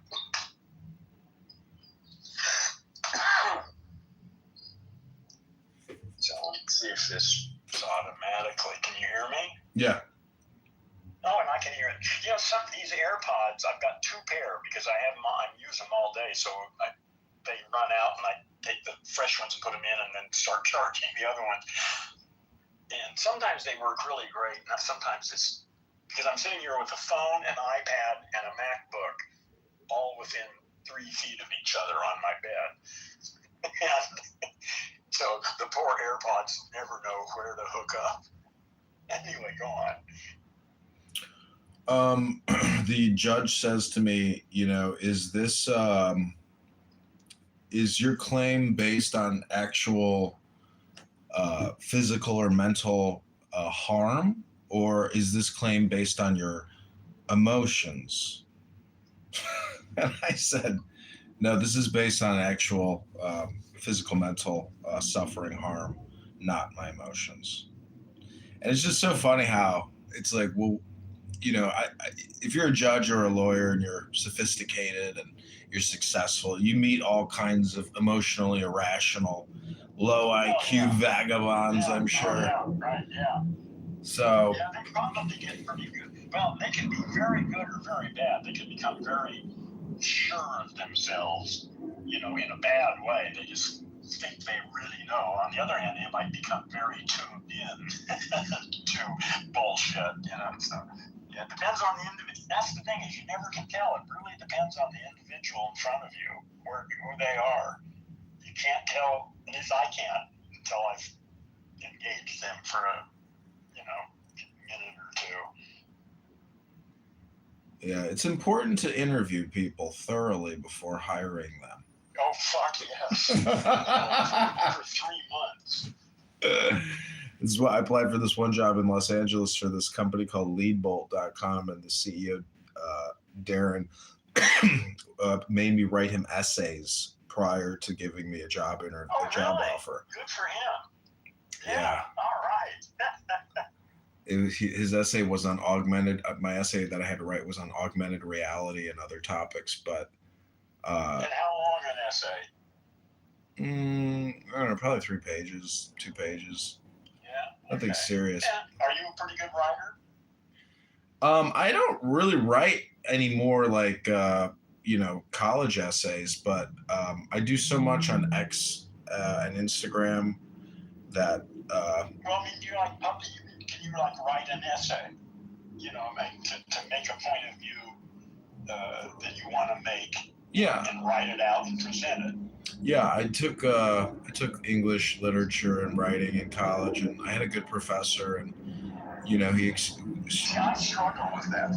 That's really difficult for me. AI is beginning to change all that now, but yeah. Yeah, if I read I read a college essay I wrote on the movie Gladiator, and I was like, holy shit! I was like, I wrote better my freshman year in college than I can write now in my 40s. Who the hell was I? That was amazing. Yeah, really, that's good. Good eye opener, isn't it? But it was really. I've never been happy with anything I've written. Well, listen, I'm 80 years old, and honestly, I've written 851 words that I'm pleased with. It's like 20 to get something coherent Well, I read The Wisdom of Insecurity by Alan Watts, and I was incorporating his philosophy into my essays in college, and my professor really liked the one statement that life is not a reality to be so in terms of like doing and karma versus talking, I'm a shower, not a talker. That's my motto. I don't want to tell you, I want to show you. I think we need to be both. A teller and a shower? Yeah, I think talking it's just an independent. It's not talking, it's about formulating language accurately. Yeah. And that's important, not even for communication, but internally as you think about stuff. It's important to clean that structure up. And that makes, if we can do that, that's one little step to making it easier for other people to understand. Well, I guess my complaint is that I find it annoying that I have associates or friends that are always talking about doing something. And then my response is, oh, guess what? We're doing it right now. And they're like unaware of that. So why do you hang around with people like that? Because associates or friends, I think one regret I have in my life is that my disposition at times was misinterpreted as being, an asshole. When I maybe I had kind of had a purpose behind my demeanor or behavior. Oh yeah, listen, I was an asshole for years. I didn't know that was specifically what I was, but I look back on it now and I did it intentionally. I did it because I was trying to keep the morons away from me. Mm-hmm. And if I took a certain attitude, people who were smart could sort of pick up on it, but other people were really put off by it and would leave me alone. And it worked really well for a long time. But then I began to want to be able to communicate with people, and I realized I had these behaviors that were just designed to put everybody off. So I'm still working on changing that. Well, I like to use the term ad hominem projection a lot. People on this app, there's like observable psychological conduct. Guess what? Yeah. You are the dumb motherfucker. Yeah, I don't even want to waste my time understanding or analyzing that kind of shit. What is to be gained by spending your time trying to understand it? Who cares? You're looking at it, it's like getting involved in a dogfight, Watt. Away from places like that. Well, Alan Watts says that the mystic sage never, ever, ever criticizes anyone. And it's a little bit like... Unless it's absolutely necessary. Yeah. I mean, if somebody doesn't get Zen, you could always slap them in the face. Well, yeah, but I don't know. I just find it easier to not get involved. Yeah, I'd much rather just be here with my dogs. When I'm around people, I want to make sure that I'm around people in such a way that there's going to be some value to either me or to somebody else. And if I can't justify it on that means, then I'm going to stay home. I don't need to go anywhere. I'm retired. Fuck it. But if there's some opportunity to expand consciousness in the world somewhere on either mine or anybody else's, I'm in for that. Yeah, I mean, that's what this app, that's really what the internet and this app is, in my opinion, what makes it more fun for you, the game player. I just wish people knew more about it, because I could go to the casino right now and there are people putting all their money into a pop-up cell phone, which is mesmerizing and hypnotizing them. And they have to have a basic understanding of mathematics and law of large numbers and probabilities and statistics, and to just know that they're being entertained by that slot machine. But it's really no different than looking at your fucking cell phone for free. Why dump all your money in a slot machine? How stupid could you be? But most people, literally, like I say, there's really nobody home. We are large language models. They simply are badly trained neural nets that are responding to the prompts they get, and that's how they have been trained, and that's what they do, and there's nobody there to even question it. Mm-hmm. It's just the behavior pattern that's become established. It can be changed, but again, it's radical to. I mean, the whole approach is just so weird to most people that they can't even conceive of it. You know, that's okay. Listen, we're at a transition point in Earth's history. A lot of people could be dead in the next couple of decades. You know, the transition is getting weird now. It's probably going to get weirder before it gets better. And how weird and how bad it's going to get, I don't know. But it's not beyond the possibility that like 80% of humans could be dead in the next decade or two.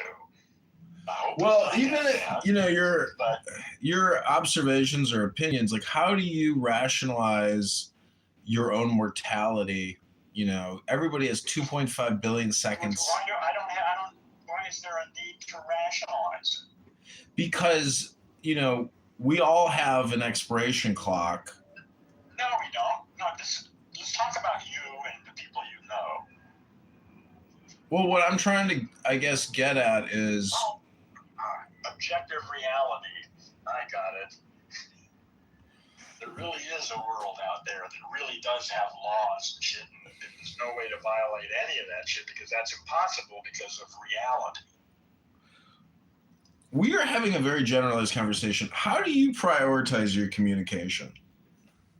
Well, I really am only interested in communicating for probably 2 or 3 very specific instances.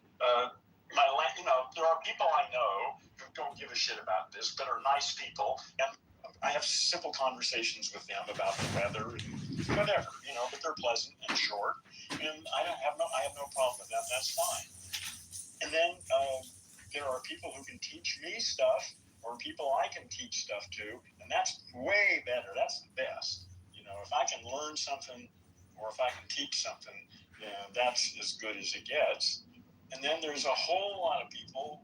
Well, then there's attractive women. Still, that always changes things. So we can go with that for a while. Other than that, I have no interest in talking to people.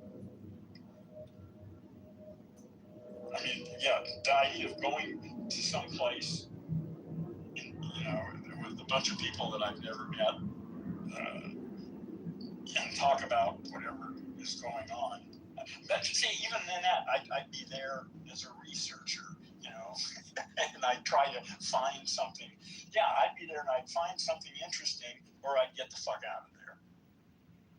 So I don't have much need to talk to people, really, or most people anyway.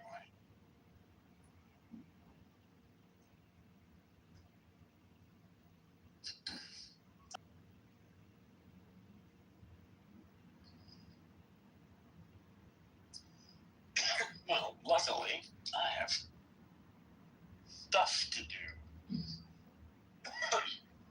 And I'm right in the middle of doing it. So I'm here, and if anybody wants to talk, well, I'm going to put some music on. Oh, I have an alarm going off somewhere here. What is it for? Oh, that.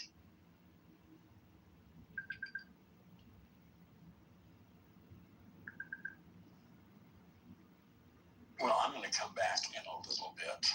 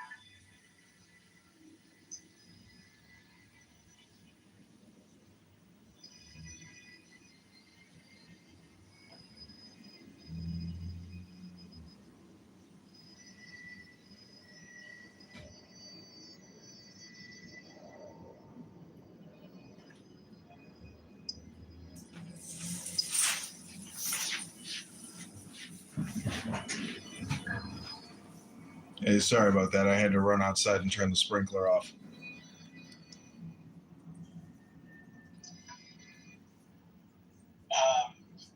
So did you not hear anything of what I said or what?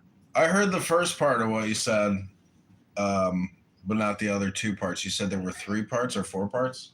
I don't know, but it would have been nice if you said something instead of just drop out. You know? It was kind of an emergency situation. Fuck you. That's not a, you leave me in the middle of something I'm trying to explain, walk away, and leave me yakking into the air. No, it's not going into the air. It's going into 20 different cell phones live on YouTube. Yeah. Well, in any case, I gotta take a break for a couple minutes because I gotta go take my vitamins and brush my teeth and stuff. So I'm gonna be away for like 5 minutes, but I'll be back and deal with it then. It's okay. God bless. Great chatting with you and have a great evening.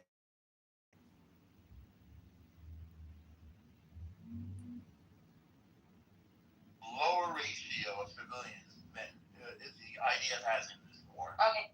And we supposed to get a percentage of the numbers. So what is 95? This is so. I think at the end of the day, pockets. You're ultimately. What are you trying to? The hypocrisy was my point, Amari. That was just the hypocrisy. What is hypocritical? What's the hypocritical? You'll never understand, Normal. I'm not talking to you. I'm not gonna argue. We were talking a second ago. No. I realize I'm stupid for that. Go ahead, pockets. Take about two minutes. Yeah, no. You don't need 2 minutes. Just explain the hypocrisy that you're trying to share with them. Yeah, I'm just trying to share the fact, and I think Sandra got it. I think other people got it. I wasn't talking to El Normal. I'm not trying to argue with El Normal either. I think I'm really not. I think people who understand. And I think there's nothing wrong with admitting that your government is acting a little, out of sorts when it comes to certain wars, when it comes to certain choices. If we can admit that our government is sick in the head, that our president is doing something wrong, everybody can admit that their government is doing something out of times. We are in a greedy, gluttonous world where people want money, people want power, people want land, people want territory.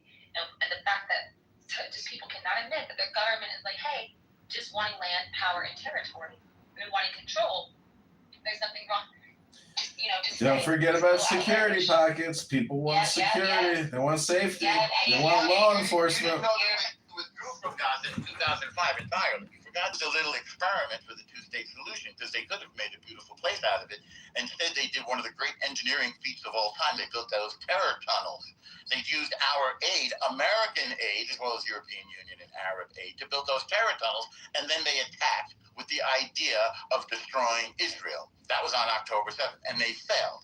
Hezbollah was supposed to attack at the same time. They didn't because they didn't trust each other. And Syria was supposed to attack. Hezbollah was in Syria as well.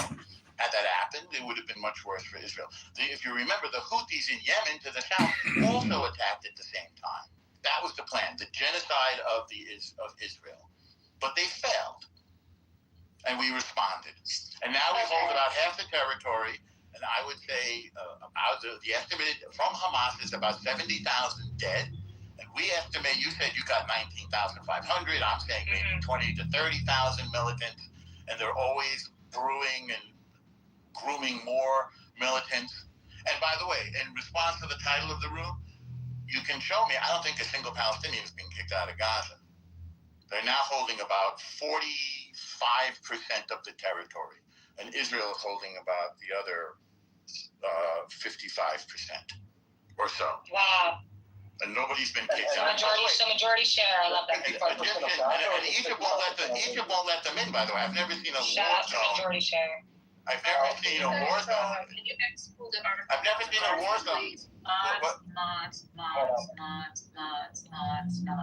We're hearing you, pull and post the article from the Guardian about is published today about the Palestinians that kicked out of Gaza. Will be posted in the banner and posted in the room. I appreciate you guys. Thanks. Yes, please do so. So I have a question. I have a question. Wait, Normal, you talk so much. Please, let me in. Thank you. So my question was going to be, like, the people that are saying that there are Palestinians being removed from Gaza, like, where are they going? Like, I'm just I have to disagree, Mother. El Normo doesn't talk so much. You talk so much. That's your projection. El Normo is giving you facts. Can you be useful? Like, this is the John Kitover show. What was this serious question? This is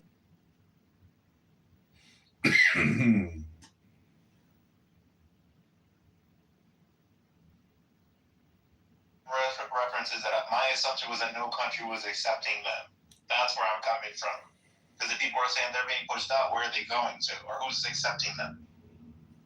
So I read that that Israeli forces have immediately ordered civilians to have certain areas before to leave certain areas before military operations. No. Israel says these evacuations are intended to move civilians away from combat zones. Interesting enough, because everyone's from.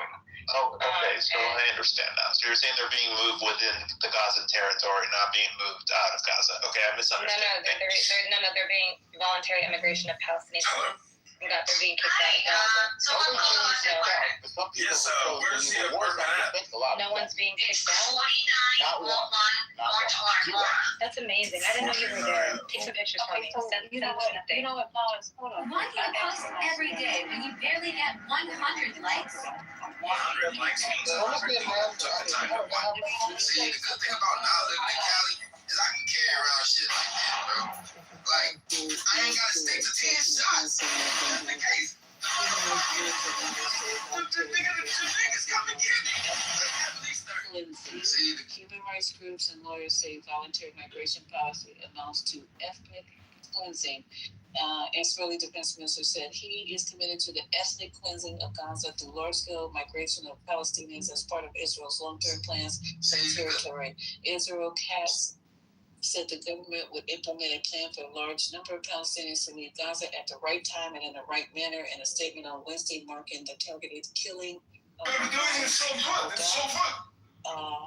Hamas' most recent military Fishing mass deportation violates Donald Trump's ceasefire plan for Gaza. So we're gonna when you get back. You need to go to the Guardian newspaper. I'm trying to give you some direction because you guys are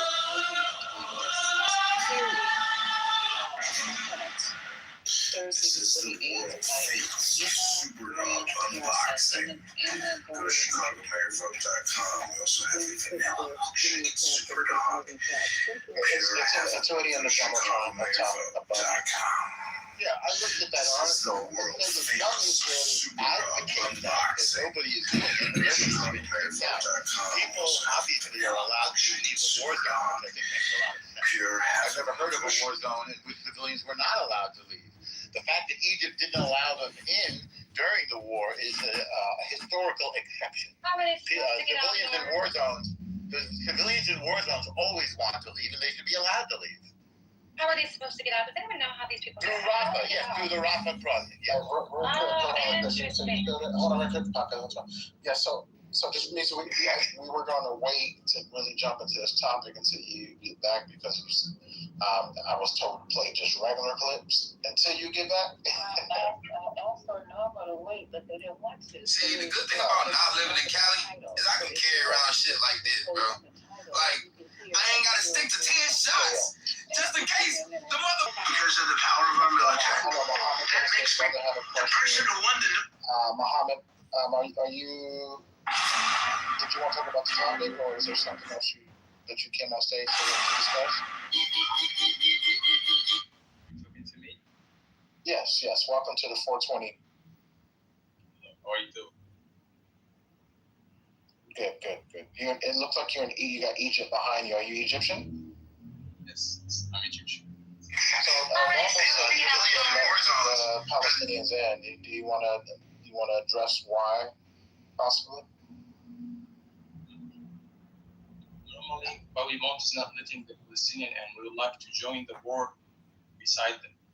But we do not control everything because we don't have elections. We don't have anything. That's number one. Number two, if we let them in, they will not be able to come back to go back to Gaza. Until now, we have refugees in Egypt that were kicked out away in 1967 and 73. Palestinian refugees in Syria, Jordan, in Lebanon, everywhere in the region. They are not allowed to come back. Same thing was going to happen if we allow them to come here. they would never be able to re-enter Gaza forever. And who said That's why, who said that? Who said that they let couldn't come back? them land.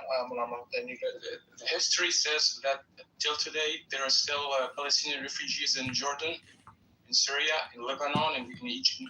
They're from Jordan.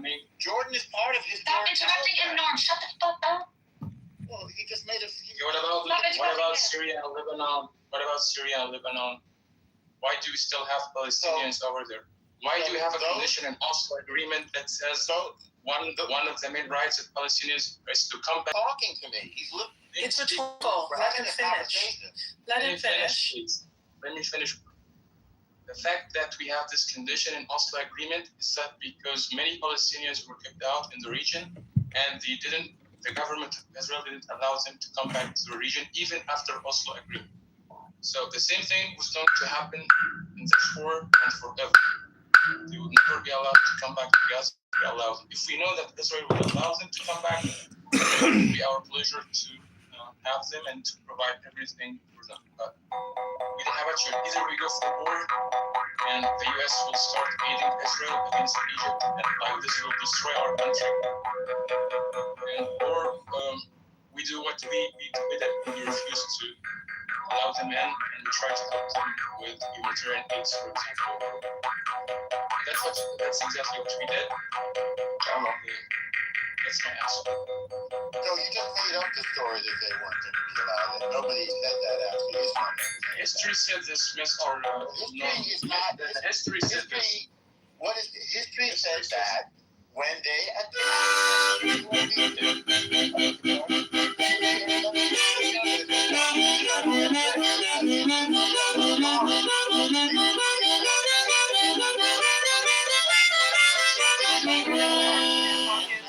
Just let him finish, and then we can return. Usually, women and children are allowed to leave a war zone.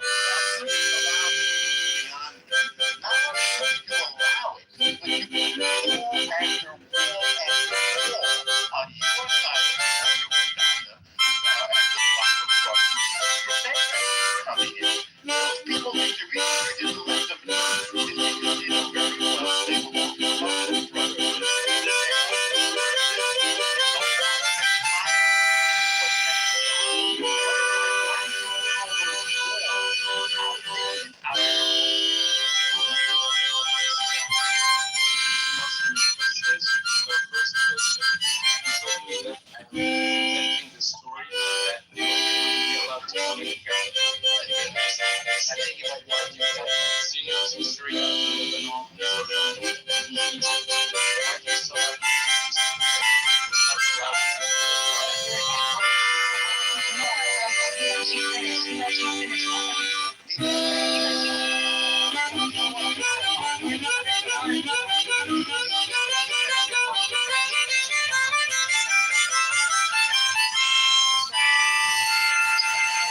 So I'll make sure because she wants to dive into this. But Mohammed, please land. Is there anything else you got to say before we play our next clip?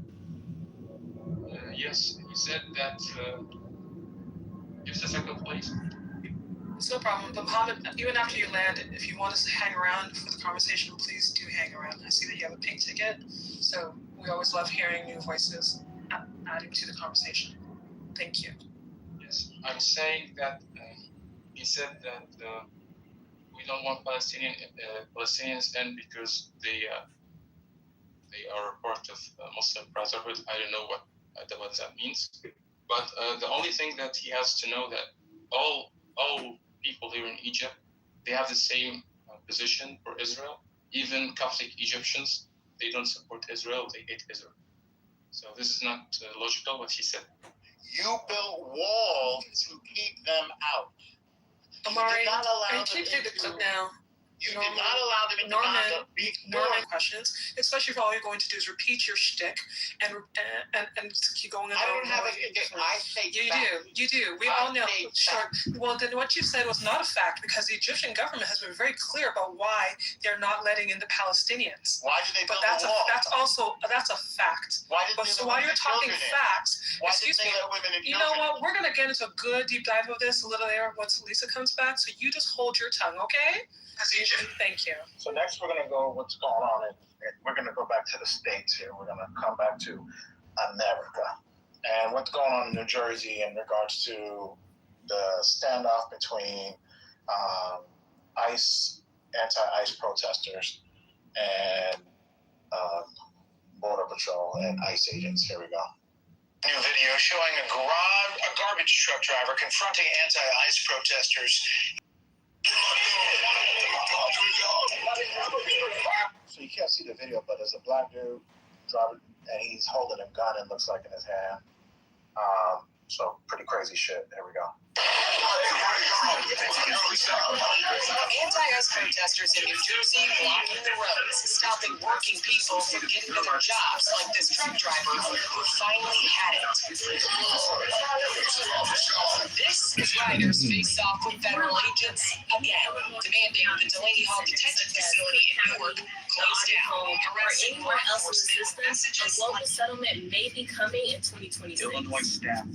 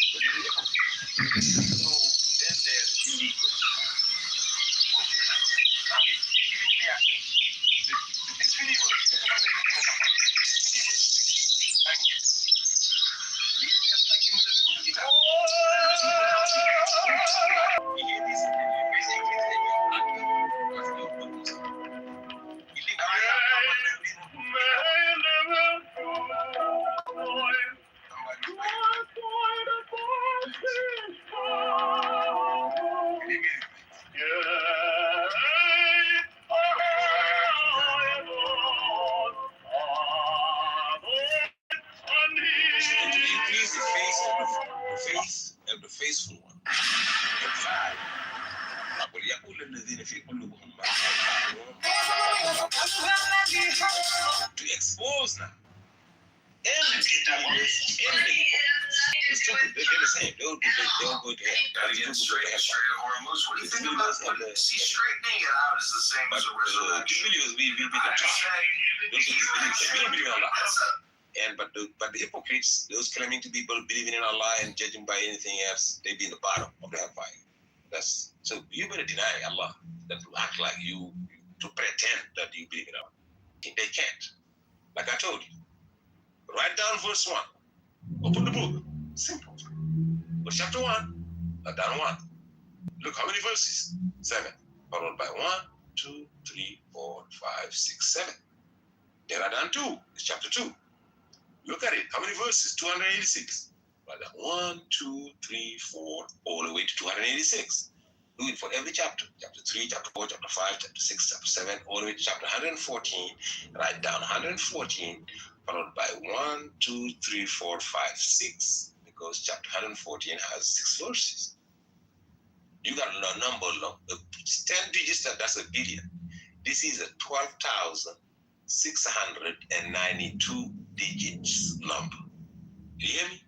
12,692 digits.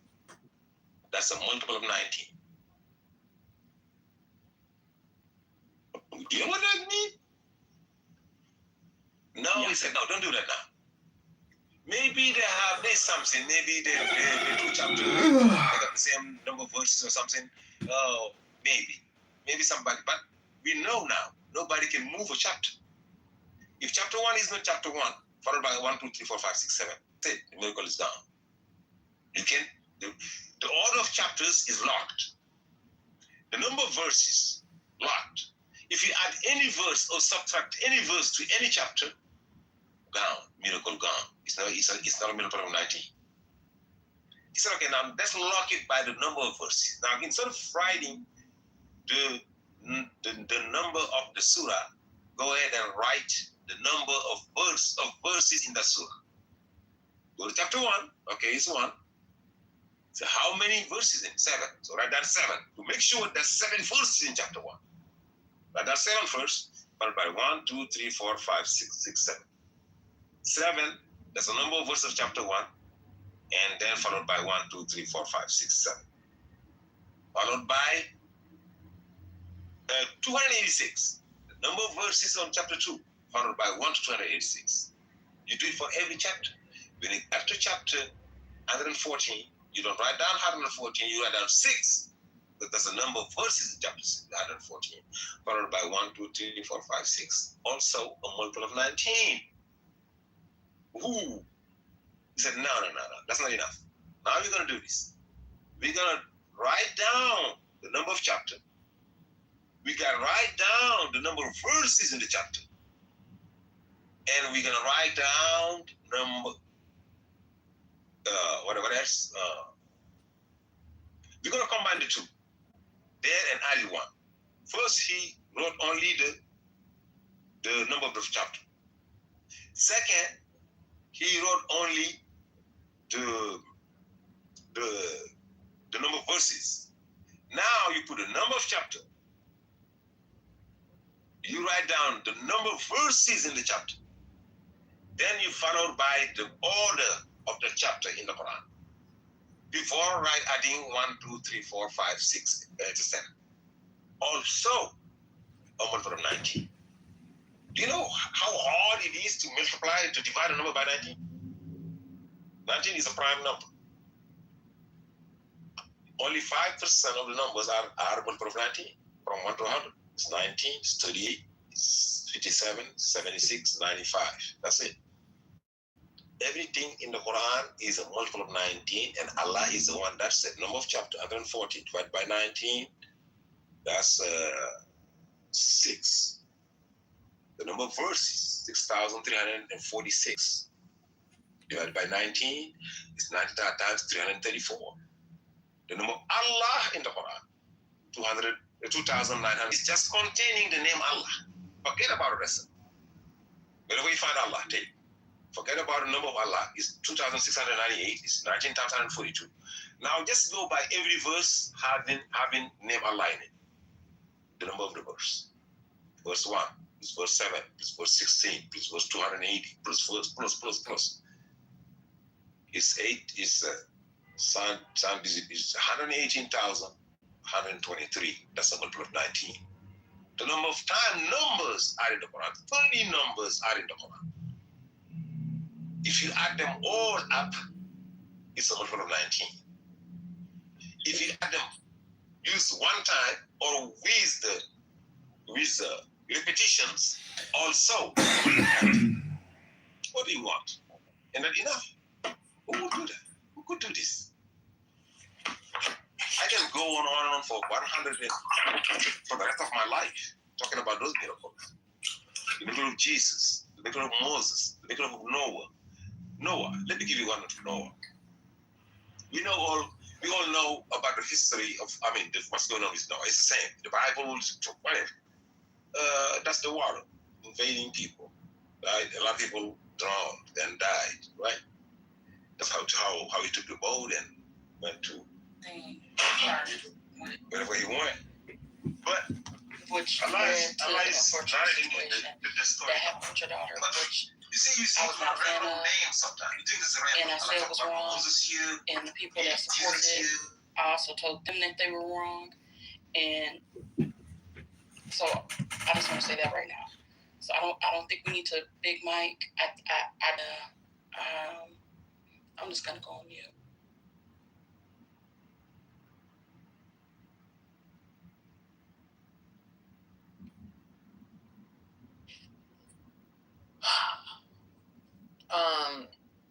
Just in case you may have overlooked it, someone said, just mute up and send the pics. Thanks.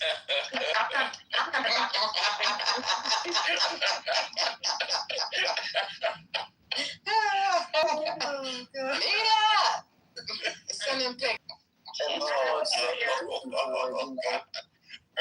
in the back channel. Yeah, I see. The thing is, I have a career of a person that reached out to me, and their comment was also. I could really go down the line, and it's like, yeah, nah, we're not doing that. We're not doing that.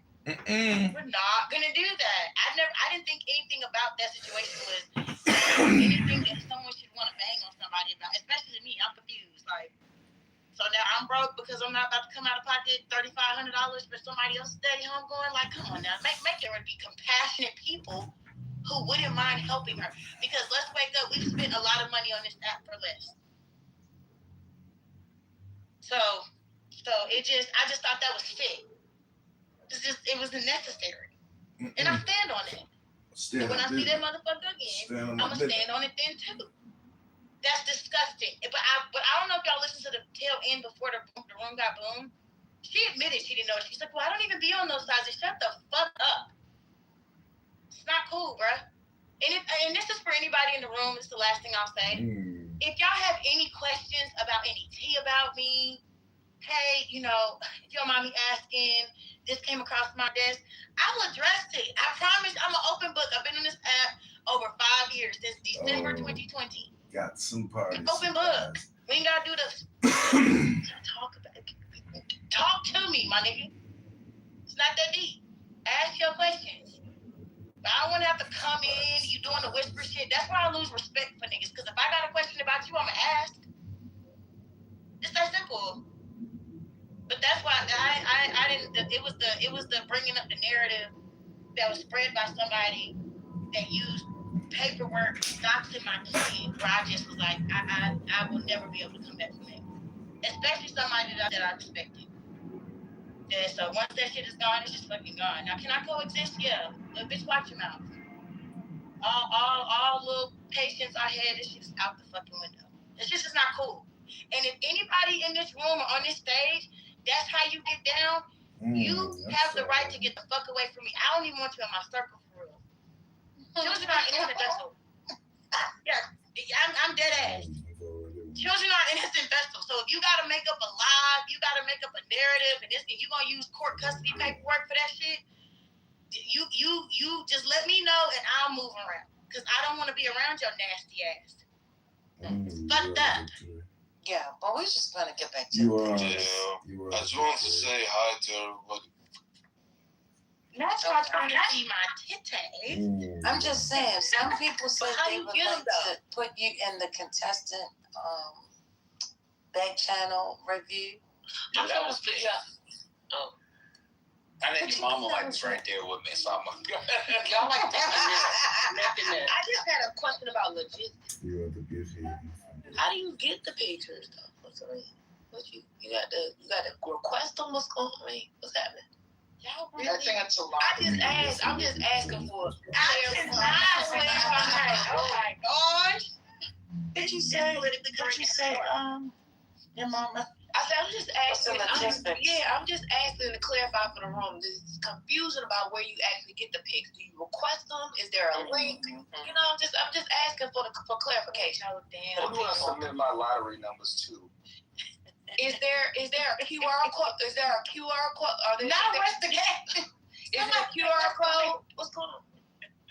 Your mama asking if there's a portal. Does she need to have her security key to log in to get the TV? Right. Do we need to download Microsoft Authenticator? Like what's going on? MFA? I can get the two-step authentication. You gotta do the how many of these are motorcycles and click on that. Oh yes. What's that called? The capture, yeah. We gotta do it. Are you a human test? A robot? Y'all mute good night movie. Do you want a picture too? Oh no, I can't say that out loud. Oh, okay. I got you. You might get hurt. Yeah. We don't want your head. No, I can't say that out loud. We almost your neck. We almost your neck. No, I got some nice titties in the house. I got some. All right. All right. I'm gonna be honest with you though, baby. Excuse me? Hold on, babe. I'm gonna be honest with you. I'm not a big fan of big titties though. They got to be big. Oh, what's big? Okay. What's big Not though? like triple phase. We talking about Get Rambo. I'm trying to say, y'all gonna send them Rambo in here. And we don't want the girth of that conversation, Johnny. Exactly. She was swallowing. Hey Penny, I would like a special portal for myself. Oh my God! Finger wagging hurricane. No, hold on, please. I was recognized as straight yesterday. Okay. Oh my God! So you're leaning into it today? Okay. Yeah. I was recognized as being more of a man, straight man. See, MJ, okay. See, this is what happens. MJ was tall. I know. When I need a man, now he want a woman. The world is upside down right now, y'all. Y'all got to pray. I was also straight and fat. Okay, that's what I was called. I was straight, but I was fat. You was called fat. Yes, I was called straight and fat. So yes, so. Let me go on mute. Oh. Now he got a shelf. Annie, I need a special link, for as a new straight man. Straight is nice. I'm trying to tell you. You've been straight for 18 hours? Being late in life straight is crazy. They said his voice is put on. After this, I got some his face. No, they said my voice had a lot of bass in it. I spoke with authority. They said MJ spoke like a bitch. Oh. Was that Ku Klux Klan? No, it was this biracial lady named Bango. The great Bango. Oh no! I was talking about Bango earlier. That's the only woman on this app. I'll leave the room every time. I'm so scared. I'm terrified. Yeah, people were like, "Oh, this is Hurricane. It's not straight." She was like, "Yes, it is." So you know what's funny? Hurricane was more offended being called straight than he was fat. No, he was not. No, he was. He was. He was? He was. Or maybe he thought it was more. These are the three things he's been called: straight, 30 years old, and fat. Which is the biggest lie? Rank them. And my ranking is 30, fat, and straight. I think he.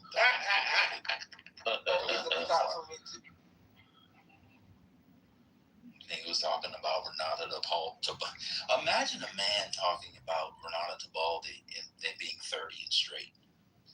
Yes. Well, that kind of goes for you too. I'm not 30. Well, no, that's good. Oh, okay. Yeah.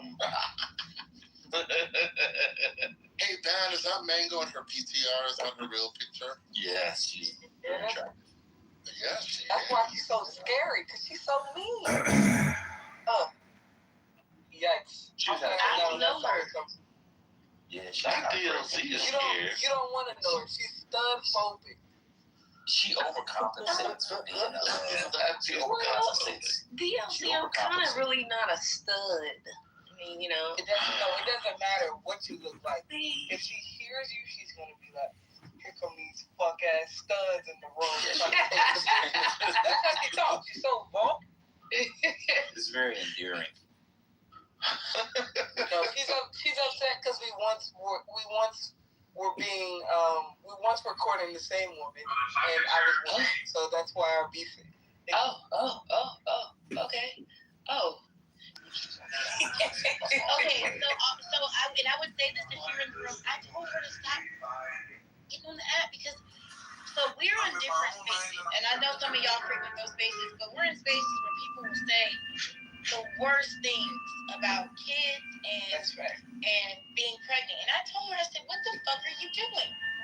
I'm telling y'all right now, if I ain't trying, I'm saying, but if I get pregnant, I'm off this bitch. And if I do, I wouldn't even, if I'm still using, I wouldn't tell y'all because people would instantly try to curse my mouth. This is, I told her several times as a metaverse friend, what are you doing? Get the fuck off this app. Don't even receive that energy, much less respond to it. Your pregnancy is the most tender time of your life. That baby feels everything we feel. So, I'm no different. That little boy gonna come out fighting. I'm telling you right now. She's gonna be trying to figure out why in 2 years. Motherfucker, she's gonna be on the app for 10 months while you pregnant. Speaking of the original, where are you then? You better come back. You too, brother. Oh, Lord. Is Brother Messi there? Is he still here? Brother Messi, I want you to know that regardless of the fact that I made it home safe and sound, I will not be crashing out tonight. Thank you. I'm prepared. No, fuck it. I'm down. It's like, you know what? No, fuck it. Everybody come. I love you, but no. So who was Spiritus crashing out on the side of? No, he was getting in the way. So a certain side, when you're rules of engagement are learned. Now let me explain. When two people are what you call dating, everybody duck. Move the fuck out the way because you catch a stray. So I politely tucked Spiritus back in the audience, and this motherfucker kept coming back up playing Marvin Gaye, Let's Get It On. You gotta understand. What are you doing right now? He was just said, you know what, this is getting ridiculous. But yeah, when just so you know, that's why it's just like nobody don't say shit. Now unless there is, everybody has different banging parameters. There are some people where they say, look, you can bang, but the moment I hear you talk about a kid, you are dropped. You know. They vary by the state, you know, that you're in. Some people, it's like, hey, yo, there are no rules. Fuck you. I personally, I don't play by, I don't pick up kids. I don't pick up the dead. That's me personally. I don't, you ain't gonna have your goddamn great auntie haunting me, and I'm trying to figure out why the fuck I can't get no sleep. No. Let me ask a question. You know, I wasn't there, so I don't know. So, do not shoot me, okay?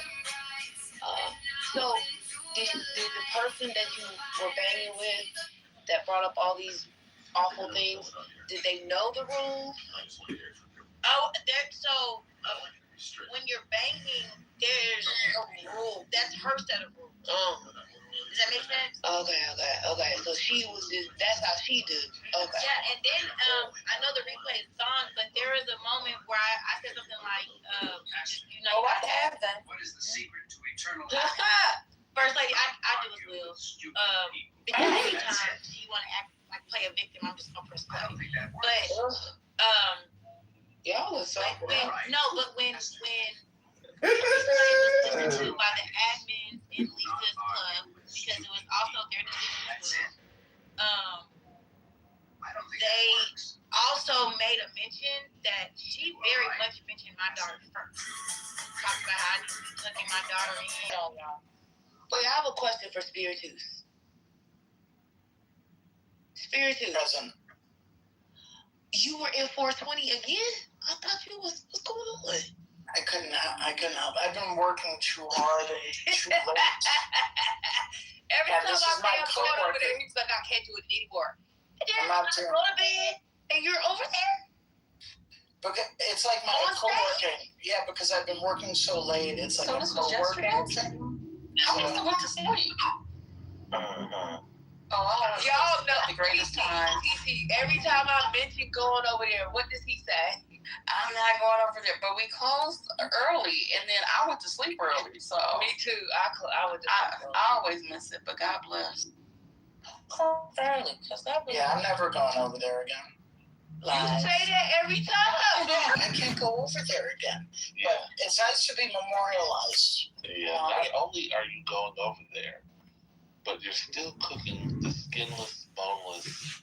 I don't cook anymore because of you. Chicken thighs. I threw out my air fryer because no oil, little to no salt, just a few bland spices that should have been thrown away. Okay, well, at least I'm not on my second bottle of Kim Crawford Sauvignon Blanc.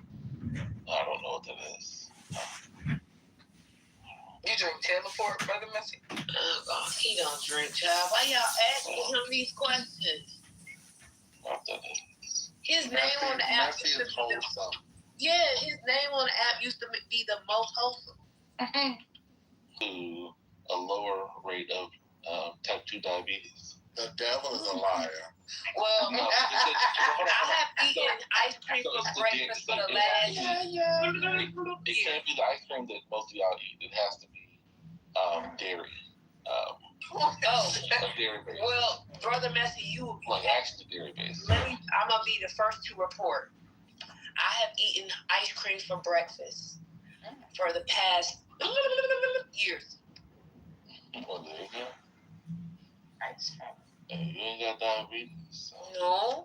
I mean, for breakfast is best. If you're gonna eat it, breakfast is best. Yeah, so I can go through the whole day. Yeah. Okay, so your mama, what's your portion size? Oh, 1 scoop. See, I just need a taste. It's like a hit. It's a subtle judgment. It is like a hit. It's her hangover. She need more sugar from the booze the night before. Oh my. Then you should switch out the ice cream and just do like a shot of Henny Rita in them. No, see, that's not what. That look like I'm gonna be honest. I've been thinking about that picture every time I see it. That's why I gotta keep it up. See. DLC, that look like you eating Damatab. Yeah, I hate it. I hate it's my least favorite. Damatab. So where's the picture? It looks so comical. People think it's AI, so I gotta keep it up. No, I'm gonna be honest with you. Oh, this is real? It's in the store right now, $15 a box. And they're showing McDonald's commercial. This looks like those McDonald's cafe drinks that they're selling now. This just looks bad. All sorts of bad. But like I said, I don't trust y'all. The last time I remember having a drink, y'all told me Hypnotic was good. I tried it and it was absolutely. I wasn't bored. Wait, but you didn't have the Incredible Hulk. You just had the Hypnotic. Huh? Hypnotic was good in 2003. Tennessee you gotta have Spirit has a point. They need to add to this line and add the Incredible Hulk as the fourth option of it. Y'all said it was good because it was light blue. It was absolutely disgusting. Well, you have to mix it with a cognac. That's the last time I remember having a drink, I'll be honest with you. And I was in college. Not APG. That's the only reason I'm here. I heard it with some titties.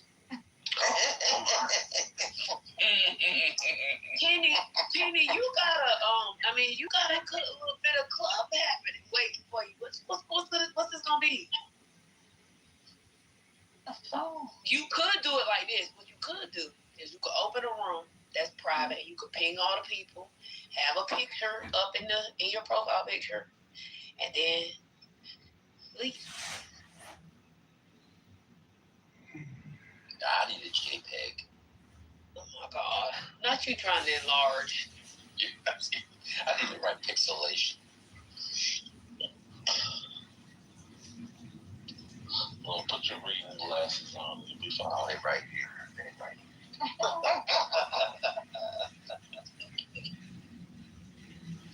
Yeah, but if anything, I might get the thing to go around your neck. The librarian lanyard. Oh my God. Yeah, they have on some of them old accountant hats, the green ones. Oh, okay. Going around my house. With the brim. You're getting glasses, Glenn. Oh my God. Definitely. With a light green one.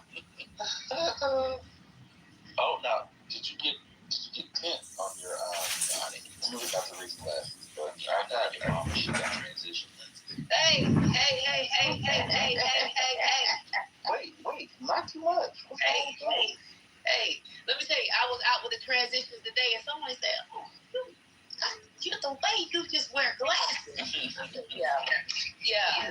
Wait, so people aren't doing the No, transitions are for the old. That's what he was trying to say.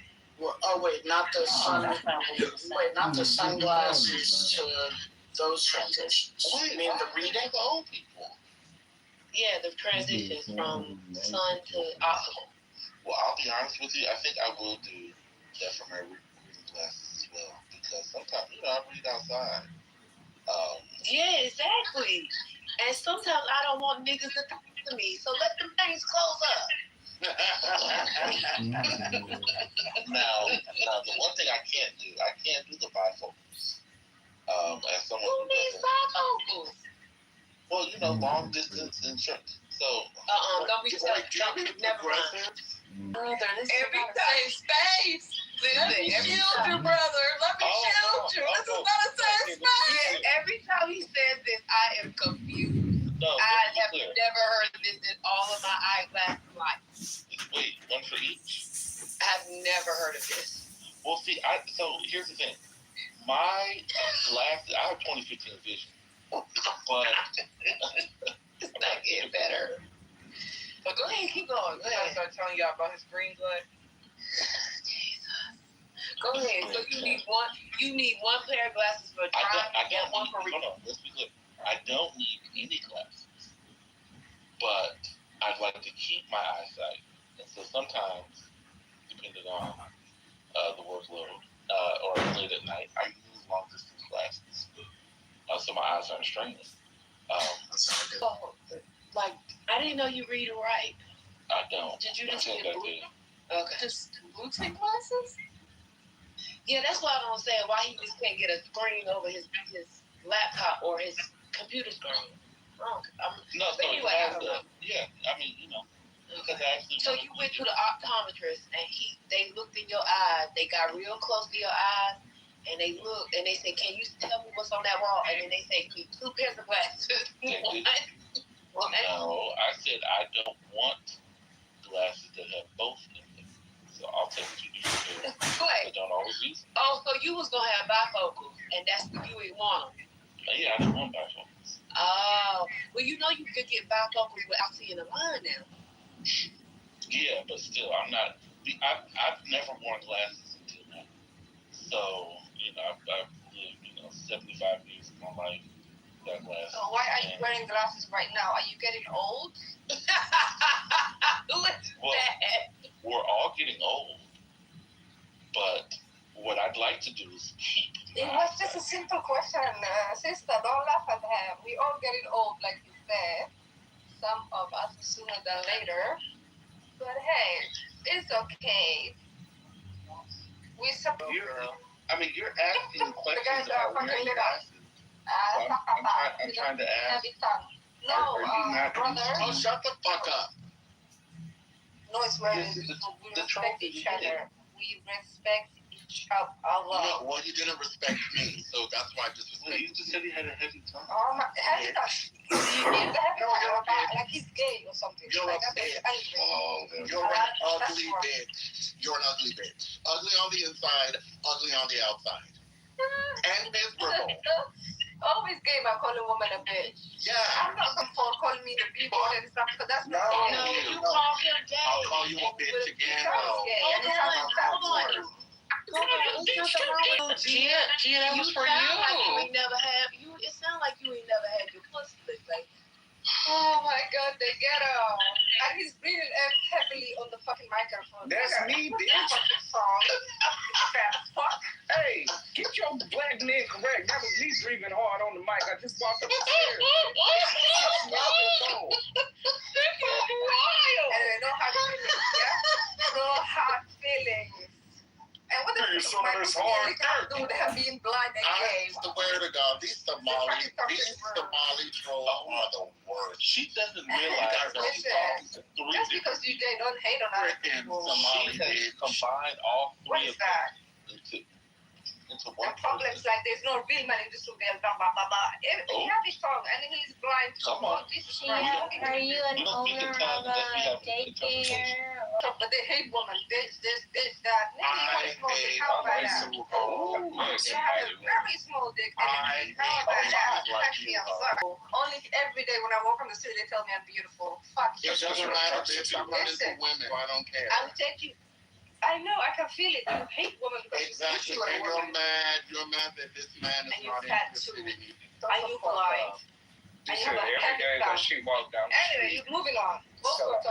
Brett, are you a prostitute? Brett, Trying to get a discount. this is the same, Brett. I am here. What's going on? Brett and Brother Messi, breaking news. Today we learned that Victoria, aka is from. I was here to hear that horrific news. Let me tell y'all something. Texas Wait, California.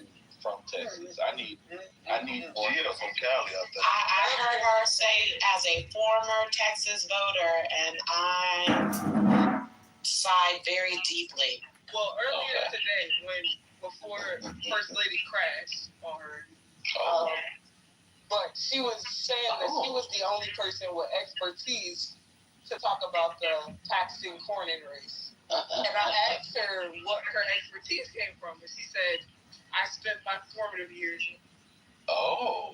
And then backtrack when I called Okay, her out feminine on spinning her. Oh, ooh. Do you not hear me talking? Nigga, you need to be a me. Why did you say nigga like that? What's going on? I know. This, yeah. She doesn't know who she's talking Brother, he was about to make me pull out the Johnson. Y'all know I've been having that thing packed up for weeks now. It's only been 2 weeks. It's only been 2 weeks. Well, Get to a month and then we'll celebrate. Get to a month and then we'll celebrate. It ain't out. It's not out. It's packed up. Okay, I know. You did good. Show me. But wait a minute, brother. on her. Brother, Yes, ma'am. let me Hold on. address Dr. Library. I know. I just need you to stay with me. Pray with me.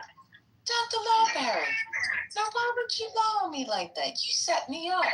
You know you did that, right? No. I was sitting there minding my good, clean business. I was working. Did you crash out though? No, it wasn't a crash. Okay. I didn't use any profanity. Oh, wait. Hold on. Hold on. I have two questions. Second question, you're not going to like, but just stay with me. First question, did you raise your voice? Perhaps. Okay. Might have been a crash. It wasn't a full crash. He was approaching it, but no, she just corrected her. It was Dr. Library. Dr. Library corrected me. She said, I'm just getting back at you because what you played and the girl had to say. Is she you in the Matrix for one lady? Yeah, you did. I thought it was me. No, see, I wasn't trying to set you up per se. I was gonna fully handle it. I didn't think you were gonna tag yourself in. I thought because you took the reaction. You threw that ball up there. That valley ball was sitting there. I had to go in to tap it over the net. No, because the reason I thought you was gonna sit it out is because Katrina gonna ride for you, and Katrina was light her ass up for you. So I was like, okay, Katrina handle it. God bless Katrina. Okay. She's always jumping in a car. I have a question.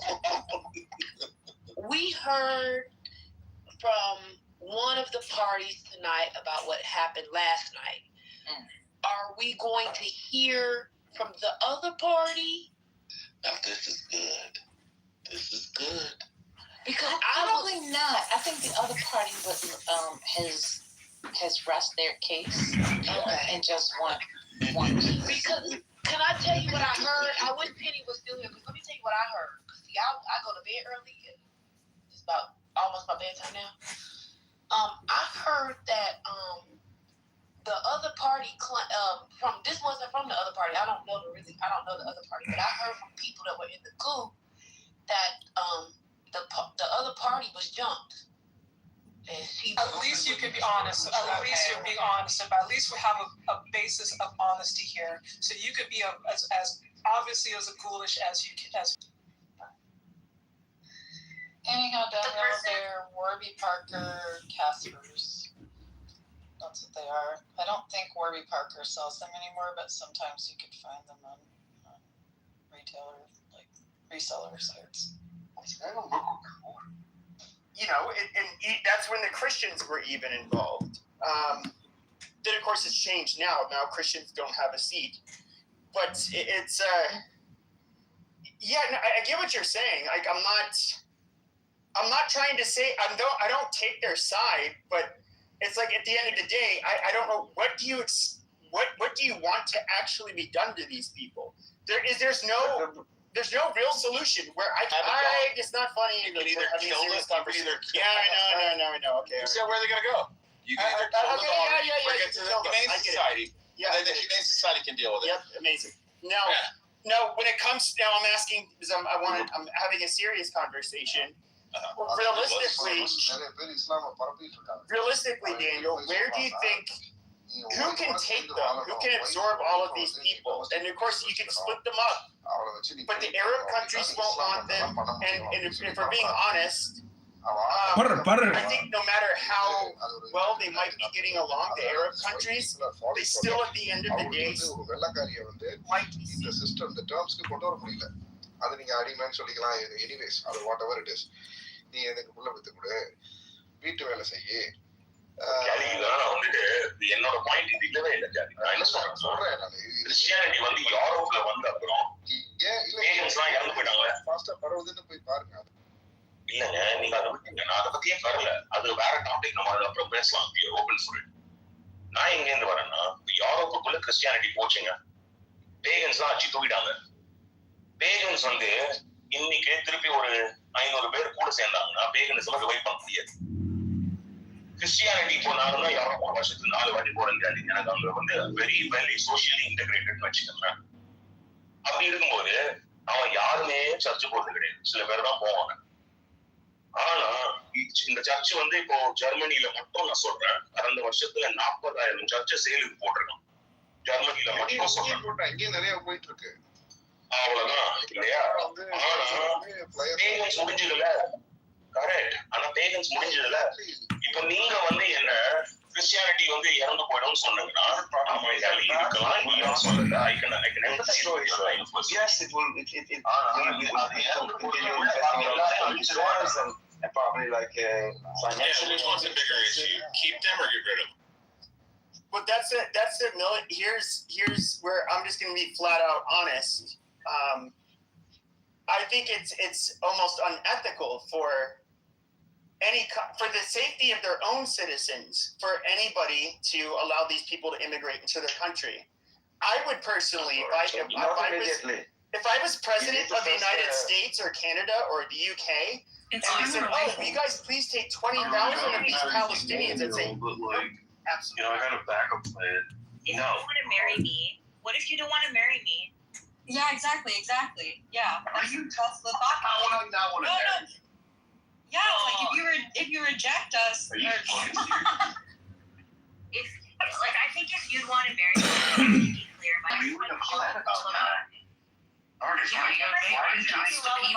You fuckers are bullies. I love him. No, you don't love him. Am I? No, Zamu, do you remember what I said? She thought that we were the ones interrupting him. Yeah. So she's calling us bullies now. I don't know why. It's stupid, Nargis. Yeah, Narj is trying to take. He was trying to. Try to eat some watermelon pills. Nargis, we gave him so much time. Zamu sent me a message and was like, holy shit. So I said, Zamu, come on. You could have stopped him, right? I was gonna read a poem. John, please chill for a second. Hold on. No, Nargis. Zamu sent you a message. It was just unjust. I can't Okay, I'm sorry. justice. I'm sorry. I didn't know that was unjust. We were just singing. When someone's trying, you're singing just when he's singing. Hello? No, I was singing. And he was singing. Am I insane right now? You bully Hello? others, you get bullied. Over me, You bully others, you get bullied. That's That's the pot calling the kettle black. Yeah, don't start crying when others try to like bully you. Singing over In real life. Projection alert. He's just talking shit. Projection alert. I'm not talking shit. I saw you. You are. I was listen. singing him. So I was sending a message. All right, this is what's up. You just wanted to shut his mouth, right? What was he doing? No, we wanted him to have his moment of preaching. Because obviously he doesn't have a He kept congregation. talking over me, Nargis. He wanted to talk. He was talking over fucking Zabu. And I said to Zabu, all right, let's just give him like his moment. He's enjoying himself. Yeah, he was having a good time. You gave him 45 minutes. Dude, and now... How long was he talking? 45 minutes. So like you're dude. And I wasn't wrong. I told you she wasn't around. Yeah, I told you. Yeah, I didn't hear anything. I told you. Narj is, are you sleepwalking? Hold on, John's trying to center himself. He's so not crazy. talking. Come on, don't. Stop being cringe, John. Dude, absorb what's happening. What we're talking about. Yeah, like be a little empathetic to other people, John. I wish John was in the room when it was talking about that. Because then John could talk about his 19-year-old girlfriend. I don't have a 19-year-old girlfriend. And everybody here sounds like they're on Adderall. Is it just me or? How the fuck did you guys allow him to speak for 45 minutes? Because oh my god, that was You're getting like God. You're I'm sorry, I thought it. You're gonna complain about this 19. Now why don't you complain? Okay, so I'm sorry. I didn't know he was speaking. I'm sorry, I thought he was speaking for 45 minutes. Yes. I said I'm sorry, he was speaking for 45 minutes. Okay, keep over talking me, that's fine. Well, ladies and gentlemen, before I retire into my hot bubble bath, I would like to read you a poem from the Tao Te Ching. How do we allow people to just overtalk? How do we allow people pulling out? I wanted to hear Daniel's joke. Yeah, Daniel is waiting to say a joke. How free? John, stop. Daniel, go ahead. No. Please, pretty please. Oh, Pretty please. Zabu, you could do a cartoon voice, Zabu. I promise if the joke is the funniest thing I've ever heard, I'll send you a photo of my breasts. Can I also send a photo of my breast? Anyway. It has to be the funniest thing I've ever heard. Oh my God, you set the bar way too high, but I'll try with that. So anyway, no, I'm not telling you. Wait, actually, Who has the biggest melons here on stage right now? I can't do this. I can't. Not tonight. Please. Oh, Zabu, you're gonna kill it. Please. So who the fuck was bullying Ultimate? Narjas, can you talk like that, Narjas? Can you talk like Zabu right now? Like a child? Yeah. It's like a cartoon voice. It's like a hentai cartoon voice. I love it. Please, Daddy. Please, Daddy. Oh my gosh. This would make I would love see, you know. Oh, I see. Ew. Well, he's gallivanting all over Europe with his partner. Bro, you can guess. So the whole team is 19, right? So you can kind of guess. Sam Joe. Oh my God. Oh my God, stop it. He's gallivanting. He's gallivanting all over Europe. Yeah, I love developing. I love taking up this 18-year-old girl into my bosom and guiding her along, letting her wings spread and she can fly. It's so creepy. Who said that? Right. No, Alice probably does the same thing. Listen, I took that girl out. 60-year-old chick. I took that girl out for a very nice dinner, and then we got to the restaurant, and she says, "You know what? Just take me home." I was like, "Really? Okay." I took her home. I was like, "Thank God I don't have to buy you a dinner. It's a Saturday night. I'm gonna come out to the best party in town. Like, let me take you home." She's like, Did "Okay." she say it like, please, can you take me home? Please. No, she was sucking on a vape pen, and she was a catfish at 19. She looked like she was 36. I was like, "Oh, no problem." Were you gonna buy her a steak though? I was gonna pay. I was gonna pay for if I take a girl out for dinner, I'm gonna pay. Yeah. Fuck yeah, man. Look at you. You think I want to deal with even talking to somebody about who's gonna pay for the bill? I mean, give me a break. I think Nargis and John should go on it. Okay, Ultimate's back. Ultimate, did you want to sing us a song? No. Narjas, I thought we were friends. I thought you would go out on a nice romantic date with me, We Narjas. really want to hear you sing a song, dude. Please. We were hoping you would come back. Nargis has been dying to hear you sing, and we all want to be very quiet and listen. Ultimate, I didn't know you were speaking for 45 minutes, bro. Yeah, we can all listen to you. Ultimate, what do you got for us? Come on, brother. Direct it right to Nargis. So in the Philippines, there were these militants that would like wrap themselves in wet bamboo with machetes and charge at the troops who had guns. And Well, it appears he's just in listening mode. So I have a couple options for the next 60 seconds. I can do tarot cards. I can read from Jewish mystical Kabbalah cards. I can read from Meditations of Marcus Aurelius. I can read Grandmother's Jewish Wisdom, Tao Te Ching, 25 Zen Essays, or Ayn Rand. Which one is it going to be? I know you want to hear me read for 60 minutes. 60 seconds. Hello? Oh my God. Is it causing a migraine listening to me? Yeah, a little bit. Ooh. Where does it hurt? Are you breathing? Have you touched your toes today? Have you sweated? Have you done any squats or push-ups or I licked sit-ups? my toes today. You what? I licked my toes. Oh, I thought you said you licked your pills. I licked my toes. Damn, you can suck on your toes? Yeah. Whew. Spicy. Is it possible for Daniel to sing cocaine bros? That's the weirdest woman I've ever met in my life. Actually, I like it when Daniel sings about the beef in the streets. That's my favorite Daniel rap. Go for it, Daniel. Every time she speaks, there's something new. Go ahead, Zabu. And you never heard what she said in French. That was bad. She said something. None of you understood. What did I say? I'm not going to say it. I'm going to say it. What's the difference? You're thinking about it. What's the difference between you thinking about it and saying it? You might as well just say it. Mama. You were not in the song anymore. You were talking to me. She's a bandito. Or bandita. Not to confuse it with harem. Imagine having a harem of 19-year-olds. That would be hot. 19 of them. What's beef? Beef is when you need 2 gats to go to sleep.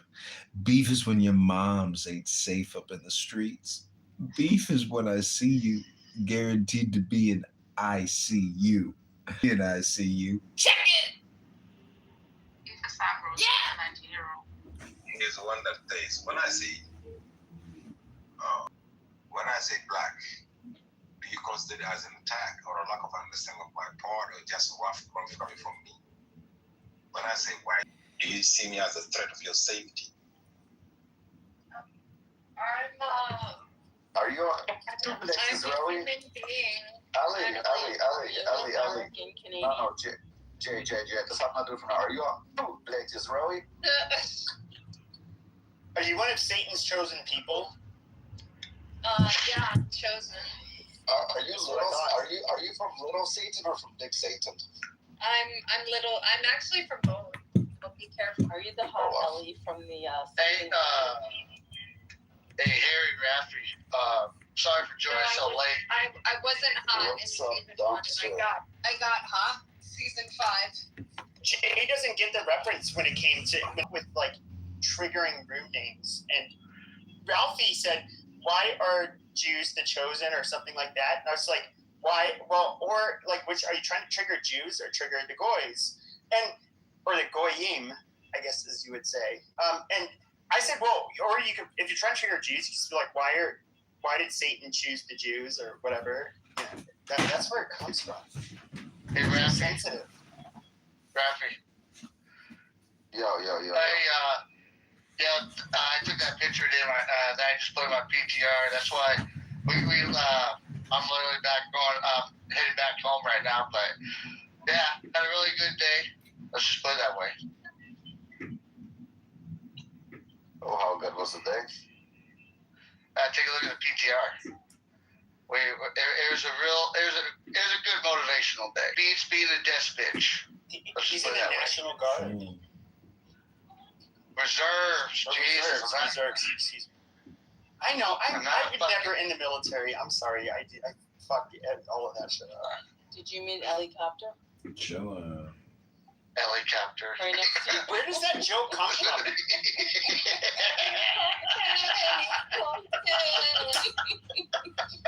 Where does that joke come from? Like, why? Like Jews, like a couple years ago, were all using the helicopters. Do you want to explain an helicopter? Helicopter.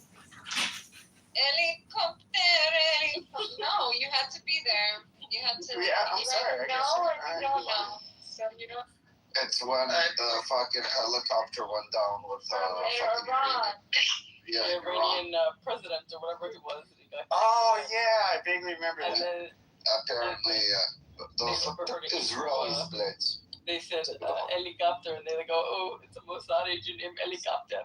Helicopter didn't. He was on the plane with them. Well, they were saying helicopter with an accent. Well, the joke from the Israelis are, Motorola, Happy? Yeah. Remember when the pager incident happened? There's an Israeli name called Moti. You know Moti? You ever heard of an Israeli name Moti? It's an Israeli name Moti. Motorola did it. Listen, when that shit happened, Rafi, so many people were trashing people who use pagers. Bro, I used pagers for like 15 fucking years, dude. Like it was pretty good. Pagers were pretty fucking, gangster as fuck. I mean, you get. Yeah, but I think they were using it to I'm guessing that Hezbollah was at least smart enough. The reason they used pagers is in order to tell you to go onto a secure line or to go onto an encrypted radio. But it is rather genius that It is genius. It is genius. they ended up basically making it so that these pagers would just like blow up on their crotch, which Just really the sucked. old comments that were getting a little brutal, you know. Like it's a genius master plan, and I respect that. But it's when motherfuckers are like, well, old people use fucking pager. I mean, you could bank off pussy if you had a pager on your hip. I'm just telling you that. What's going on, Yakov? I think many of them also brought them up to their eyes and were blinded. That's just more fucked. Holy shit. Wait, wasn't there something else that they reading them and they blew up in their faces because That's true. They had them in their hands. Wasn't there something else? Wasn't there like walkie-talkies or something else? Yeah, it was an ICOM V81 V80. I have one. It's a ham radio, VHF radio. Looks like you would call it you would call it a walkie-talkie. It had a bigger, it was much bigger case, so it could have ounces of explosives in it. But see, Pepe, what's so diabolical about it is most people who have pagers, or at least the bad guys that have them, and think about where it's at. It's right at the hip. And dude, the survivability of those individuals that took a fucking blast to the hip, or at least the pelvis, you know, I mean, your chances go next to nothing. Well, I forget where it is near your. Yeah, so from like, the liver to the knees. if you have when you have like a heart attack or anywhere else, there's right near your pelvic area. There's a place where an ideal place they check for your pulse. I have zero medical training, but I'm guessing what you bleed out quickly. I mean, even like, let's see, I gotta word this correctly. For round placements, it is preferred. Basically, it's percent of mass, but also encouraged to the pelvis as well, because the 5.56 NATO rounds, when they hit flesh, they kind of pierce through, and a lot of time by the time it's tumbling, it's already partially out of the torso or out of the flesh. So it was encouraged for a more humane, mobilized combatant, like you can, to where you can effectively place your second or third round. Well, Dumpster, do you know who taught in the Air Force Special Forces, the SEER? He's a PJ, bro. He's a fucking PJ. Yeah. Which, for those of you who don't know, they're called they have to go through the Superman program. Like, in other words, of all the special forces, they have to go through the most schools. It's pararescue group. Like, they're literally, their memo is so others may live. Yeah, so what do you know what SEER stands for? What is it? Survive, escape. Survive, escape, evade. No, survive, evade. Oh fuck, I can't think of it. Yeah, I don't remember the acronym either. But like every Air Force pilot has to go through it. A lot of special forces that have to go through it. So let's keep the guy in Iran alive. Yeah, so he actually released a video yesterday that because he did one in 2023 and he updated it, for what would you do in 2026. It's actually pretty interesting because he talks about a lot of things that obviously are not intuitive to somebody who's not, has zero expertise in that area. But he did say, like, if you have a cell phone, for example, you have to get rid of it. Period. That's just what you have to do. They don't even fly with cell phones. Yeah, they're not even allowed to get into the cockpit with a cell phone. Makes sense. And then when it comes to radios, he said, he doesn't care how encrypted it is. It's a burp. Literally, it's encrypted burp. It goes like, and that's it. Yeah, but he was saying that basically, if you were having a professional military searching for you today, their ability to locate you because you have a radio on, it would be pretty bad. But of course, he said like what they do is like maybe it's like every 35 minutes after the hour, you might have a plan that you guys will listen in for 2 minutes or something like that. But you would have to use a punch key. I don't know. I'm guessing. I was surprised that they didn't have a predetermined word or signal, because he said God is good, and apparently at the time, even Exodus said this. We weren't sure if he was an airman or an Iranian, because it was so close to God is great, God is good, and they realized it was him. But I'm surprised they didn't have like a zebra or like some word that changes with every flight or something with everybody who takes off, so they could have it. Well, that's part of their element of expertise, but but Jacob, you gotta realize, dude, the focus point was he's drawing air. You know what I mean? I mean, that moment, God is good. Granted, there might have been confusion of possibility of maybe the opposition, but it still means that Wizzo drew breath, and he had the function to address. So that's the key part of it. There was confusion concerning that whole incident. Originally, people like pro-Israel social media accounts were saying, Israeli special forces side by side on the ground helped rescue the downed pilot. Then afterwards, I heard no, they were just giving, I believe Israeli fighter planes did some attacks on folks nearby, in addition to the U.S. doing it. But I don't. Who knows?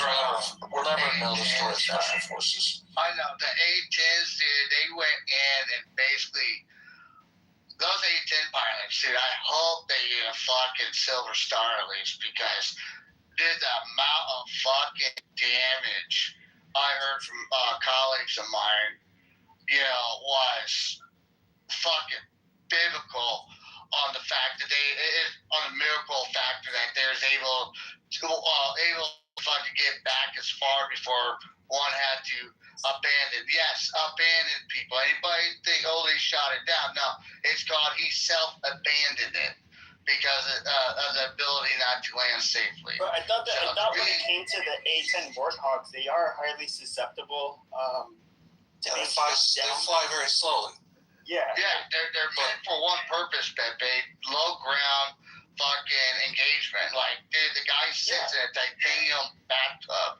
Like, dude, I have witnessed in country A-10s on fucking tarmac with fucking pumpkin-sized holes all the way through the fucking wings, through the fucking side of them, and them bitches still fucking came out. How many of them were down during that? A complete list just came out a few days ago of all of the aircraft that were either downed or hit during this operation in Iran. But I believe it might have been more than one, but it was at least one. Did you hear? Was there? I guess what I'm asking, was there more than one Warthog that was hit? I know one. I think there was two, but they weren't related. The one was in the Gulf. Yeah, correct. He made it back to base and Saudi Arabia. Yeah, and one the condition to safely land. So he radioed in the plane and he scudded, and he was retrieved as well. Almost all of the planes that were damaged or had damage were KC-130, what is it, 135s or 130, the tankers? Yeah, they were sitting on the ground when ammunitions hit them. Huh. Yep.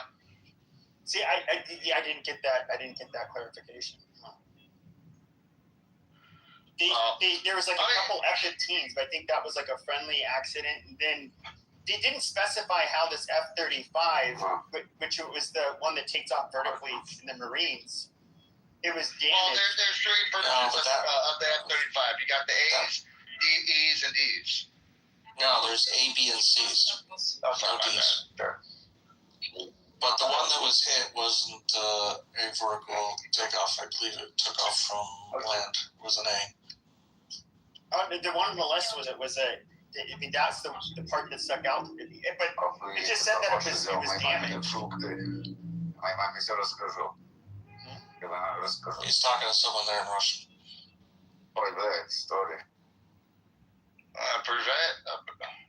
Привет, brother. Привет, comrade. What's up, bad story? I don't know what's on mic. But no, like, I mean, hell, they even brought that AH-29. I'm gonna butcher the fuck out of this name, but was it Tuscanas, which is a prop airplane. See, was it dual pilot? Are you talking about the one that Special Forces uses? No, this one is. It's a replacement for the A-10. No. This is actually a propeller-driven. Yeah. It's a replacement that's under development for the A-10. Tucano. Tucano, but they even it's called a Chicano U-turn. What's really even the A-10. That is one plane, even though it's pretty old and it's slow moving, and they don't have much in the way of stealth capability. We refuse to sell these to any other country. Dude, the fucking payload. Besides the fucking Burt gun on the front, Pepe, the payload of it is fucking immaculate. It has 5 hard points on each wing. Exactly. So I mean, this is I mean, granted, I'm biased because I have immaculate love for the A-10, at least. But you're infantry, right? Yes. So I've heard like that plane might as well be like the patron saint of the infantry. It is. To me, the A-10 is like the fucking Pope. Literally. Like, don't get wrong, your F-18. Let's say, Vincent, when you talk about the radio, never say repeat. Never say fucking repeat. Why is that? Because, okay, so, like if you're calling in, like a fire mission, if you say repeat, they're gonna repeat the actions, repeat the most previous request.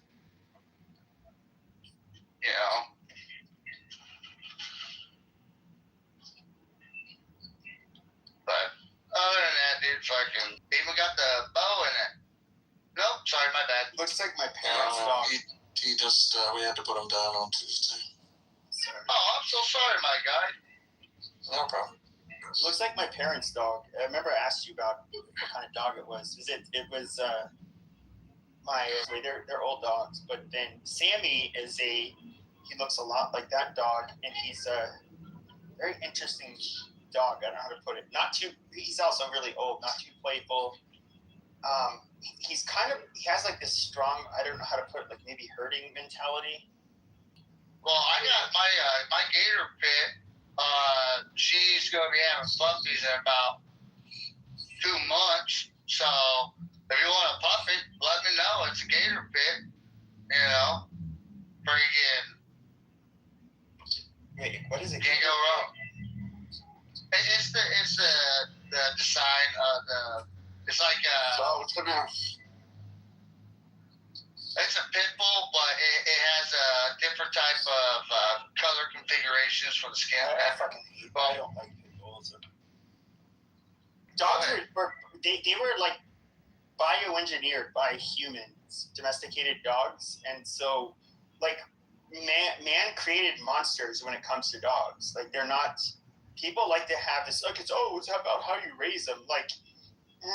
No, we raise them for temperament and their physical capability. I use my gator pits for wild pig. So I forget the name of the dog. Like the pit bull's origin. There was I don't know if it was a Mastiff breed. So it basically in England, they created this dog, which ended up they bred further in America, which became the pit bull. But it was to hunt large game, and so they had a very strong bite, and they would bite towards the face and the neck, and then they would kind of sprawl their legs, and they try to pull you to the ground, or a big piece of game to the ground, which made it easier for them to hunt big game. And so these things are just like monsters. Dude, that's why my 2 pits are 70 pounds apiece, you know? But they're big fucking babies. Dude, you'll catch an attack from my fucking geese than you will from my fucking dogs. I've met pit bulls that are nice, but no, Yakov, if you want a puppy, dude, fuck yeah. I don't sell them. I just get them. We got 2 others. Thank you. You know what's funny? You know, here, I'll tell you something that's kind of funny, and then I got to go to bed. A rocket exploded in Cape Canaveral. what, like a U.S. Like a NASA rocket? Yeah, like a. No, it would be probably some third-party rocket. Probably, let's see, SpaceX uses Texas, so it's a Boeing rocket probably, or something like that. Artemis, I mean, NASA doesn't have anything to. An explosion at Cape Canaveral in Florida of a rocket being tested for an upcoming Blue Origin flight. Former Jeff Bezos says all personnel have been accounted for and are safe. He is promising to find the cause and rebuild. The New Glenn rocket was undergoing a static fire engine test, which is when engines run at full thrust while the rocket stays on the launch pad.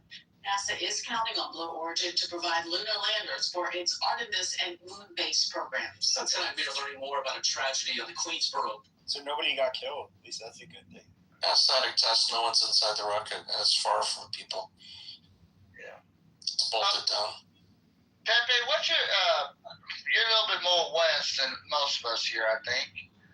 Dude, what you think about Gavin Newsom being a fucking dick and saying he's going to charge tax 100%? Did he do it? I don't know if it was 100%. 100%.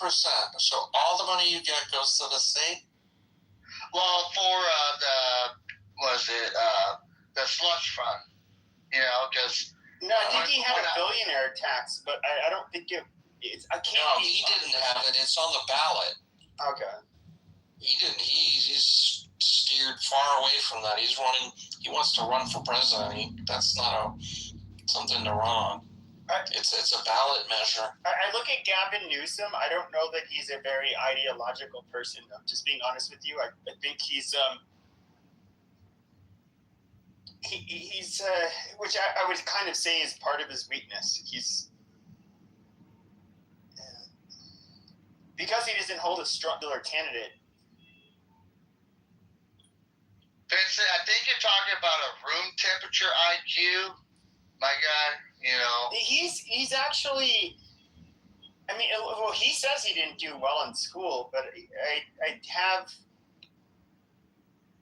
You know, he's doing well in school and success and IQ are 2 different things. Yes. Well, 3 different things. Excuse me. Yeah, he's somebody who I would say is. He's somebody like, for example, when the RNC had or the GOP had their what the fuck you call it, their conference. I remember Sean Hannity was on air and he just walks up to him live and he's like, "Hey, what's up, dude?" You know, he has this charisma. He's somebody who would. He had a split tongue. I guess he had a podcast. And he was bringing in like Charlie Kirk and all of these people to debate with him. He's a likable guy. You know, when you get to talk to him. Now, I personally see that as making him kind of like a really weaselly person. I don't think he stands for anything. Just because you're the cool, likable guy does not mean you're fit to run the fucking country. But unfortunately, he is somebody who's rather, you know, I'm not a fag. We're on the biggest fag on this this app, depending on what day it is. What you put in your butt or don't put in there is not our business. But he's, an attractive guy, charismatic, necessarily going to. It all seems very empty and shallow. He's an oracle speaker, in my opinion. He's like Obama.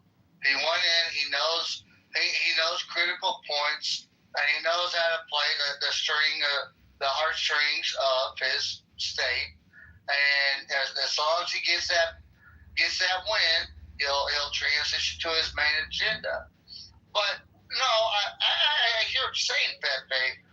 But he's aiming for 100% tax, which But that's impossible. That's impossible. You can't do that. I know, but once again, this is yeah. Sorry, Go ahead. Yeah, go for it. There's a Daniel in the audience, and he has a fucking stupid cold in his fucking. I had to leave the room earlier because. Yeah, I guess we're gonna make something done. I don't know. I'm looking. What do you want me to do? I'm gonna boot him. I'm gonna boot him from the room. I can boot him from the room. I'm on it. I'm not getting. He said, "Wait, me." Yeah. What did he have in his profile? Yeah, it's done.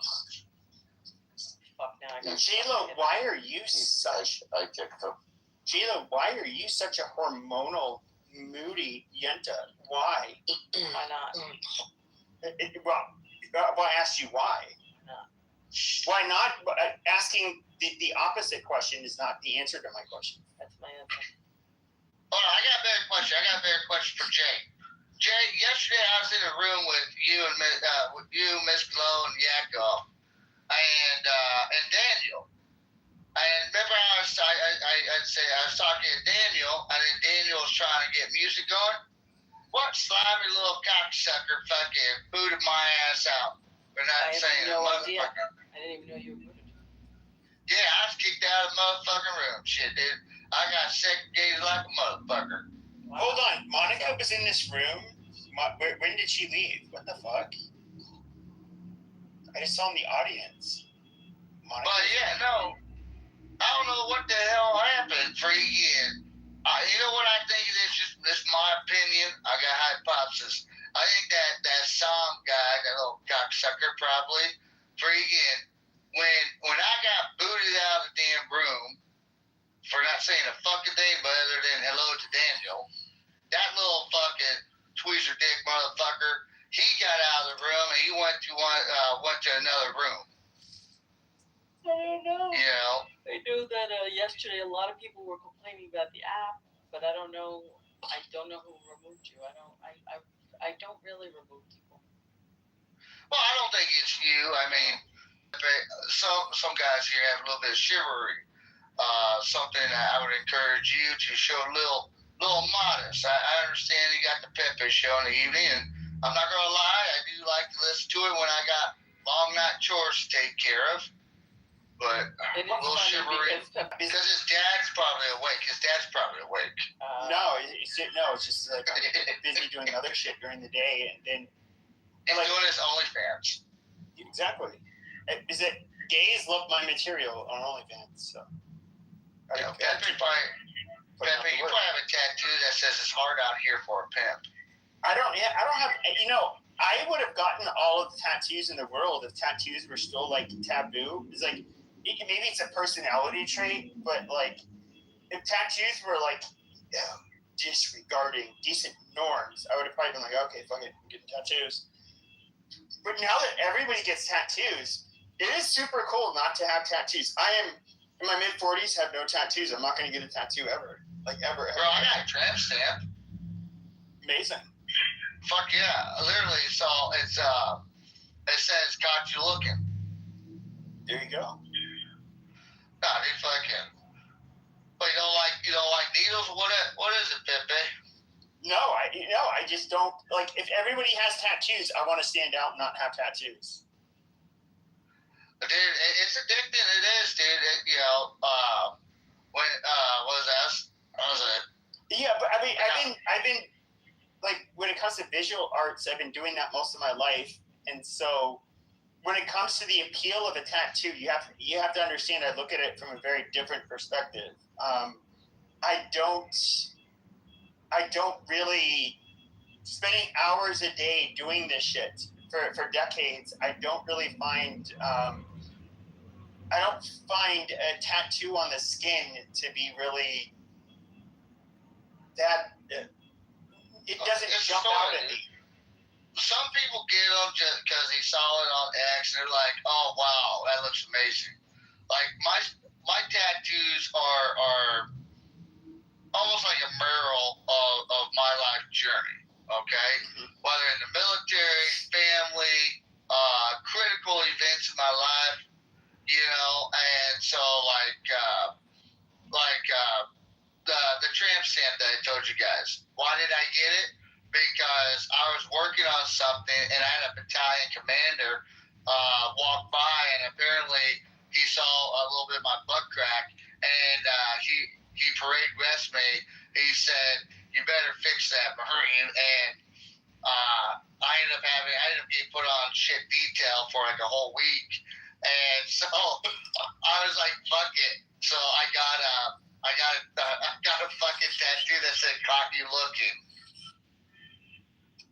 And so if someone goes, "Dude, why'd you say cocky looking?" I have a story I could share with someone. You got any piercings, Pepe? I mean, when I was a teenager, I did. I had like on my eyebrow, I had a little fray. What do you like? Some fray below your bottom lip. I had my ears pierced. It was normal, like in the 90s. Not now. You're a faggot if you do it now. Yeah, I did that. I mean, I'm somebody who would have definitely gotten a tattoo when I was like 18, 19. Did you get your nipples pierced? No, my brother did. Shit, dude, I rocked them bitches from fucking 98 till His brother, who was like always a miscreant, he got like all kinds of tattoos. He had like SS, like Nazi SS bolts. Like this was like, hold on. That's kind of crazy. Like 18-ish years ago. Well, no, he has it. It's all covered over. It was like there was a Russian chapel that he tattooed on the imagery on his. It covered all of it.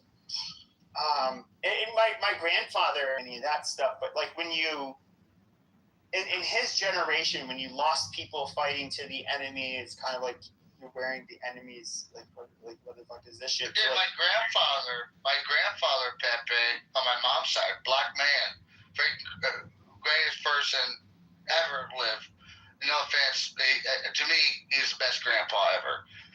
But he was in supplies, and he went from fucking he literally went from Africa all the way to Normandy to Berlin, and dude, my grandfather, like, hated them for it because they understood what really happened. My grandfather Pepe, he didn't talk too much about the war, but when someone would talk about the Holocaust, he would grab that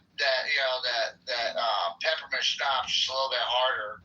And I remember he shared a story with me and my brothers, and because it was going over the Holocaust in school, and I knew my grandfather on my mother's side was in World War II, and same my grandfather, my father's side, and we wanted to hear it from their side. And my grandfather said it. His side. See, he was in supplies when they came up. When Patton found a concentration camp, and when they were all told to not bring food to the camps, not because they didn't want to feed them, but because if they would kill them. And my grandfather witnessed, and he said he witnessed piles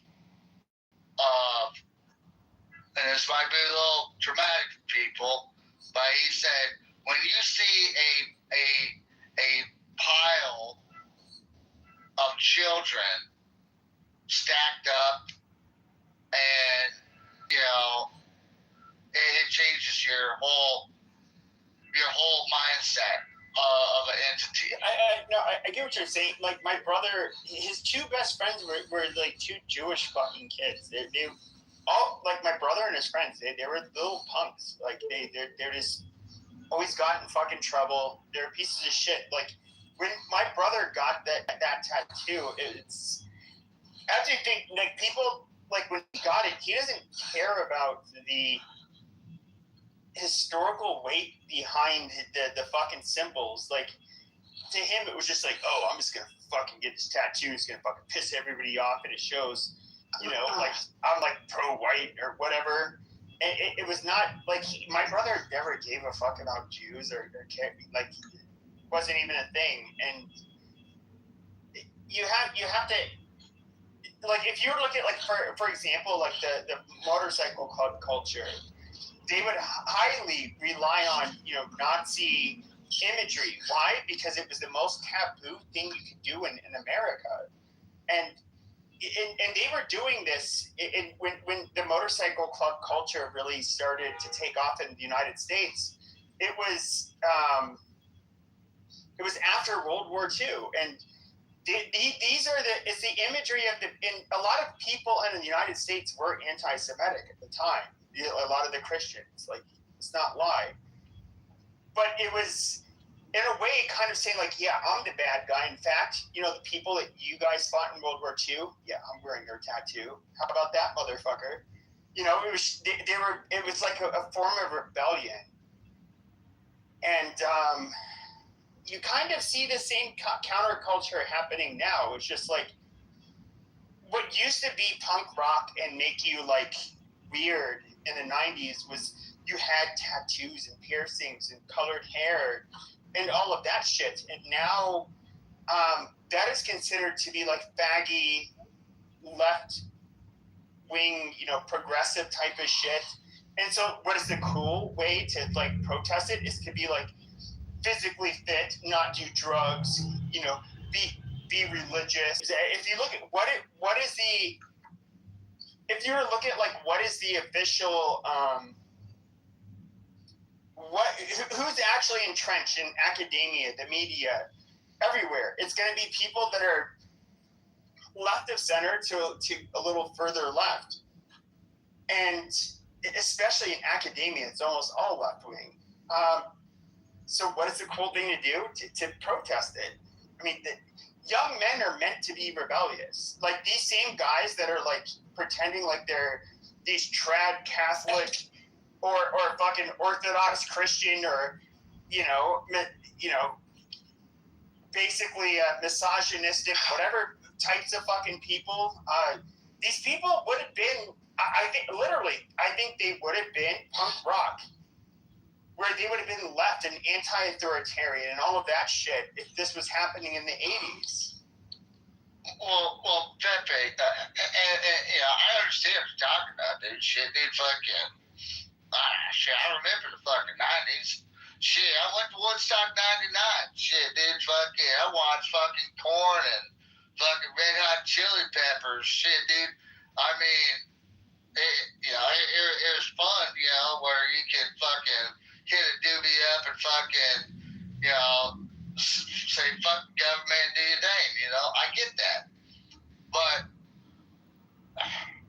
maybe it just came with age, I guess. But when it comes to, like, at least I would say now, the presence, when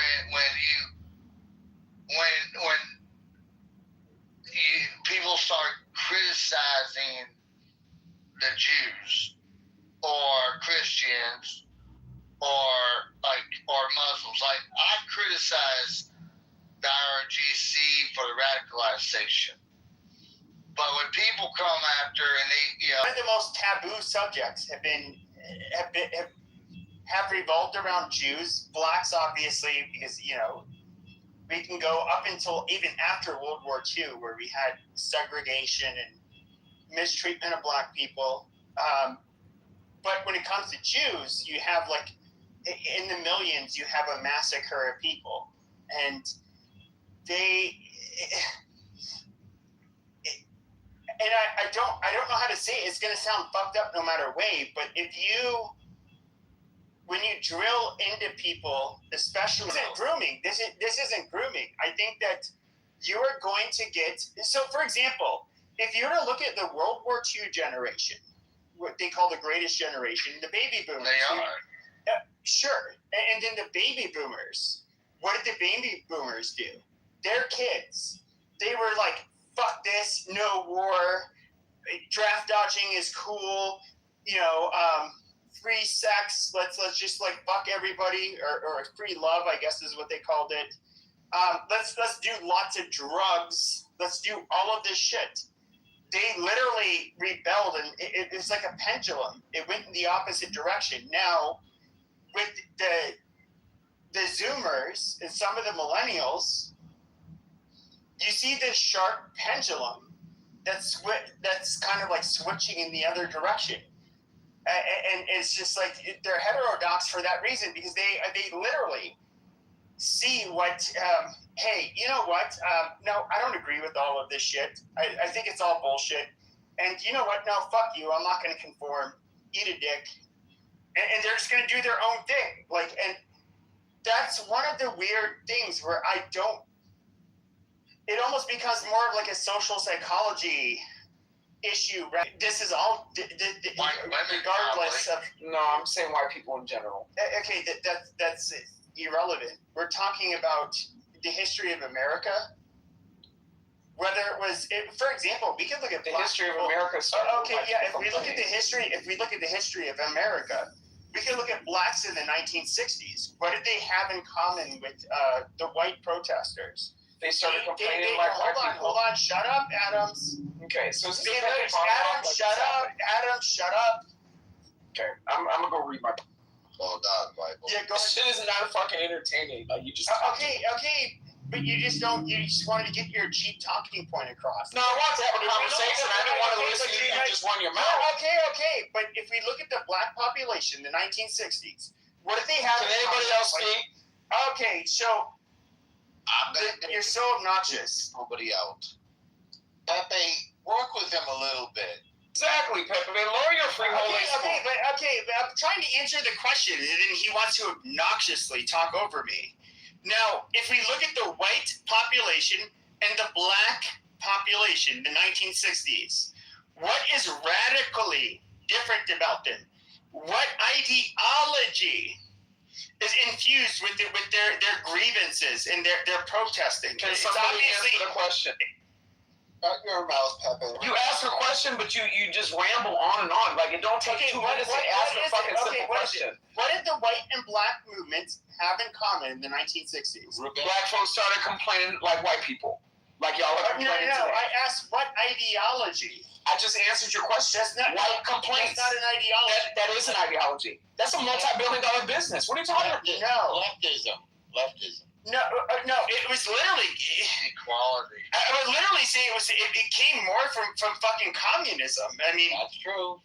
If you look at liberals, first of all, people like to shit on the left. Like liberals are bad people. They're not bad people. Even progressives are not all bad people. When it comes to communists, you start to open the doors to a lot of things that are very anti-liberal. That's true. But when it comes to, we can look at the Weather Underground, we can look at the DSA, and which kind of had factions that were similar to the Weather Underground. We can look at the black states did. It was almost always in collaboration, or with the majority white communist movements. These were not. I don't know how to put it. What are you talking about? Liberal people just wanted equality. Yeah, they just wanted equal rights and civil rights. Thank you. I was trying to jump in, but Pepe just. You don't shut up. I'm telling you, you don't shut up. Pepe, I'll tell you how my mother said it, okay? Because my mother came around during the 60s. my mother my mother got her ass beat for my mother said the civil rights movement, what she loved the most about it was she was able to see her community, the black community, finally take a stand and fight for their equality, their right as Americans, to be acknowledged as Americans, not be segregated from the term American. And that meant more to my mother than anything, is to have an ownership of a country that the black community helped mold. There is not a war that black men and black women have not contributed but never got acknowledged for until, well, I want to say the last maybe 30 years.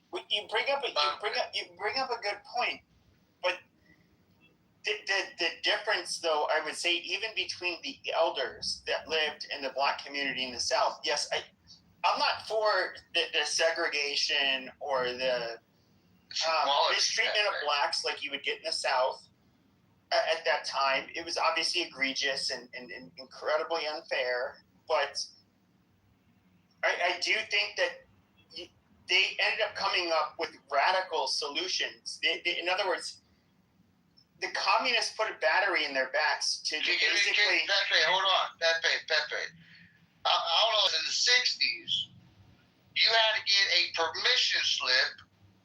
In a way, I'm labeling it as a permission slip for interracial marriage. My mother and father had to go all the way up to Montana to get married. Where in Montana did they get married? Oh, fuck. Where the fuck was it? That's the reason I'm asking. It's not a big deal. But in the 60s, my mom and dad had to go leave South Carolina and go to Montana. Just to be able to have Loving, right? There's a movie about it called The Loving Virginia, the court case. Yeah, that's an incredible story, Dumpster. I wish I had a nicer name. That's a beautiful story, man. I did not know this about you. That's really an intense story. What do you look like, if I may ask? Like a caramel frappe from McDonald's? He's a goddamn quadroon. No, I wouldn't say that. But the thing is, you know, that's the extent that they had to do, because they had to get basically a permission slip to get married, and even when they came back, you know, my dad lost jobs because he married a colored woman. You know, but lost. I get it. Like, there's this injustice where this personal opinion, because of who you married, he's mistreated because you saw. Their answer was that our country is evil to the core. The people that made the environment possible for your parents to have to go through that were evil white men. They were capitalist colonizers that, they're at the top of the hierarchy when it comes to oppression. So therefore, what we need to do is we need to deconstruct every fucking value that these people have.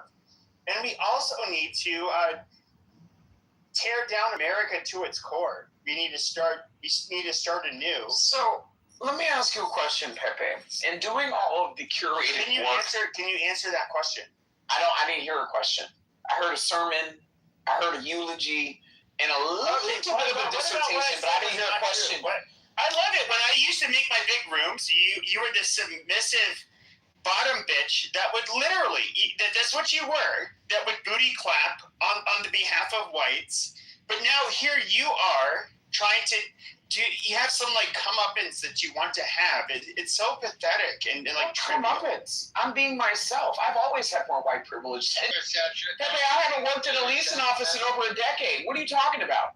You want to listen to these bunch of white trailer monkeys that you hang out with that actually have evictions on their record? For a living again? That actually have their evictions on their record. Thank you very much. What do you do for a living? I'm a sales and marketing executive, Pepe. Oh, where at? Be a receptionist. Why am I going to announce where I work on the open stage on the internet? Pepe, what is your real name? You want to answer that? No, I won't. Okay, well then there you go. It still doesn't satisfy the answer like what you actually do. It doesn't satisfy your curiosity. I satisfied your answer. Doctor, can I be your receptionist? I'll be really good. No, Dumpster. You're definitely overqualified. But what I wanted to get back to. Pepe, on the other hand.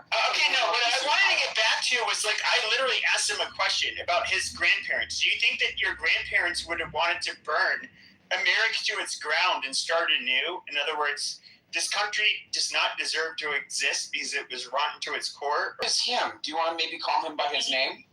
Yeah, Dumpster. Why are you calling him Dumpster? Because he's Nick Riggs?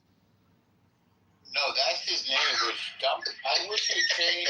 You sound like such a cool person. I wish you didn't have that name, but I guess it is what it is. I used to be Steppy, but then someone got me clipped. Oh, okay. I've heard about you. You're Steppy. Okay. Hopefully, good news. Hopefully. So, Stephanie, would your parents have agreed because of their hardships they had to go through and how they were discriminated against?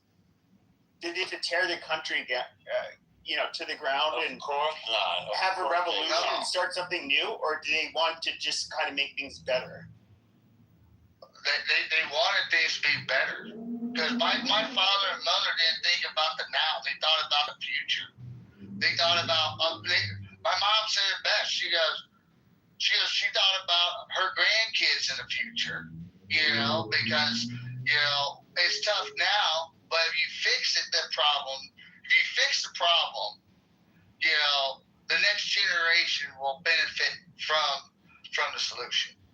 And that's what my mother and father focused on in our community, And even though I'm gonna be honest, even though their hardship with the event, my mother and father really never bitched as much as a lot of people do these days that have never experienced it. How old are your parents?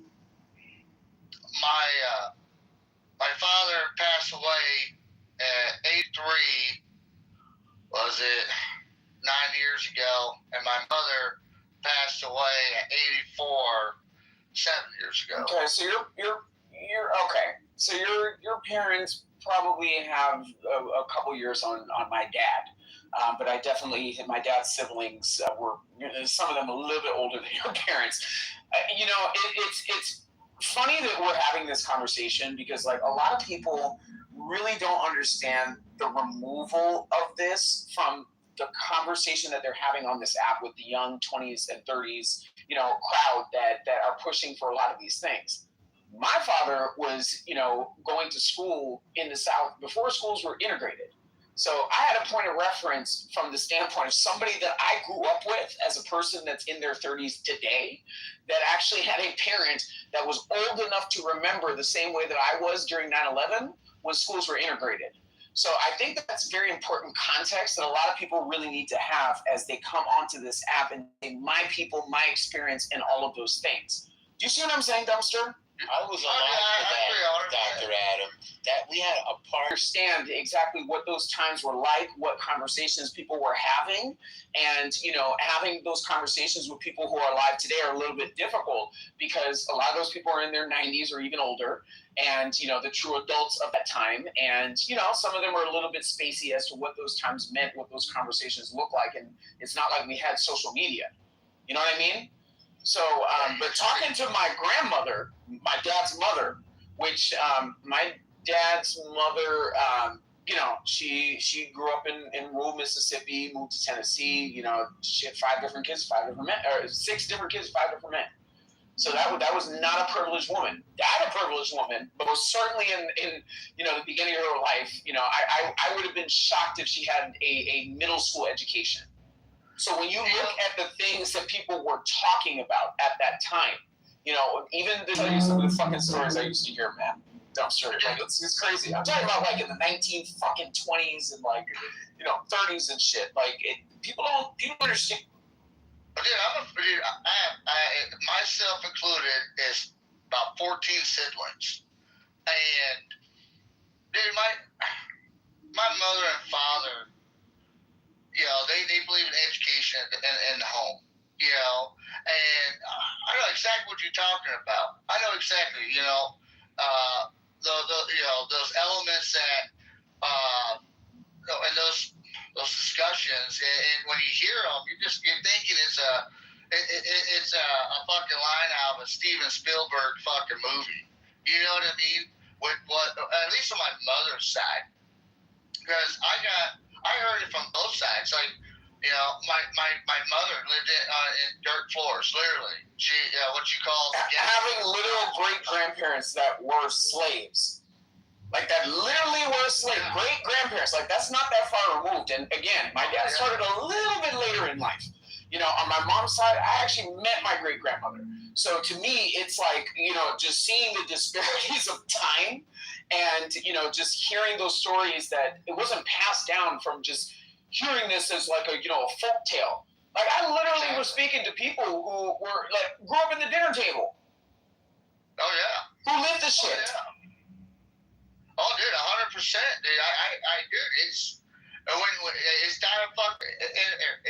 it's emotionally and it's also diabolical to hear from the mouth of the experience.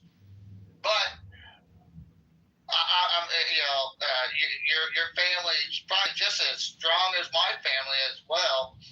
Even though it was a rough situation or a rough environment, my great grandmother she was proud to be a working woman. She was. She was proud of everything she ever had. Everything. And, you know, and the one thing she really encouraged us as great grandbabies was to make sure that we go forward in a positive manner. We make sure that, well, to make sure that you treat everybody equal. And that's a big thing that my great-grandmother focused on, and many other things. I tell you what, ass whoopers ain't like they used to. My grandmother asked me to pick a switch one time, and anybody ever catch a switch before? Shit, you learn real quick. You learn real quick. When Grandma says, get your ass over here. Listening to the shit that she had to like say about like early fucking like it's crazy. Like she lived to be very, very, very old, and you know, just like listening to some of the stories. I got to interview her when I was in elementary school for a book report, and it was basically my aunt who was a former professor. She basically just wrote the freaking book report about my grandma's life story. She sent it to me, and it was pretty intense. It's like the grave differences, even between like the items that were in people's home, and like, you know, recognizing member that lived long enough to actually have that conversation. Oh yeah, 100%. Like I met two of my great grandmothers. That's amazing. Two of them, literally. And I have pictures of both, which is amazing. One as a little baby, and another one just like older. That is amazing, dude. My grandfather, freaking, like before he went joined the army in World War II, he had an older brother, and he went to Texas, and on his way to Texas, he got pulled over and and he spent 5 years in Mississippi in penitentiary. And I asked my grandfather, I said, what did our great uncle do? And he goes, nothing. And he goes, they needed motherfuckers to do work. And my grandfather told me, he goes, you know, you might be a free black man. hell, freaking, you might have luxuries, but you get called Mississippi, they need ditches cut and weeds taken care of, freaking. They'll just put you in prison and put you in work. Because, that's what happened in a lot of southern states is the prisons were privatized. And so, they do a lot of private work to fund the prisons. And my great uncle, freaking, just driving to Houston to get a job in Houston, Texas, and he got pulled over Mississippi, got arrested. No due justice, no lawyer would touch him. And my grandfather said it best. He goes, that was the scariest part from South Carolina to Texas. If you had work in another state, he goes, this my grandfather would say, he goes, in the 20s and even in the 30s, you had a 50% chance to make it to where you had to. If not, pick a state that's going to nab your ass and put you in prison.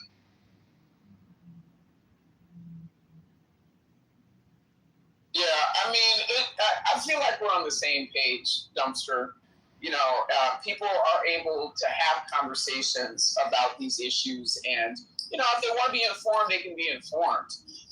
And they can also hold criticisms, understanding, just kind of the proximity of history. I mean, it's one of those things, Dumpster. Like, I feel like it's not racist to criticize all Black people the way that Black people live, but I feel like to hone in on certain dynamics that people really just don't understand, with a lack of sensitivity and having those conversations with an earshot of people that are not that far removed from it, I feel like that might dance on the line. You know what I mean? I know. And then, you know what I miss the most, Doctor? Besides my mother, I miss that soul food shit, dog. Freaking, I miss the holidays when you got grandma and mom in the damn kitchen. Shit, you got the aunties in there. Shit, dude, I miss that damn food, man. I haven't had that. It's the little things like that, I mean, I grew up mainly with, Spanish food, and, my mom was born in a Spanish colony, and they just kind of adapted to how people cooked and lived down there. So when they came to the United States, they brought a lot of that culture with them, and that's kind of the food that I grew up with. But, it's the down-home cooking and stuff like that. I'm going to be honest with you, Dumpster. I didn't spend too much time with my dad's family.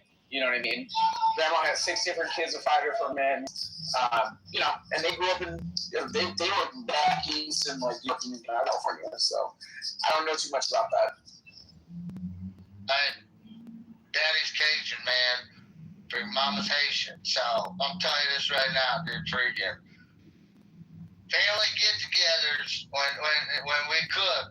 Freaking, it's like going to a buffet and trying to pick. Do I go for the gumbo or life decisions, my guy. Life decisions.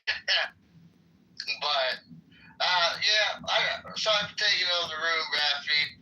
Did Pepe run away? I don't know. I changed the title to social. Anything goes. No more talk. So, Kieran, so Doctor, I see Miss Baskin.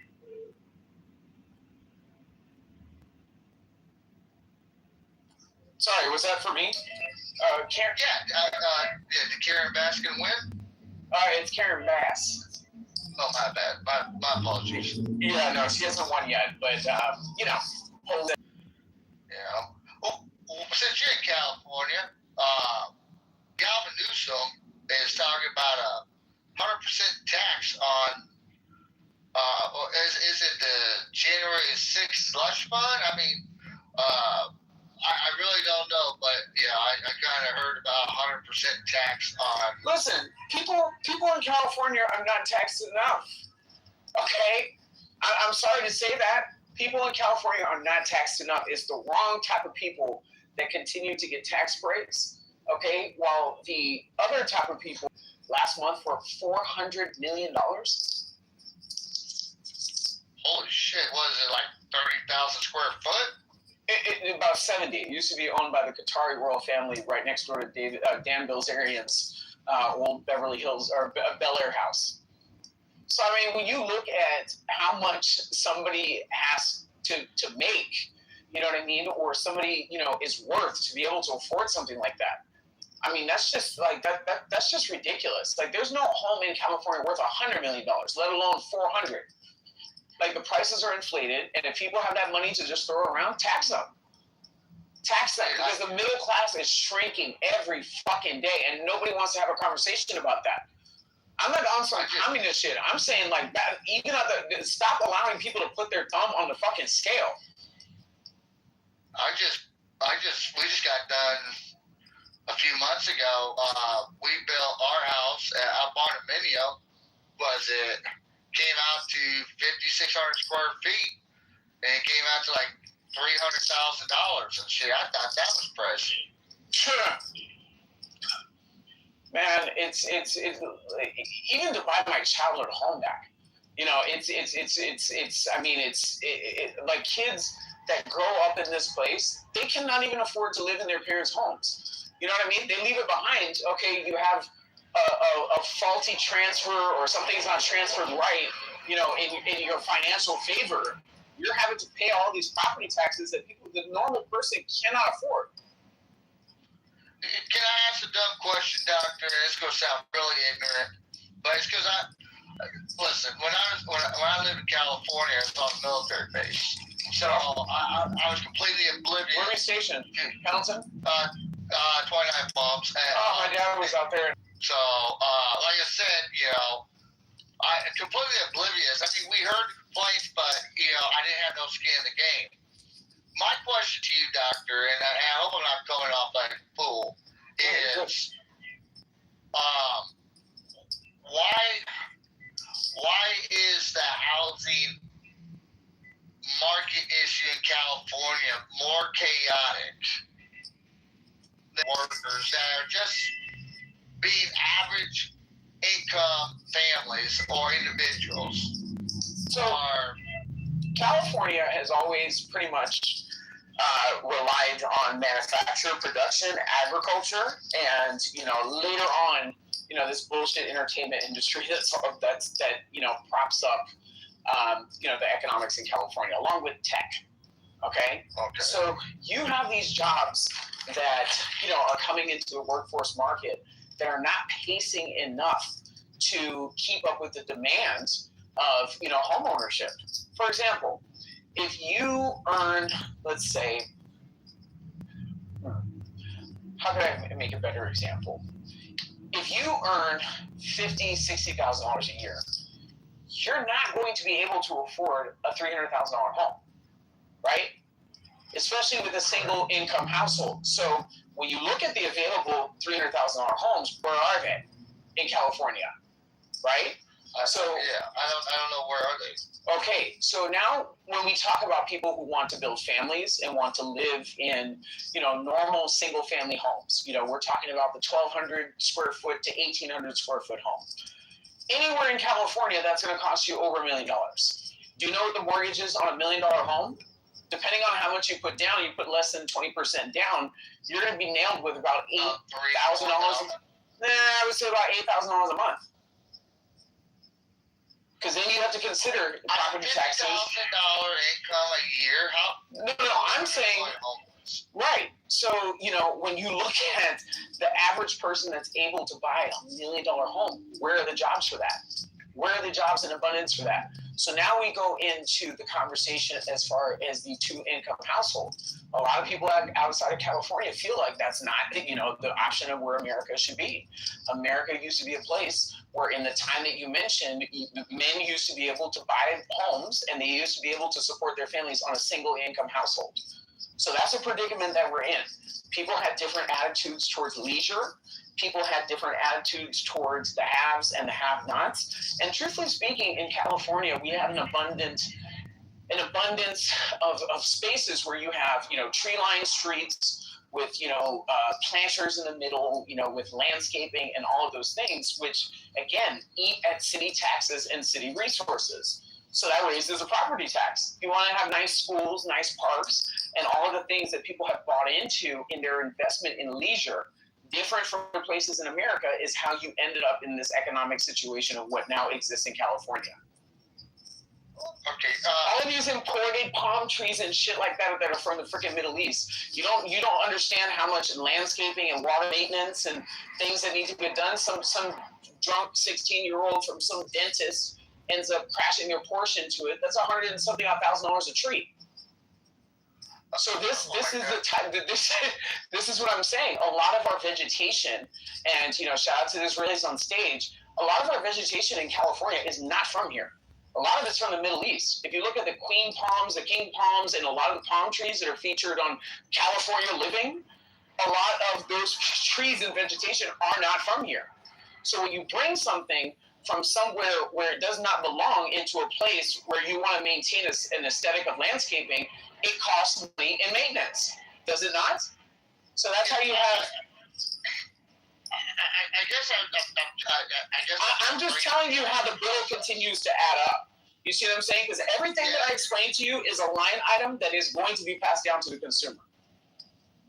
So, in a nutshell, they're taking the Bentley and making it look like a Ferrari, and the owner who has a Bentley fucking motor is paying for a fucking Ferrari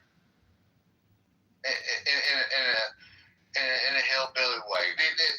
I'm trying to see what the pivoting point, because I know Command Sergeant Major, he bought a house this like 19 years ago for like so the other part of this too is cost for construction. Okay, and I did the numbers on this, a couple of years ago.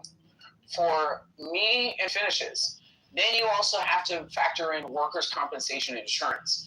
I don't think you understand exactly how much it costs to pay a construction worker in the state of California, right? So to pay a construction worker... Oh my God, dude, going right in my neck. $50 to $60 an hour per worker. No. Then you have to pay for labor, and so that's labor. Okay, then you have to pay for materials. Okay, and depending on where you build, you also have to introduce the infrastructure onto the property. So depending on where your property is in proximity to the coast, there's also another conversation with the California Coastal Commission. So a lot of these things work in tandem of driving up the cost of housing. You see what I'm saying? And lowering the pathway to affordability. What's the benefit of pushing out your workforce? Because that's what it sounds like. It sounds like they're... Maybe this is the dumb way I'm processing it, because I'm not gonna lie, doctor. It's like you put a grenade in my fucking brain, in my brain, and fucking just pulled a pin and with information. And, it's a fucking blast. So just put it that way. But God, Jesus, dude, fucking so. Doctor, I'm going to say a prayer for you. I understand why you're hyper-focused on your state. All love to you, doctor.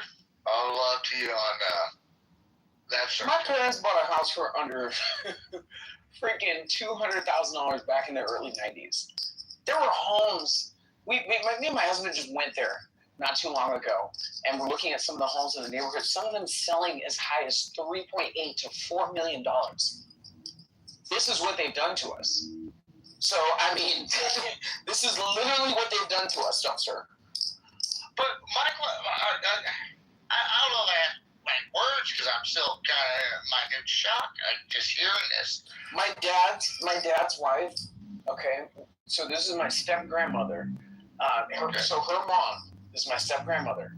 She bought her house for like less than the cost of a free. This is what I'm saying, man. Like the steady cost of how they've driven people out has been happening for decades. It's not even anything that even my parents have voted on. That has like accelerated this. Like this has been in the making for a very long time. medical medicine companies.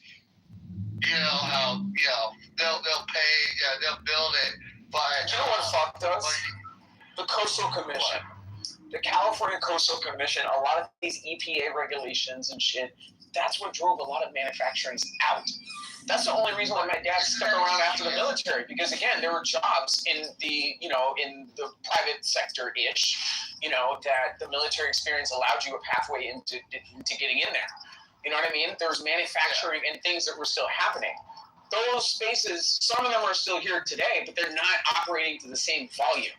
You know what I mean? Hughes, Boeing, Lockheed Martin, McDonnell Douglas. Like, a lot of these places used to have, a lot of these people that used to buy their homes back in the 70s, where do you think that they were working? Factory.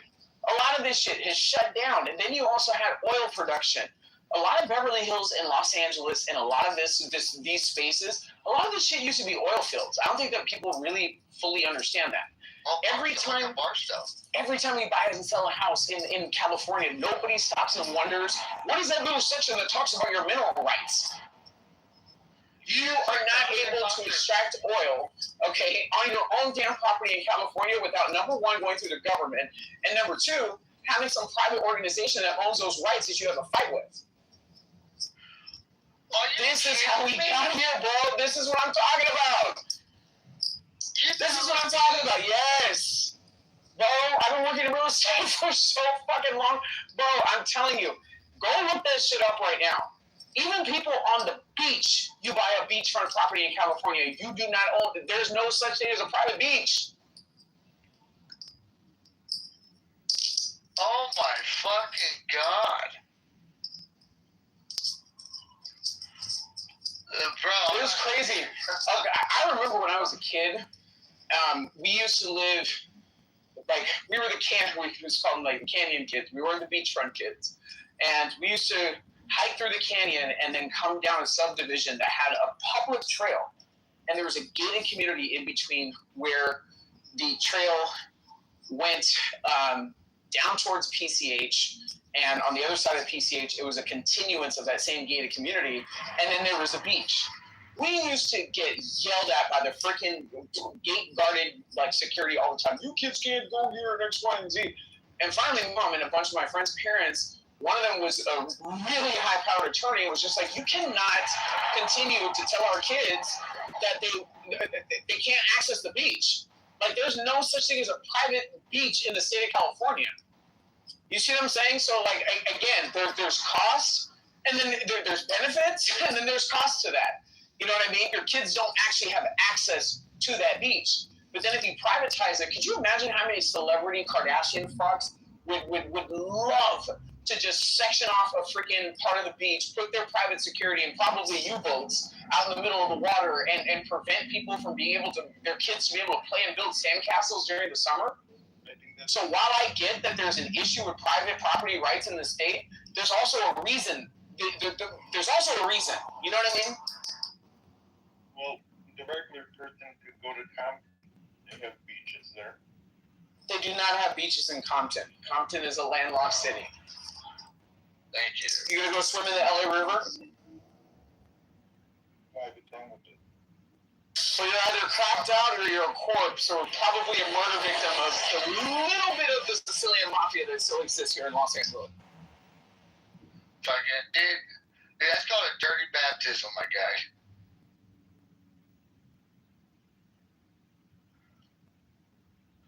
Fucking. See what I'm saying, Dumpster, man? Like, it sucks. Like, I've had to head north, since, leaving my parents' house is kind of one of those things. I've just had to keep pushing north. You know what I mean? Economically, as this shit is panning out and looking at where I've moved, I've had to keep moving north. Just because it's just... I'll tell you what. You know what I mean? It's crazy. Hey, bring your husband, bring your mama. I appreciate my South Carolina brethren, but no, I'm not trying to live in Jim Crow South. I'm not trying to do it. Well, I'll make sure I wait for you. Listen, where I live in South Carolina, I'm gonna tell you this right now.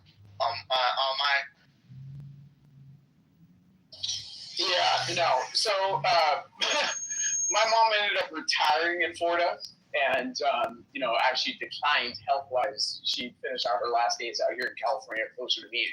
But I bought a house there at one point, and fucking like I'm telling you, it's two country, man. Like I mean, once you get past, I feel like Arizona. Like that's just where people just start becoming a little bit, a little bit weird. What's that? Myrtle Beach is a beautiful area in South Carolina. Yeah, everybody says the same thing about Huntington Beach, and that's in California, and the people are so racist as fuck. What about Long Beach? Long Beach is cool. I like going to Long Beach. I don't know. My younger days, I got kicked out of Long Beach, made about 50 Marines. I was over in Long Beach for work. Yeah, Long Beach is cool, but Huntington Beach, I don't. Yeah, no, I don't do Huntington Beach. I was a logistics fiduciary consultant as part of a $1 billion company when I was in Long Beach.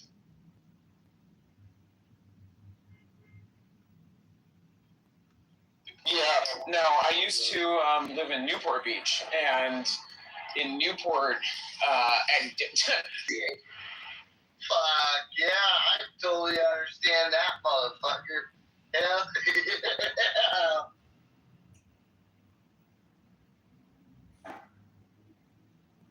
Hey doctor, it's been a pleasure, my guy, dude. Friggin', I've had a hell of a day. If you look at my PTR, that tell you the type of day I had today. It was eventful, but I'm gonna go home. I'm gonna walk in the house, give me some food, and try not to annoy the wife too much. You guys have a great day. All right, you too. Were you doing an airstrike on Palestine? The man just said he has to go. He's going.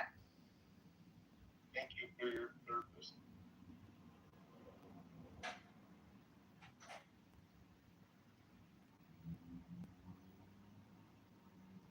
What's up, Harry? What are you up to?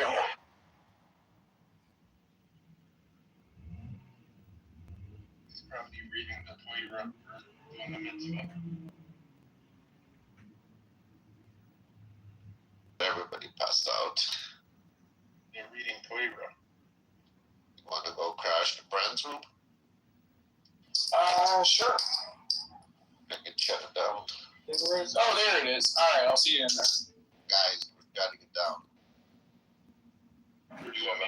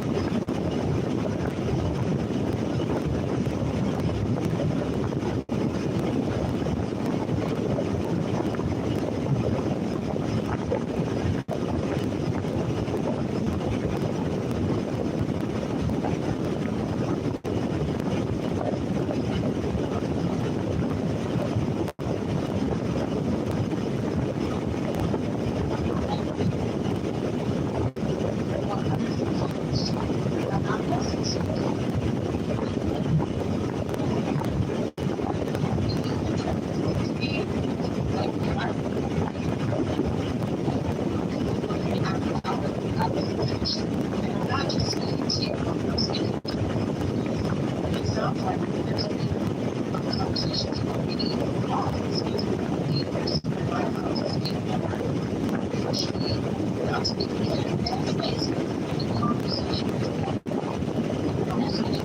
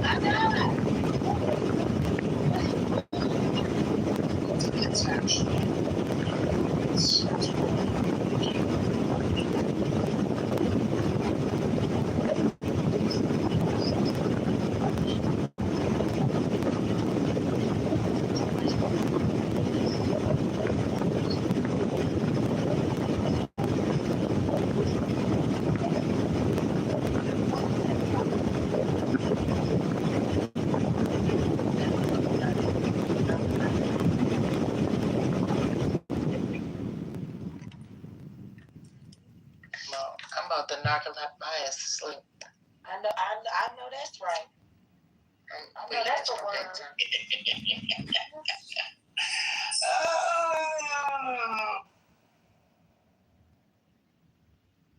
Sold that before Green?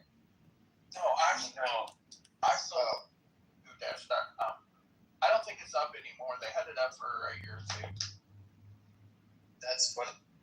Spaces, and that's obviously not all of, like, not every single Star Wars fan is in. It's mobile responsive, so you can play it on an iPad or an iPhone. Actually, Mobile, they just did an update where they fixed their SEOs a lot better than it was. It's horrible because it doesn't render server side, right? So it gives you like blank HTML shells whenever like Google and search engines are trying to parse it. But they actually did an update like a month ago, and it's a lot better now. It's appearance. She can still have child. See, I was told I was perimenopausal, not just. I was thinking, how the fuck has this happened at my age? Some of us are fertile lifelong. At least till we hit like my aunt, she went menopausal at 60. Most of my aunts, except for one of them at 56, I think she went menopausal. 65. How does that? Say it. Man, I'm so glad not to be a female. You guys are complicated in biology. Part of being a Sayyid. They say, Hamza, they say that when you go through perimenopausal and you go into hit menopausal, you have like a spout in ovulation. I think that's what happened. Hamza, I don't hate to bring up, bad news, but Saxon has been through a lot in her life, because she's had a lot of miscarriages, and that's got to be pretty traumatic. So, I hope do you want to have another baby, Saxon? Yeah, I've been wanting, do you know what? Well, I was trying before for 7 years and had many losses, so then we kind of gave up. So really, I do feel like this baby's a blessing. I would like to have one more. You got to remember, my son is not with my husband. Like, he's not his biological child. So being able to give my husband a biological child means a lot to me. So That's so sweet, man. You're a down girl, man. That's very sweet that you say it like that. Because I always like, what if I can't bear him kids? And, Do you remember the specific night that he knocked you up? No. All I know is I went to my mum's funeral on the 20th of March, and then the 21st of March, the day after a funeral, I found out I was pregnant. How mad is that? That's fucking absolute madness, dude. Amazingly, for only women, exclusive. Women can hold two souls at once during pregnancy. Imagine that. Her own soul and the baby's soul inside the fetus of the mother's womb. No other human being can do that. That's how amazing that is. So if you look at that, your mom is woman, your sister is woman, your auntie is woman, and then still we overlook and we look down and we kind of like looking, hey, man is higher than women. It's not that.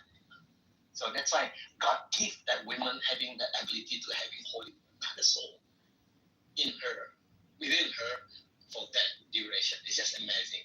If people know how powerful that God's given to women, we should be having that kind of love towards women. Your whole life in your body is not easy, man. Well, every need to be good to us women. Every second, every man has 1,500 miscarriages in his scrotum. And I, for one, every year you have billions and billions of miscarriages, from a male perspective. And I'm just looking forward to meeting my future son and daughter that emerges from in between my legs like magic. And it's just amazing that the human body is like genetic magic, where this little flagellating tadpole thrusts its way into this egg, and then a flash of light, and boom, there you are, replicating. Multiply. And do you know what's amazing about a woman's body? Is a woman's body knows or the egg knows when there's something wrong, and that's probably why most women have miscarriages, because there's something wrong within that, chromosome. So the natural thing is to have a miscarriage. So in a way, man, a woman's body does miracle things, man. It rejects men's sperm if there's something wrong. Well, that's going to eliminate a lot of I definitely remember at a certain point. So 99% of John's sperm. Fine belt, bro. I ain't gonna lie. Like she was in the paint, yo. She was in the body's going to flush up. His genetic line out. We're not going to when he said that shit, I said, yeah, nigga, I learned every day. If I die the day of tomorrow, a nigga might troll my mother. You know, when we talk about mom, you see, mom, M, okay? That M, if you look at that in Arabic character, it's mim. And when you look at mother, like Uma, and that M, you see the M, it has some kind of significance in many ways, not just in the how we pronounce it, how we look at how what's mim, all that. And when you look at that, it's happened like, imagine in the context of the soul, no genders. Soul does not have any genders. Is that true? How far we can comprehend that? So that it's where it becomes very interesting about the soul, that maybe there's no gender about soul. No, there is a gender. Having genders, upon it goes into the vessel. There's a gender. Earth is trans. The moon is feminine, and the sun is masculine. Earth. Now, that is on the context of outer space. We are talking about inner space. There are two aspects now. When we look at outer space, there is some similarity in that repetitions. Having that, the inner space of oneself will be able to know, hey, which part of me that has genders? The vessel has genders. The vehicle has genders. But the other one, which is the soul, doesn't have genders. So it makes sense. The soul being breathed into the fetus of the mother's womb during the pregnancy time, therefore, it becomes, this is a baby boy, this is a baby girl. But prior to that, there's no genders. But when it goes into this physical being of oneself, therefore, this human is born with a so-called male or female. And that's where the unique of understanding where, So having that, the chromosomes is just an exhibit about the vessel determinations. The chromosome decide, that chromosome X, Y, just deciding on the genders. It's not like the soul, Soul is saying, hey, I'm going to come in, deep it is. If we're talking about LGBT, that is infra, so it doesn't work that way. The higher frequency, that's how I kind of looking, that is the soul. So something like that, with a checkpoint. So I want to sing the song for Saxon's little baby who can hear this. It is called Hallelujah. Saxon, are you ready? Yeah, I'm ready.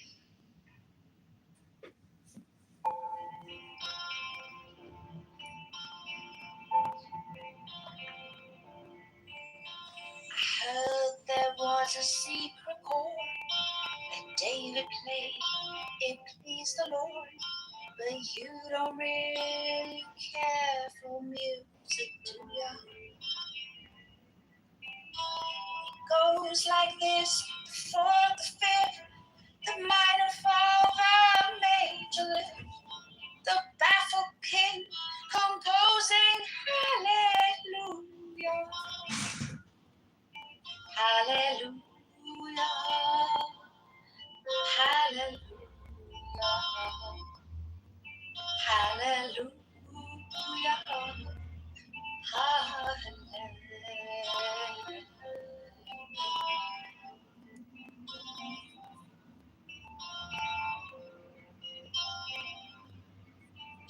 Your faith was strong, you needed proof. You saw her bathing on the roof, her beauty in the moonlight overthrew you. She tied you to a kitchen chair, She broke your throat, she cut your hair. From your lips, she drew the hallelujah. Hallelujah. Hallelujah. Hallelujah. Maybe there's a God above. But all I've learned from love was how to shoot at somebody who outdrew love. It's not a cry that you hear at night. It's not someone who's seen the light. It's a cold, it's a broken hallelujah. Hallelujah. Hallelujah.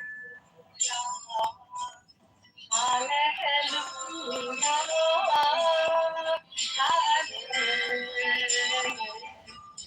Hallelujah. Hallelujah. Hallelujah.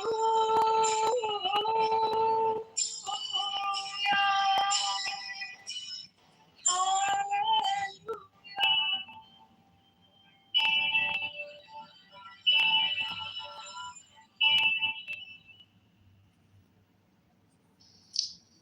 do you know what? I think I was getting butterflies when you were singing that.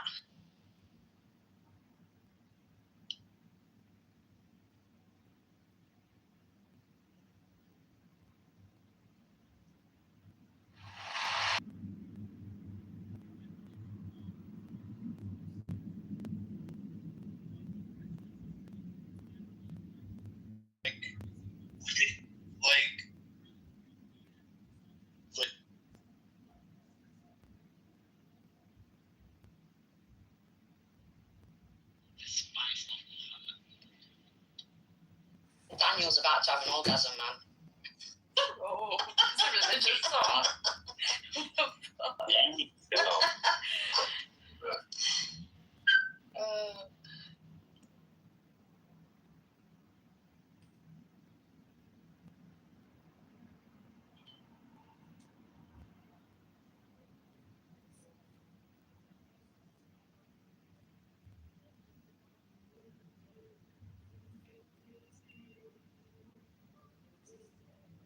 Well, everyone was really good tonight. Amazing singing. Can't sing a song, Daniel. Like Lady in Red. What? Yeah, I like that song. Lady in Red. See?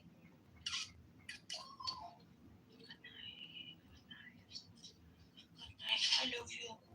Can you wake me up tomorrow? I will. Is that a test? You wake me up tomorrow. Never wakes up. Like that. I don't trust someone that doesn't wake me up. Hallelujah. God, how's the balding been going for you? How's that getting out? Oh, you're one to talk, Cheddar Cheesehead? I've seen your photo. I have a full head of hair. So, Not so much hair. Well, Daniel, the great thing about being bald. Which one comes first? East or west? East. East. Okay. East. All right, now. Okay.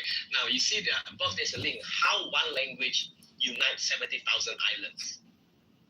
And that one language is in a way, if you want to look at the mirror of Arabic, this one language is happening on the east. So that one language is 70,000. Seriously, because any foreigners that comes into our country just to stay about maybe a month or so, they can speak the language. How amazing is that? Because of the frequent the melody of the language.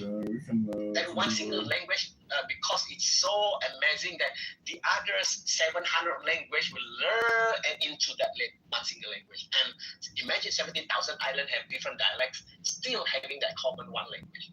How amazing that can be really happening in one archipelago. You know, 107,000 islands. That really make it. There's the soul in the language, something like that. because everybody are comparing, all the Eastern language, the Tagalog, the Vietnamese, all that, but this one single language just like Farsi is wisdom. the original of all languages. Like the real, it's like the real. Like it's a real language. I was going to say, I mean, I've been living in Arab for 7 years and I still don't understand or speak Arab. So it's not that easy, trust me. Arabic, it's Arabic. Yeah, that's what I'm saying. I said I've been married to an Arab for 7 years and I still don't understand Arabic. You don't speak it. Arabic food? What kind of Arabic food do you cook nowadays? Bloody hell. I mean, I think it's mainly a Middle Eastern dish, so I think it's known, the dishes are all known over the Middle East, but I cook, do you know, I bet Narjas will know, okra. You know the okra soup, Narjas? I do. Yeah. I'm not an Arab, I'm a Persian. What are you talking about? Like, how could you ever be a hairy Arab? Oh, like I don't know, I think Arab. We're not cool friends with Arabs. In fact, we're not friends with Arabs. The cutest thing about, like, Persian women is that little 13-year-old boy's mustache. It's a mustache. It's so cute. Like, you know a Persian woman by her little tiny mustache. It's soft. It's not bristly. John, you know about that, having young boys, right? John? You know all too well. That's all projection. You're Catholic, right? Yeah. Well, yeah, that's all projection. Let me hit my projection bell here. I know it is. Earlier, Narjas was projecting onto me when she was saying that I'm highly conditioned and, other things, which were all projections.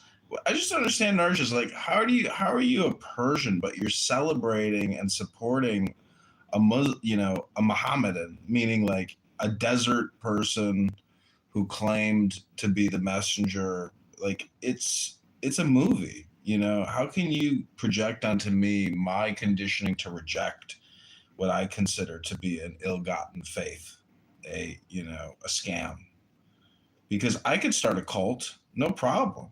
I'm working on it. And there's been lots of successful cults out there. And I don't understand why you don't see Islam as just being another one. Hello? It is another cult. John. Yeah, perhaps it is another cult. That's what religion is after all. Cult means what? Culture. Religion gives you the freaking organized, structural culture, which is nothing but conditioning.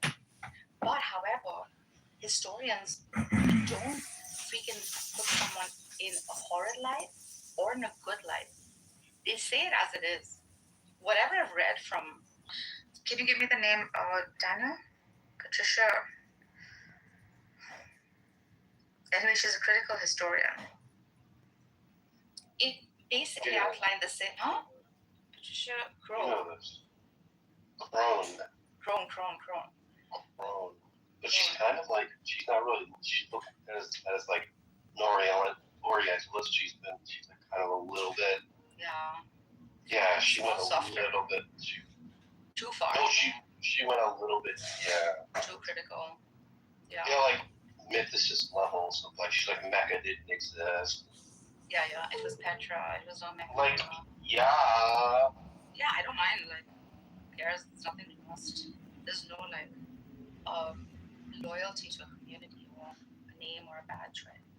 But from what I know, they don't, like, look down upon the archetype or the personality. Neither do they rise them up, right? It's as it is. Actually, Daniel has shared some really good material that I'm yet to read. Daniel, I want you to read. I'm going to share with you Jonathan Brown's Slavery. I think this would also sort of extend out to slavery and Christianity. Bro, he's freaking made the system look like so okay. Even though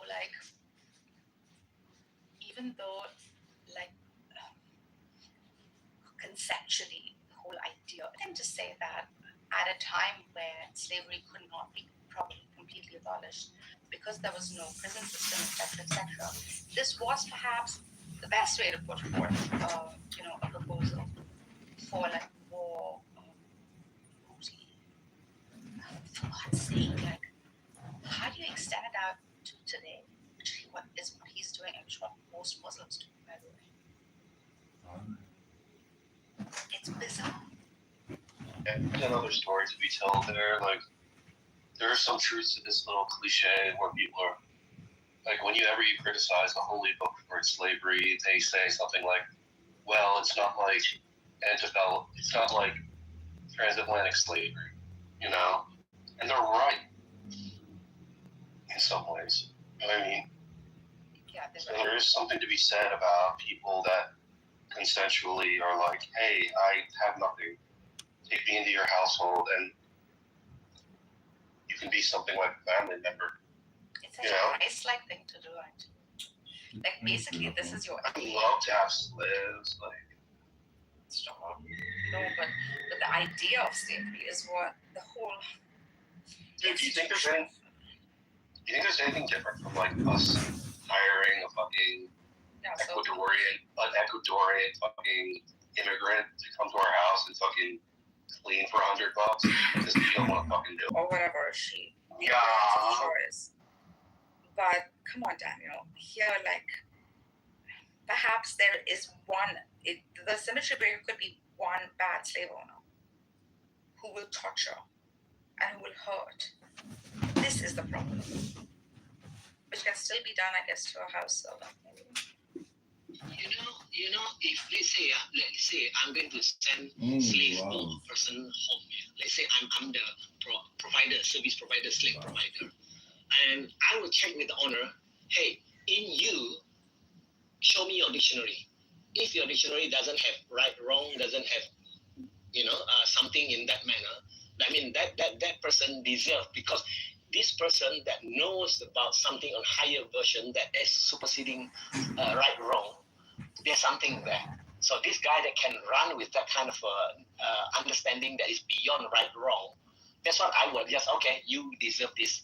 I'm going to pass it to you. I know that they're going to be very happy with, being taken care of by you. That is what, when you look at that kind of vibes, that kind of frequency, it happens regardless of religion. And that is what I'm listening to the clubhouse. I see those vibes, that individual that has that kind of human love. Maybe along that wisdom checkpoint. So basically, these slaves could like stay with the family, be a part of the family.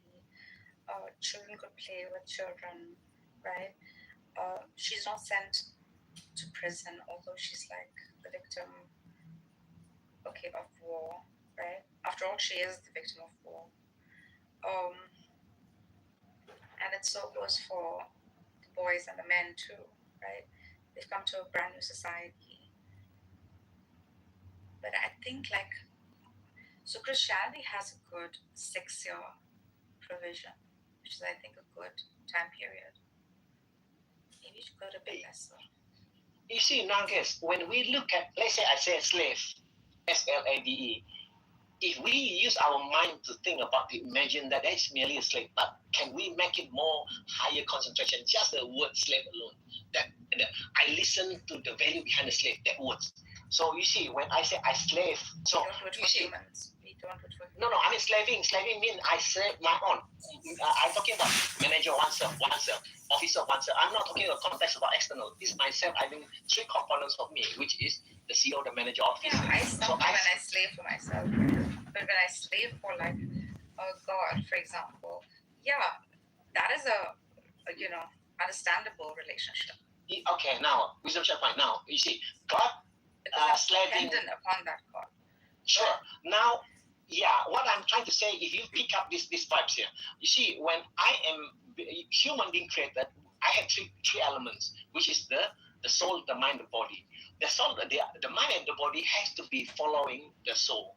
That means there is this hierarchy of movement. That means that's what I mean by slaving. So God slaving me, and then me slaving the other two, or the mind and the body, so that it abides with the wisdom. So then the mind will be, hey, you do wisdomly think, don't do thinking, but wisdomly think. You see the whole fight? That's why we call about the nerves, which is the lowest end nerves, which is the manager and officer, has to be, being managed by.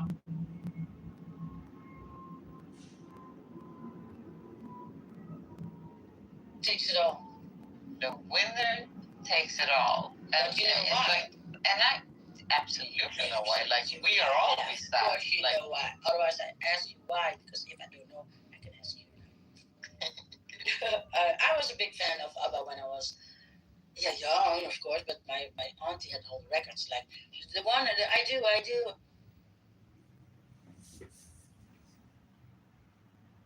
That's exactly how it came up. I was telling her, I was a good waiter because I always liked the cigarettes and customers. For her, that's like a weird thing. Yeah, it was smoking in a restaurant, right? And here's actually, to segue back to the title, right? Like, would you agree, Kevin, that the scenario gave 2 minutes of everyone on the planet?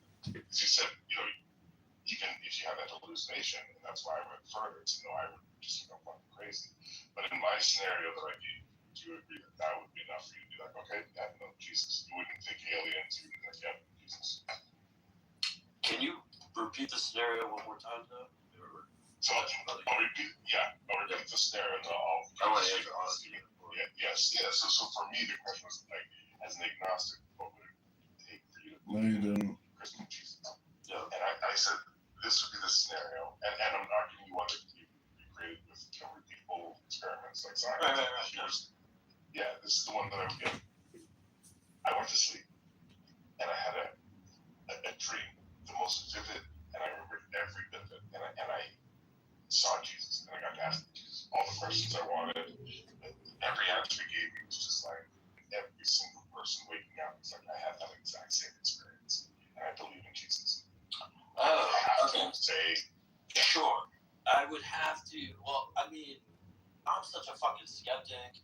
I would believe something miraculous as fuck happened with like either hyper advanced going on. You can't flash mob the whole planet, right? Not everyone's in on it, and so I would immediately be skeptical of it just being Jesus at first. I would think that whoever's trying to fool the planet. As a skeptic, I would say, hey, I get that everyone has this experience. I get that all the answers you gave me was like just I wouldn't deny any of that. But I would say they don't experience this thing, or whatever their experience.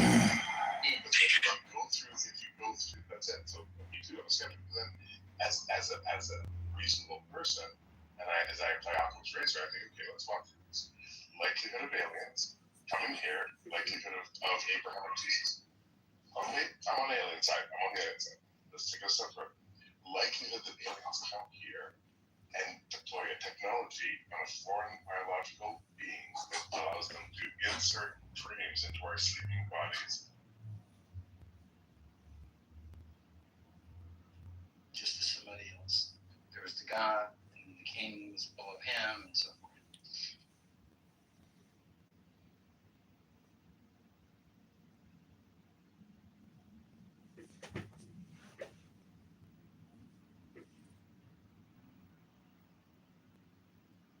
Sorry, one more time. I found MJ the part I was talking about where it says several case studies show that household affiliation was not always permanent and flexible. We should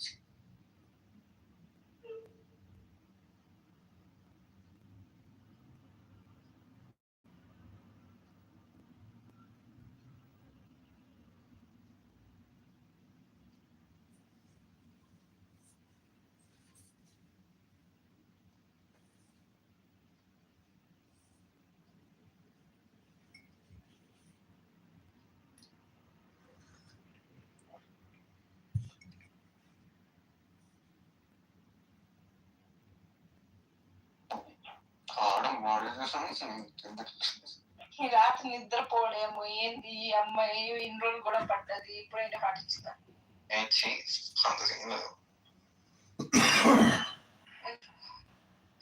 DP తుడుచుకుని సాయంత్రం బాగుంది తుడుచుకున్నట్టు నీకు పడేసి నాకు ఆ statement నా మీద నాకే ఇన్సెక్యూరిటీ వచ్చింది, అందుకే నీకు ఫోటో తీస్తాను. ఎవడైనా నాతో మాట్లాడతా I'm just gonna block you and nothing to rekindle. Stop doing that. Blood. You heard me though. B, I'm out here getting cheated on and shit. Good. Oh, what? Good. I think I'm getting cheated on. That girl love you too much, bro. She ain't doing that. I hope he getting cheated on. Get your cock kissing old man. You pushing 30. Fuck on. Bitch, get your dumb dumb full of cum, broke bum. Bitch, so big clothes, ashy, big lip. Stop talking to me. You better hope you be able to make it stuff. You better be able. You hope you finna get ready and touch her like you talking. Yo. Y'all trying to start somebody else, but y'all ain't really. Let me shut up. I ain't gonna say all that. That last graduated high school in 2013. No, I did not. Yeah, that you weird. Now that's too fucking old. I graduated in 2013. I was still in school. What, 8th grade? Oh, can I dig in your ass? What the fuck are you? Who that is? We'll do that. Now you trying to kick it though. See, they got your ass fired up. Now you trying to Oh, I got you. I thought you were done with it. This shit crazy.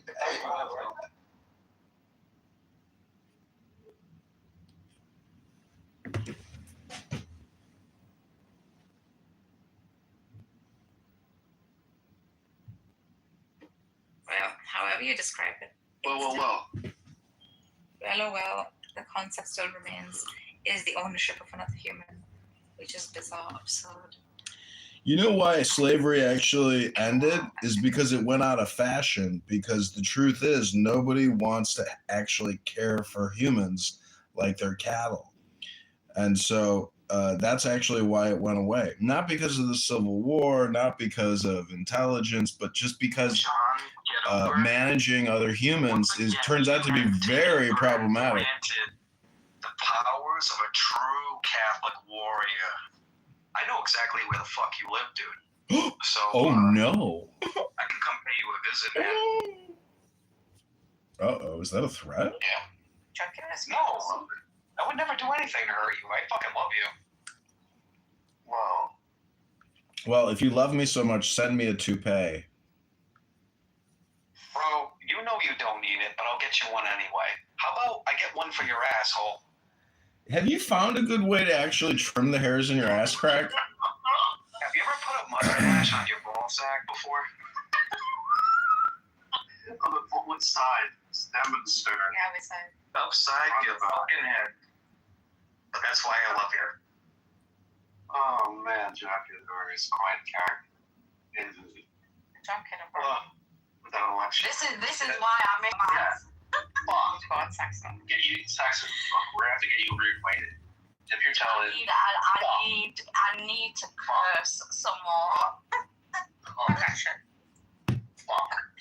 Shit. I can be myself around Megatron. That's why I like him so much, because he don't judge me for cursing. Yeah.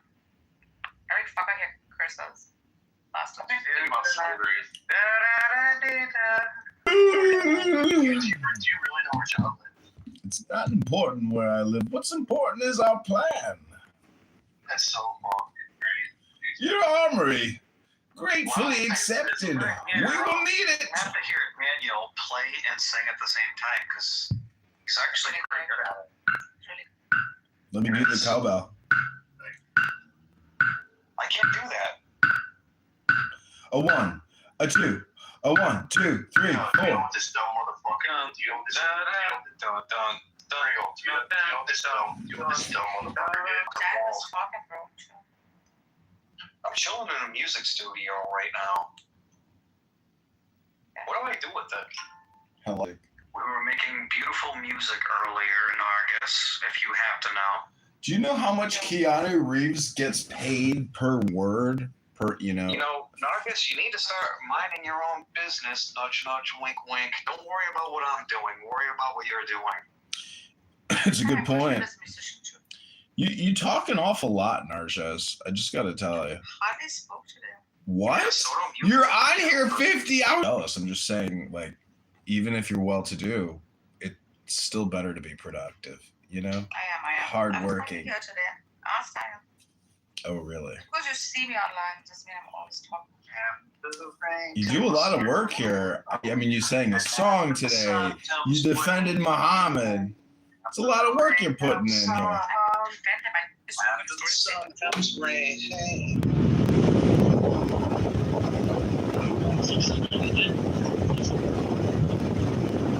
Yeah, okay, now, you said something about examples. Okay, you said like,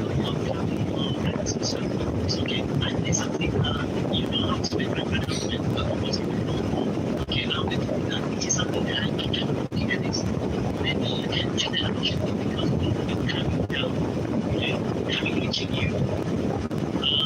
Okay, now, one friend is, okay, now, so I can say, okay, but I'm so sensitive. I got your songs. I got just keep you going. You know, it's a, here's my question. Somebody can